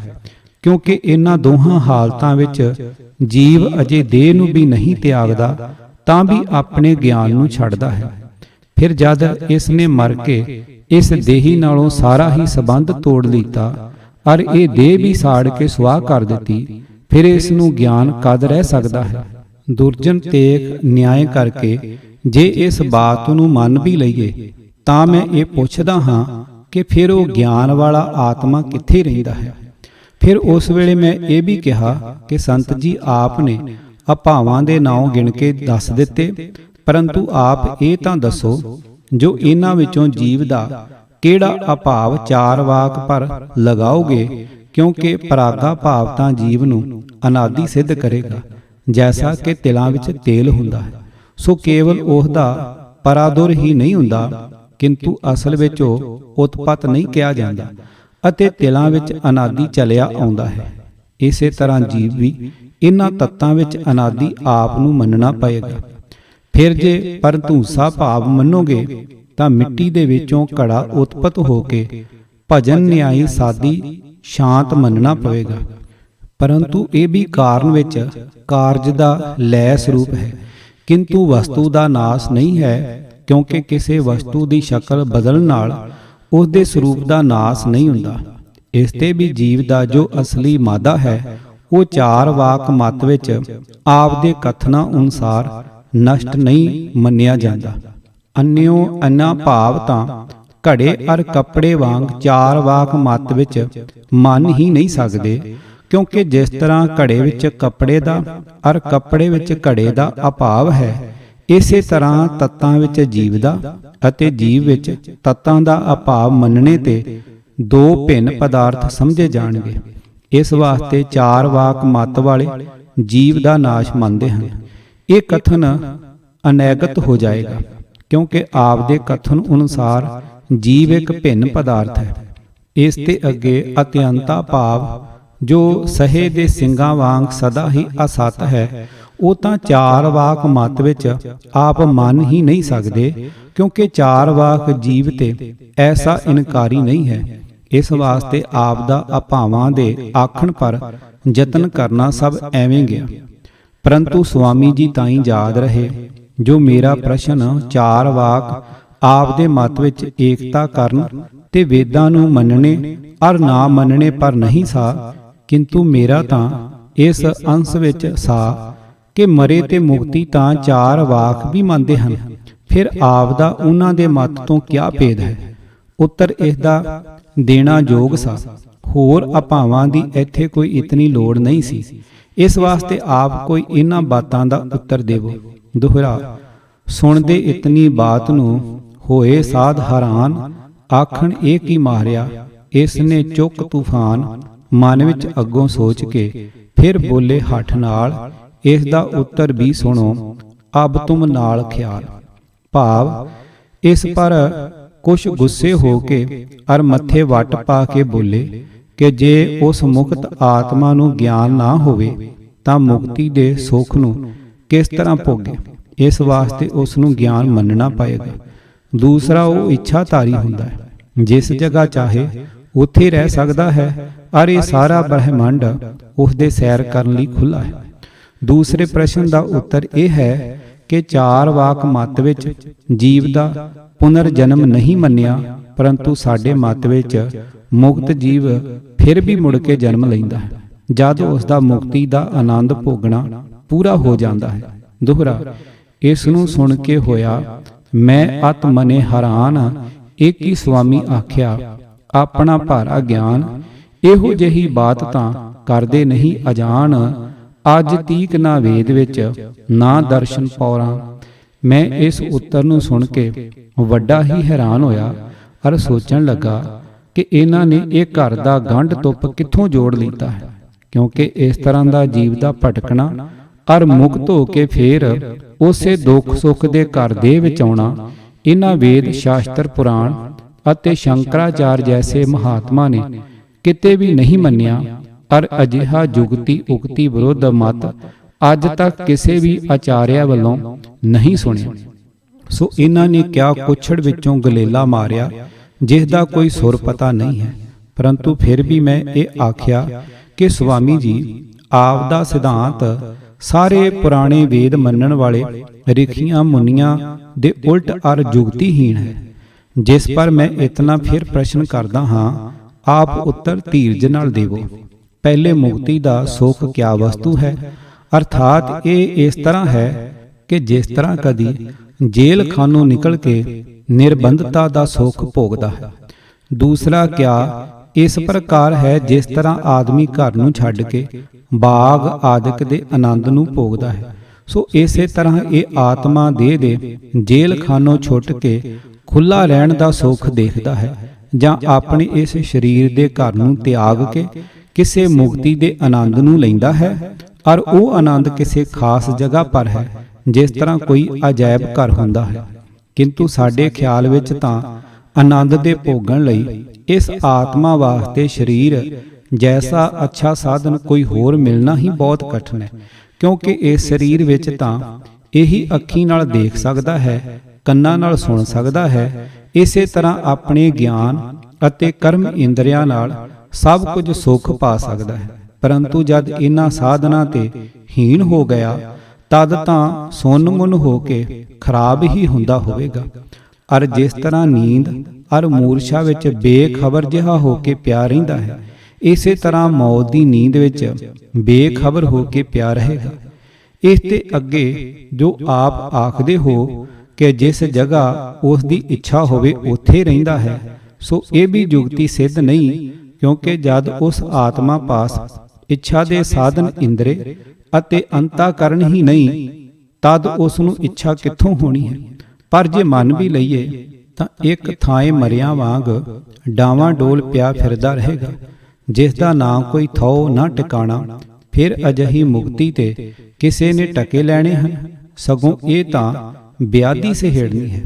ਦੂਸਰਾ ਜੋ ਆਪ ਨੇ ਚਾਰ ਵਾਕ ਨਾਲੋਂ ਆਪਣੇ ਮਤ ਵਿੱਚ ਜੀਵ ਦਾ ਮੁਕਤ ਹੋ ਕੇ ਫੇਰ ਜਨਮ ਪਾਉਣਾ ਦੱਸਿਆ ਹੈ ਅਰ ਮੁਕਤੀ ਦੇ ਸੁੱਖ ਦਾ ਅੰਤ ਮੰਨਿਆ ਹੈ, ਸੋ ਇਹੀ ਉਸ ਵਿਚਾਰੇ ਜੀਵ ਨੂੰ ਇੱਕ ਪਸ਼ੂਆਂ ਦੀ ਪਦਵੀ ਦਿੱਤੀ ਹੈ। ਜਿਸ ਤਰ੍ਹਾਂ ਜਦ ਪਸ਼ੂ ਦਾ ਰੱਸਾ ਗਲੋਂ ਲਾਹ ਕੇ ਉਸ ਨੂੰ ਮੁਕਤ ਕਰ ਦਈਦਾ ਹੈ, ਤਦ ਉਹ ਸੁਤੰਤਰ ਜੰਗਲ ਵਿੱਚ ਜਿੱਥੇ ਚਾਹੁੰਦਾ ਹੈ ਫਿਰਦਾ ਹੈ।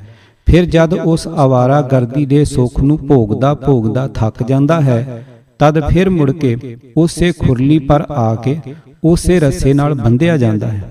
ਇਸੇ ਤਰ੍ਹਾਂ ਇਹ ਜੀਵ ਵੀ ਸਰੀਰ ਦੇ ਰੱਸਿਓਂ ਛੁੱਟ ਕੇ ਪਿਆ ਭਰਮਦਾ ਫਿਰਦਾ ਹੈ ਔਰ ਮੁਕਤੀ ਦਾ ਸੁੱਖ ਭੋਗਦਾ ਹੈ।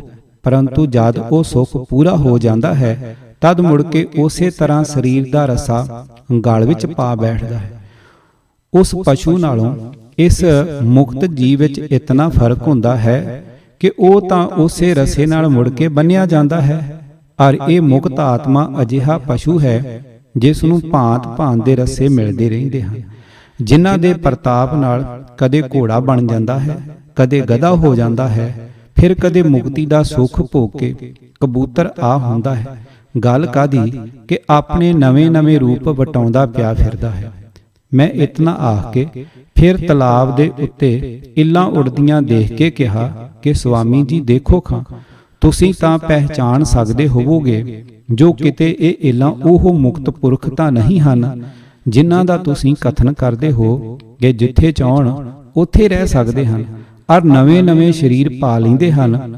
ਸੋ ਸ਼ਾਇਦ ਆਪ ਨੂੰ ਵੇਦ ਪਾਠੀ ਜਾਣ ਕੇ ਦਰਸ਼ਨ ਲਈ ਆਈਆਂ ਹੋਣਗੀਆਂ। ਦੋਹਰਾ ਇਤਨੇ ਆਖਣ ਪਰ ਭਏ ਗੁੱਸੇ ਸੁਆਮੀ ਸਾਧ, ਥੋੜਾ ਹੀ ਬਾਕੀ ਰਿਹਾ ਵਦਨੇ ਵਿੱਚ ਵਿਖਾਦ। ਕਹਿਣ ਲੱਗੇ ਤੁਮ ਕਰਤ ਹੋ ਲੰਬੇ ਝਗੜੇ ਨਿਤ, ਸੁਨ ਕਰ ਹਮਰਾ ਦੁਖਤ ਹੈ ਬਚਨ ਤੁਮਾਰੇ ਚਿਤ। ਭਾਵ ਇਸ ਦਾ ਉੱਤਰ ਹੋਰ ਤਾਂ ਕੁਝ ਨਾ ਦਿੱਤਾ, ਕੇਵਲ ਇਤਨਾ ਹੀ ਆਖਿਆ ਕਿ ਤੁਸੀਂ ਲੰਬੇ ਝਗੜੇ ਛੇੜ ਦਿੰਦੇ ਹੋ, ਇਸ ਵਾਸਤੇ ਸਾਡੇ ਚਿੱਤ ਨੂੰ ਤੁਹਾਡੇ ਕਥਨ ਤੇ ਅਚਰਜ ਹੁੰਦਾ ਹੈ। ਇਸ ਪਰ ਮੈਂ ਕਿਹਾ ਕਿ ਬਾਦਸ਼ਾਹ ਦੇ ਲੰਬੇ ਹੀ ਯੁੱਧ ਹੁੰਦੇ ਹਨ। ਹੋਰ ਮਾੜਾ ਮਾੜਾ ਲੜੇ, ਚੀਖ ਝੰਗਾੜਾ ਪੜੇ ਵਾਲਾ ਕੰਮ ਨਹੀਂ ਹੁੰਦਾ, ਜਿਸ ਤੇ ਆਪ ਨੂੰ ਘਬਰਾਉਣਾ ਨਹੀਂ ਚਾਹੀਦਾ। ਇਸ ਪਰ ਆਖਣ ਲੱਗੇ ਕਿ ਤੁਸੀਂ ਬਾਦਸ਼ਾਹ ਤਾਂ ਬਣ ਗਏ, ਪਰ ਤੁਹਾਡੀ ਫੌਜ ਕਿੱਥੇ ਹੈ? ਜਿਸ ਪਰ ਮੈਂ ਆਖਿਆ ਕਿ ਮੇਰੀ ਫੌਜ ਮਨ, ਬੁੱਧ, ਚਿੱਤ, ਅਹੰਕਾਰ ਹੈ, ਔਰ ਉਕਤੀ ਜੁਗਤੀ ਦੇ ਗੋਲੇ ਮਾਰ ਕੇ ਆਪ ਜੈਸੇ ਮਹਾਤਮਾ ਦੇ ਕਪੋਲ ਕਲਪਤ ਮਤਾਂ ਦੇ ਕਿਲੇ ਨੂੰ ਉਡਾਉਂਦੀ ਹੈ। ਕਿਆ ਆਪ ਦੇਖਦੇ ਨਹੀਂ ਜੋ ਮੇਰੀ ਫੌਜ ਕਿਆ ਕਰਦੀ ਹੈ? ਇਤਨੇ ਪਰ ਆਖਣ ਲੱਗੇ ਕਿ ਤੁਸੀਂ ਬਾਦਸ਼ਾਹ ਹੀ ਸਹੀ, ਪਰ ਅਸੀਂ ਤਾਂ ਇਹੋ ਜਾਣਦੇ ਹਾਂ ਜੋ ਦੱਸ ਚੁੱਕੇ ਹਾਂ। ਜਿਸ ਦਾ ਉੱਤਰ ਮੈਂ ਇਤਨਾ ਦੇ ਕੇ ਆਪ ਕੁਛ ਨਹੀਂ ਜਾਣਦੇ ਉੱਠ ਖੜਾ ਹੋਇਆ, ਔਰ ਉਹ ਬੰਗਾਲੀ ਬਾਬੂ ਵੀ ਮੇਰੇ ਨਾਲ ਹੀ ਤੁਰ ਆਇਆ, ਔਰ ਆਖਣ ਲੱਗਾ, ਮਾਲੂਮ ਨਹੀਂ ਜੋ ਸਵਾਮੀ ਜੀ ਨੇ ਉੱਤਰ ਕਿਉਂ ਨਾ ਦਿਆ। ਮੈਂ ਕਿਹਾ, ਬਾਬੂ ਜੀ, ਜੋ ਹੋਇਆ ਆਪ ਦੇ ਸਾਹਮਣੇ ਹੀ ਹੋਇਆ। ਇਹ ਮੇਰਾ ਅਖੀਰ ਦਾ ਉੱਤਰ ਪ੍ਰਸ਼ਨ ਸਾ, ਜਿਸ ਪਰ ਉਹਨਾਂ ਦਾ ਮੁਕਤੀ ਵਾਲਾ ਖਿਆਲ ਵੀ ਅਯੁਕਤ ਦੇਖਿਆ। ਪੰਡਿਤ ਦਇਆਨੰਦ ਜੀ ਦੀ ਵਿਦਿਆ ਪਰ ਮੇਰੀ ਸੰਮਤੀ। ਦੁਹਰਾ। ਹੁਣ ਮੈਂ ਦੱਸਾਂ ਅੰਤ ਨੂੰ ਜੋ ਵਿਦਿਆ ਦਾ ਹਾਲ ਉਸ ਸਾਧੂ ਵਿੱਚ ਦੇਖਿਆ ਆਪਣੀ ਅੱਖਾਂ ਨਾਲ, ਜਿਸ ਨੂੰ ਸੁਣ ਕੇ ਵਿਗੈ ਜਨ ਸਮਝਣਗੇ ਮਨ ਸਤ, ਭਾਵੇਂ ਮੰਨਣ ਨਾਹੀਂ ਉਹ ਜਿਨ ਘਟ ਨਾਹੀਂ ਮਤ। ਭਾਵ ਸੁਆਮੀ ਦਇਆਨੰਦ ਸਰਸਵਤੀ ਸਾਹਿਬ ਨੂੰ ਮੈਂ ਆਪਣੇ ਅੱਖੀਂ ਅੱਛੀ ਤਰ੍ਹਾਂ ਦੇਖਿਆ ਅਤੇ ਕੰਨੀ ਉਹਨਾਂ ਦੇ ਵਖਿਆਨ ਸੁਣੇ ਸਨ, ਜਿਸ ਤੇ ਉਸ ਵੇਲੇ ਥੋਂ ਲੈ ਕੇ ਅੱਜ ਤੱਕ ਮੈਨੂੰ ਉਹਨਾਂ ਦੀ ਵਿਦਿਆ ਪਰ ਖਿਆਲ ਚੱਲਿਆ ਆਉਂਦਾ ਹੈ। ਸੋ ਸਭਨਾ ਸੱਜਣਾ ਅੱਗੇ ਪ੍ਰਗਟ ਕਰਨਾ ਵੀ ਮੈਂ ਜ਼ਰੂਰੀ ਸਮਝਦਾ ਹਾਂ। ਪਹਿਲੇ ਮੈਂ ਉਹਨਾਂ ਨੂੰ ਉਹਨਾਂ ਦੇ ਧਰਮਾਤਮਾ ਧਰਮ ਤੋਂ ਜ਼ਿਆਦੀ ਸ਼੍ਰੇਣੀ ਦੇ ਵਿੱਚ ਤਾਂ ਕਦੀ ਵੀ ਨਹੀਂ ਗਿਣ ਸਕਦਾ, ਜਿਨ੍ਹਾਂ ਨੂੰ ਲੋਕ ਈਸ਼ਵਰ ਕੋਟੀ ਵਿੱਚ ਗਿਣਦੇ ਹਨ, ਜਾਂ ਜੋ ਖਾਸ ਉਪਦੇਸ਼ ਲੈ ਕੇ ਜਗਤ ਵਿੱਚ ਆਏ ਸਨ ਅਤੇ ਜਿਨ੍ਹਾਂ ਦੇ ਨਿਸ਼ਾਨ ਵੱਡੀ ਭਾਰੀਆਂ ਕੌਮਾਂ ਪ੍ਰਸਿੱਧ ਹਨ। ਦੂਸਰਾ, ਮੈਂ ਉਹਨਾਂ ਨੂੰ ਐਸੇ ਵਿਦਵਾਨਾਂ ਦੀ ਉਸ ਸ਼੍ਰੇਣੀ ਵਿੱਚ ਵੀ ਸ਼ਾਮਲ ਕਰਦਾ ਲੱਜਤ ਹੁੰਦਾ ਹਾਂ, ਜਿਹੜੀ ਹਿੰਦੂ ਲੋਕਾਂ ਵਿੱਚ ਹੀ ਵਿਦਿਆ ਦੀ ਭੰਡਾਰ ਸਮਝੀ ਜਾਂਦੀ ਹੈ। ਜੈਸੇ ਕਿ 6 ਸ਼ਾਸਤਰਾਂ ਦੇ ਵੱਡੇ ਪ੍ਰਸਿੱਧ ਕਰਤਾ ਛੇ ਰਿਖੀ ਗੌਤਮ, ਕਲਪ, ਜੈਮਨ, ਪਤੰਜਲ, ਕਣਾਦ ਅਤੇ ਬਿਆਸ ਮੁਨ ਜੀ ਕਹੇ ਜਾਂਦੇ ਹਨ। ਇਸੇ ਪ੍ਰਕਾਰ ਨੀਤੀ ਕਰਤਾ ਮਨੂ ਜੀ, ਵਸ਼ਿਸ਼ਟ ਜੀ ਅਤੇ ਯਾਗਵਲਕ ਆਦਿਕ ਜੋ ਧਰਮ ਸ਼ਾਸਤਰ ਕਰਤਾ ਹੋਏ ਹਨ, ਕਿਉਂਕਿ ਉਹਨਾਂ ਮੁਨੀਆਂ ਦੇ ਬਣਾਏ ਹੋਏ ਦਰਸ਼ਨਾਂ ਨੂੰ ਅੱਜ ਤੱਕ ਕਿਸੇ ਵਿਦਵਾਨ ਨੇ ਵੀ ਆਪਣੀ ਰਚਨਾ ਨਾਲ ਲੱਜਤ ਨਹੀਂ ਕੀਤਾ, ਔਰ ਬਿਆਸ ਜੀ ਨੇ ਜਿਤਨਾ ਆਪਣੀ ਉਮਰ ਵਿੱਚ ਕੰਮ ਕੀਤਾ ਹੈ ਸੋ ਦੱਸਦਾ ਹੈ ਕਿ ਦੁਨੀਆ ਦੇ ਕਿਸੇ ਪੰਡਤ ਨੇ ਵੀ ਨਹੀਂ ਕੀਤਾ। ਜੈਸਾ ਕਿ ਵੇਦ ਦਾ 4 ਸ਼੍ਰੇਣੀਆਂ ਵਿੱਚ ਵੰਡਣਾ, ਵੇਦਾਂਤ ਸ਼ਾਸਤਰ ਦਾ ਰਚਨਾ, ਫਿਰ ਮਹਾਭਾਰਤ ਅਤੇ 18 ਪੁਰਾਣ ਔਰ 18 ਉਪ ਪੁਰਾਣਾਂ ਦਾ ਬਣਾਉਣਾ ਸਾਬਤ ਕਰਦਾ ਹੈ ਕਿ ਇਸ ਦੁਨੀਆ ਪਰ ਉਹ ਇੱਕ ਅਦੁੱਤੀ ਪੰਡਤ ਸਾ, ਸਮਾਜੀ ਭਾਈਆਂ ਦਾ ਗੁਰੂ। ਉਸ ਦੇ ਸ਼ਿਸ਼ਾਂ ਦੇ ਸ਼ਿਸ਼ਾਂ ਬਰਾਬਰ ਆਖਣਾ ਵੀ ਇੱਕ ਉਪਹਾਸਯੋਗ ਬਾਤ ਹੈ। ਫਿਰ ਸ਼ੰਕਰ ਜੀ ਜੈਸੇ ਪੂਰਨ ਵਿਦਵਾਨ ਦੇ ਸਾਹਮਣੇ ਵੀ ਜੇ ਕਦੇ ਦਇਆਨੰਦ ਜੀ ਦੀ ਵਿਦਿਆ ਦਾ ਮੁਕਾਬਲਾ ਕੀਤਾ ਜਾਏ ਤਾਂ ਵੀ ਇਸ ਤਰ੍ਹਾਂ ਸਮਝਿਆ ਜਾਏਗਾ ਜਿਸ ਤਰ੍ਹਾਂ ਅਮੋਲਕ ਰਤਨ ਦੇ ਨਾਲ ਇੱਕ ਬਲੌਰ ਦੇ ਥਾਵੇਂ ਦਾ ਮੁੱਲ ਹੁੰਦਾ ਹੈ। ਜਿਸ ਤੇ ਮੈਂ ਸ਼ੰਕਰਾਚਾਰਿਆ ਦੇ ਨਾਮ ਨਾਲੋਂ ਵੀ ਇਹਨਾਂ ਦੇ ਨਾਮ ਨੂੰ ਜੁਦਾ ਰੱਖਣਾ ਹੀ ਅੱਛਾ ਸਮਝਦਾ ਹਾਂ। ਇਸ ਤੇ ਉੱਤਰ ਕੇ ਜੋ ਇਹਨਾਂ ਦੇ ਸਮਿਆਂ ਤੋਂ ਕੁਛ ਦਿਨ ਪਹਿਲੇ ਅਰਜਾਂ ਕੁਛ ਕਾਲ ਇਹਨਾਂ ਦੇ ਹੁੰਦਿਆਂ ਵੀ ਵਿਦਵਾਨ ਸੇ, ਉਹਨਾਂ ਦੇ ਨਾਲ ਵੀ ਜੇ ਇਹਨਾਂ ਦਾ ਮੁਕਾਬਲਾ ਕੀਤਾ ਜਾਏ ਤਾਂ ਵੀ ਸਾਧੂ ਜੀ ਪੂਰੀ ਨਹੀਂ ਉਤਰਨਗੇ, ਕਿਉਂਕਿ ਪੰਡਤ ਜੋਤੀ ਸਰੂਪ ਦੇ ਸਾਹਮਣੇ ਕਨਖੜ ਵਿੱਚ ਸੁਆਮੀ ਦਇਆਨੰਦ ਜੀ ਨੇ ਚੁੱਪ ਤੇ ਬਿਨਾ ਹੋਰ ਕੁਛ ਵੀ ਨਹੀਂ ਕੀਤਾ ਸਾ। ਇਸੇ ਤਰ੍ਹਾਂ ਪੰਡਤ ਨਿਸ਼ਚਲ ਦਾਸ ਅਰੇਚਿਤ ਪੁਸਤਕਾਂ ਦੇ ਬਰਾਬਰ ਉਹਨਾਂ ਦੀ ਇੱਕ ਪੁਸਤਕ ਵੀ ਨਹੀਂ ਹੈ ਕਿ ਮੁਕਾਬਲਾ ਕਰ ਸਕੇ। ਇਹ ਬਾਤ ਕੋਈ ਪਰੋਖ ਨਹੀਂ ਹੈ।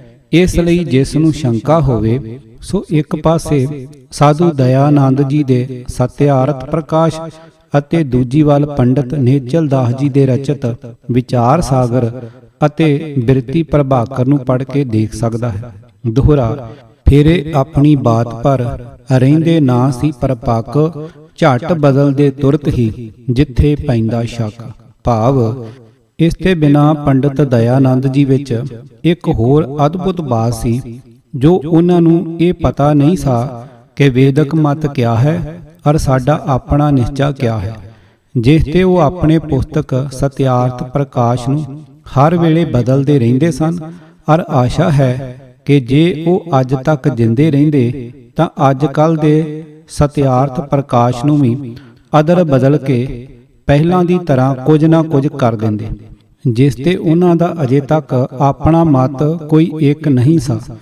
ਇੱਕ ਵੇਰ ਉਹਨਾਂ ਨੇ ਬ੍ਰਹਮ ਸਮਾਜ ਦੇ ਮੰਦਰ ਵਿੱਚ ਵਿਖਿਆਨ ਦਿੱਤਾ, ਜਿਸ ਵਿੱਚ ਇਹ ਸਾਬਤ ਕੀਤਾ ਕਿ ਸੂਰਜ ਪ੍ਰਿਥਵੀ ਦੇ ਗਿਰਦੇ ਭਰਮਣ ਕਰਦਾ ਹੈ।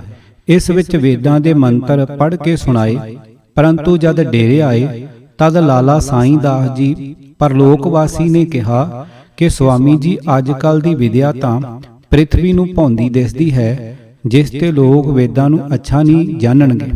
ਇਸ ਪਰ ਬੋਲੇ ਕਿ ਤੁਸੀਂ ਸਾਨੂੰ ਪਹਿਲੇ ਦੱਸਣਾ ਸਾ, ਜਿਸ ਤੇ ਹੁਣ ਕੱਲ ਨੂੰ ਇਸ ਦਾ ਖੰਡਨ ਕਰਾਂਗੇ। ਦੂਜੇ ਦਿਨ ਆਪਣੇ ਵਿਖਿਆਨ ਵਿੱਚ ਕਿਹਾ, ਜੋ ਅਸੀਂ ਕੱਲ ਦੇ ਵਿਖਿਆਨ ਦੁਆਰਾ ਧਰਤੀ ਖੜੀ ਔਰ ਸੂਰਜ ਭੌਂਦਾ ਦੱਸਿਆ ਹੈ, ਸੋ ਵਾਦੀ ਦਾ ਕਥਨ ਸਾ, ਜਿਸ ਤੇ ਉਹ ਵੇਦਾਂ ਮੰਤਰਾਂ ਦੇ ਇਸ ਤਰ੍ਹਾਂ ਅਰਥ ਕਰਦੇ ਹਨ, ਪਰੰਤੂ ਅਸਲ ਵਿੱਚ ਇਹਨਾਂ ਮੰਤਰਾਂ ਤੇ ਸੂਰਜ ਫਿਰਦਾ ਨਹੀਂ ਸਿੱਧ ਹੁੰਦਾ, ਕਿੰਤੂ ਧਰਤੀ ਭੌਂਦੀ ਹੈ। ਅਸੀਂ ਉਹਨਾਂ ਦਾ ਨਿਸ਼ਚਾ ਇਸ ਤਰ੍ਹਾਂ ਨਾਲ ਦੇਖਿਆ ਹੈ ਜੋ ਪਰਪੱਕ ਨਹੀਂ ਸਾ।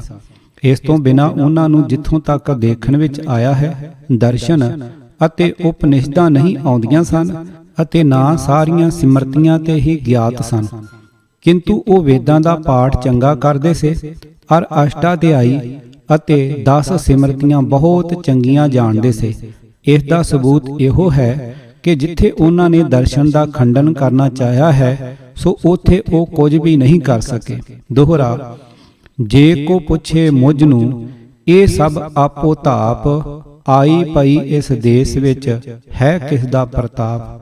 ਭਾਵ, ਜੇ ਕੋਈ ਮੈਨੂੰ ਇਹ ਪੁੱਛੇ ਕਿ ਜੇ ਉਹਨਾਂ ਦੀ ਵਿਦਿਆ ਬੁੱਧ ਦਾ ਇਹ ਹਾਲ ਸੀ ਤਾਂ ਇਸ ਦੇਸ਼ ਵਿੱਚ ਇਹ ਸ਼ੋਰ ਸ਼ਰਾਬਾ ਕਿਉਂ ਪੈ ਗਿਆ, ਇਸ ਦਾ ਉੱਤਰ ਇਤਨਾ ਹੀ ਹੈ ਕਿ ਉਸ ਵੇਲੇ ਦੇ ਪੰਡਤ ਵੇਦ ਅਤੇ ਵਿਆਕਰਨ ਘੱਟ ਜਾਣਦੇ ਸੇ, ਜਿਸ ਤੇ ਪੰਜਾਬ ਵਿੱਚ ਉਹਨਾਂ ਨੇ ਕਾਮਯਾਬੀ ਹਾਸਲ ਕਰ ਲਈ, ਜਿਸ ਦਾ ਕੇਵਲ ਸਬੂਤ ਇਹ ਹੈ ਦੱਖਣ ਅਤੇ ਬੰਗਾਲ ਵਿੱਚ ਉਹਨਾਂ ਨੂੰ ਕੋਈ ਵੀ ਨਹੀਂ ਜਾਣਦਾ।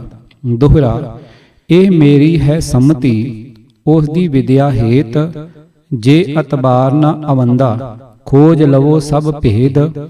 ਮਨ ਦੇ ਵਿਦਿਆ ਨੂੰ ਪੜੋ ਵੇਦ ਔਰ ਸਭ ਭਾਸ, ਤਦ ਆਪੇ ਲਖ ਲਵੋਗੇ ਜੋ ਹੈ ਸਤ ਬਲਾਸ। ਨਾਲ ਦਇਆਨੰਦ ਸਾਧ ਦੇ ਇਹ ਹੋਏ ਪ੍ਰਸੰਗ, ਜਿਸ ਨੂੰ ਪੜ ਕੇ ਸੁਜਨ ਜਨ ਮਨ ਮੈਂ ਹੋਵਨ ਦੰਗ। ਜੇਕਰ ਕੋਈ ਉਹਨਾਂ ਦਾ ਚੇਲਾ ਕਰੇ ਘੁਮੰਡ, ਤਾਂ ਮੈਂ ਸਦ ਹੀ ਤਿਆਰ ਹਾਂ ਖੋਲਣ ਹੇਤ ਪਾਖੰਡ। ਇਤੀ ਲੇਖਕ ਗਿਆਨੀ ਦਿੱਤ ਸਿੰਘ। ਵਾਹਿਗੁਰੂ ਜੀ ਕਾ ਖਾਲਸਾ, ਵਾਹਿਗੁਰੂ ਜੀ ਕੀ ਫਤਿਹ।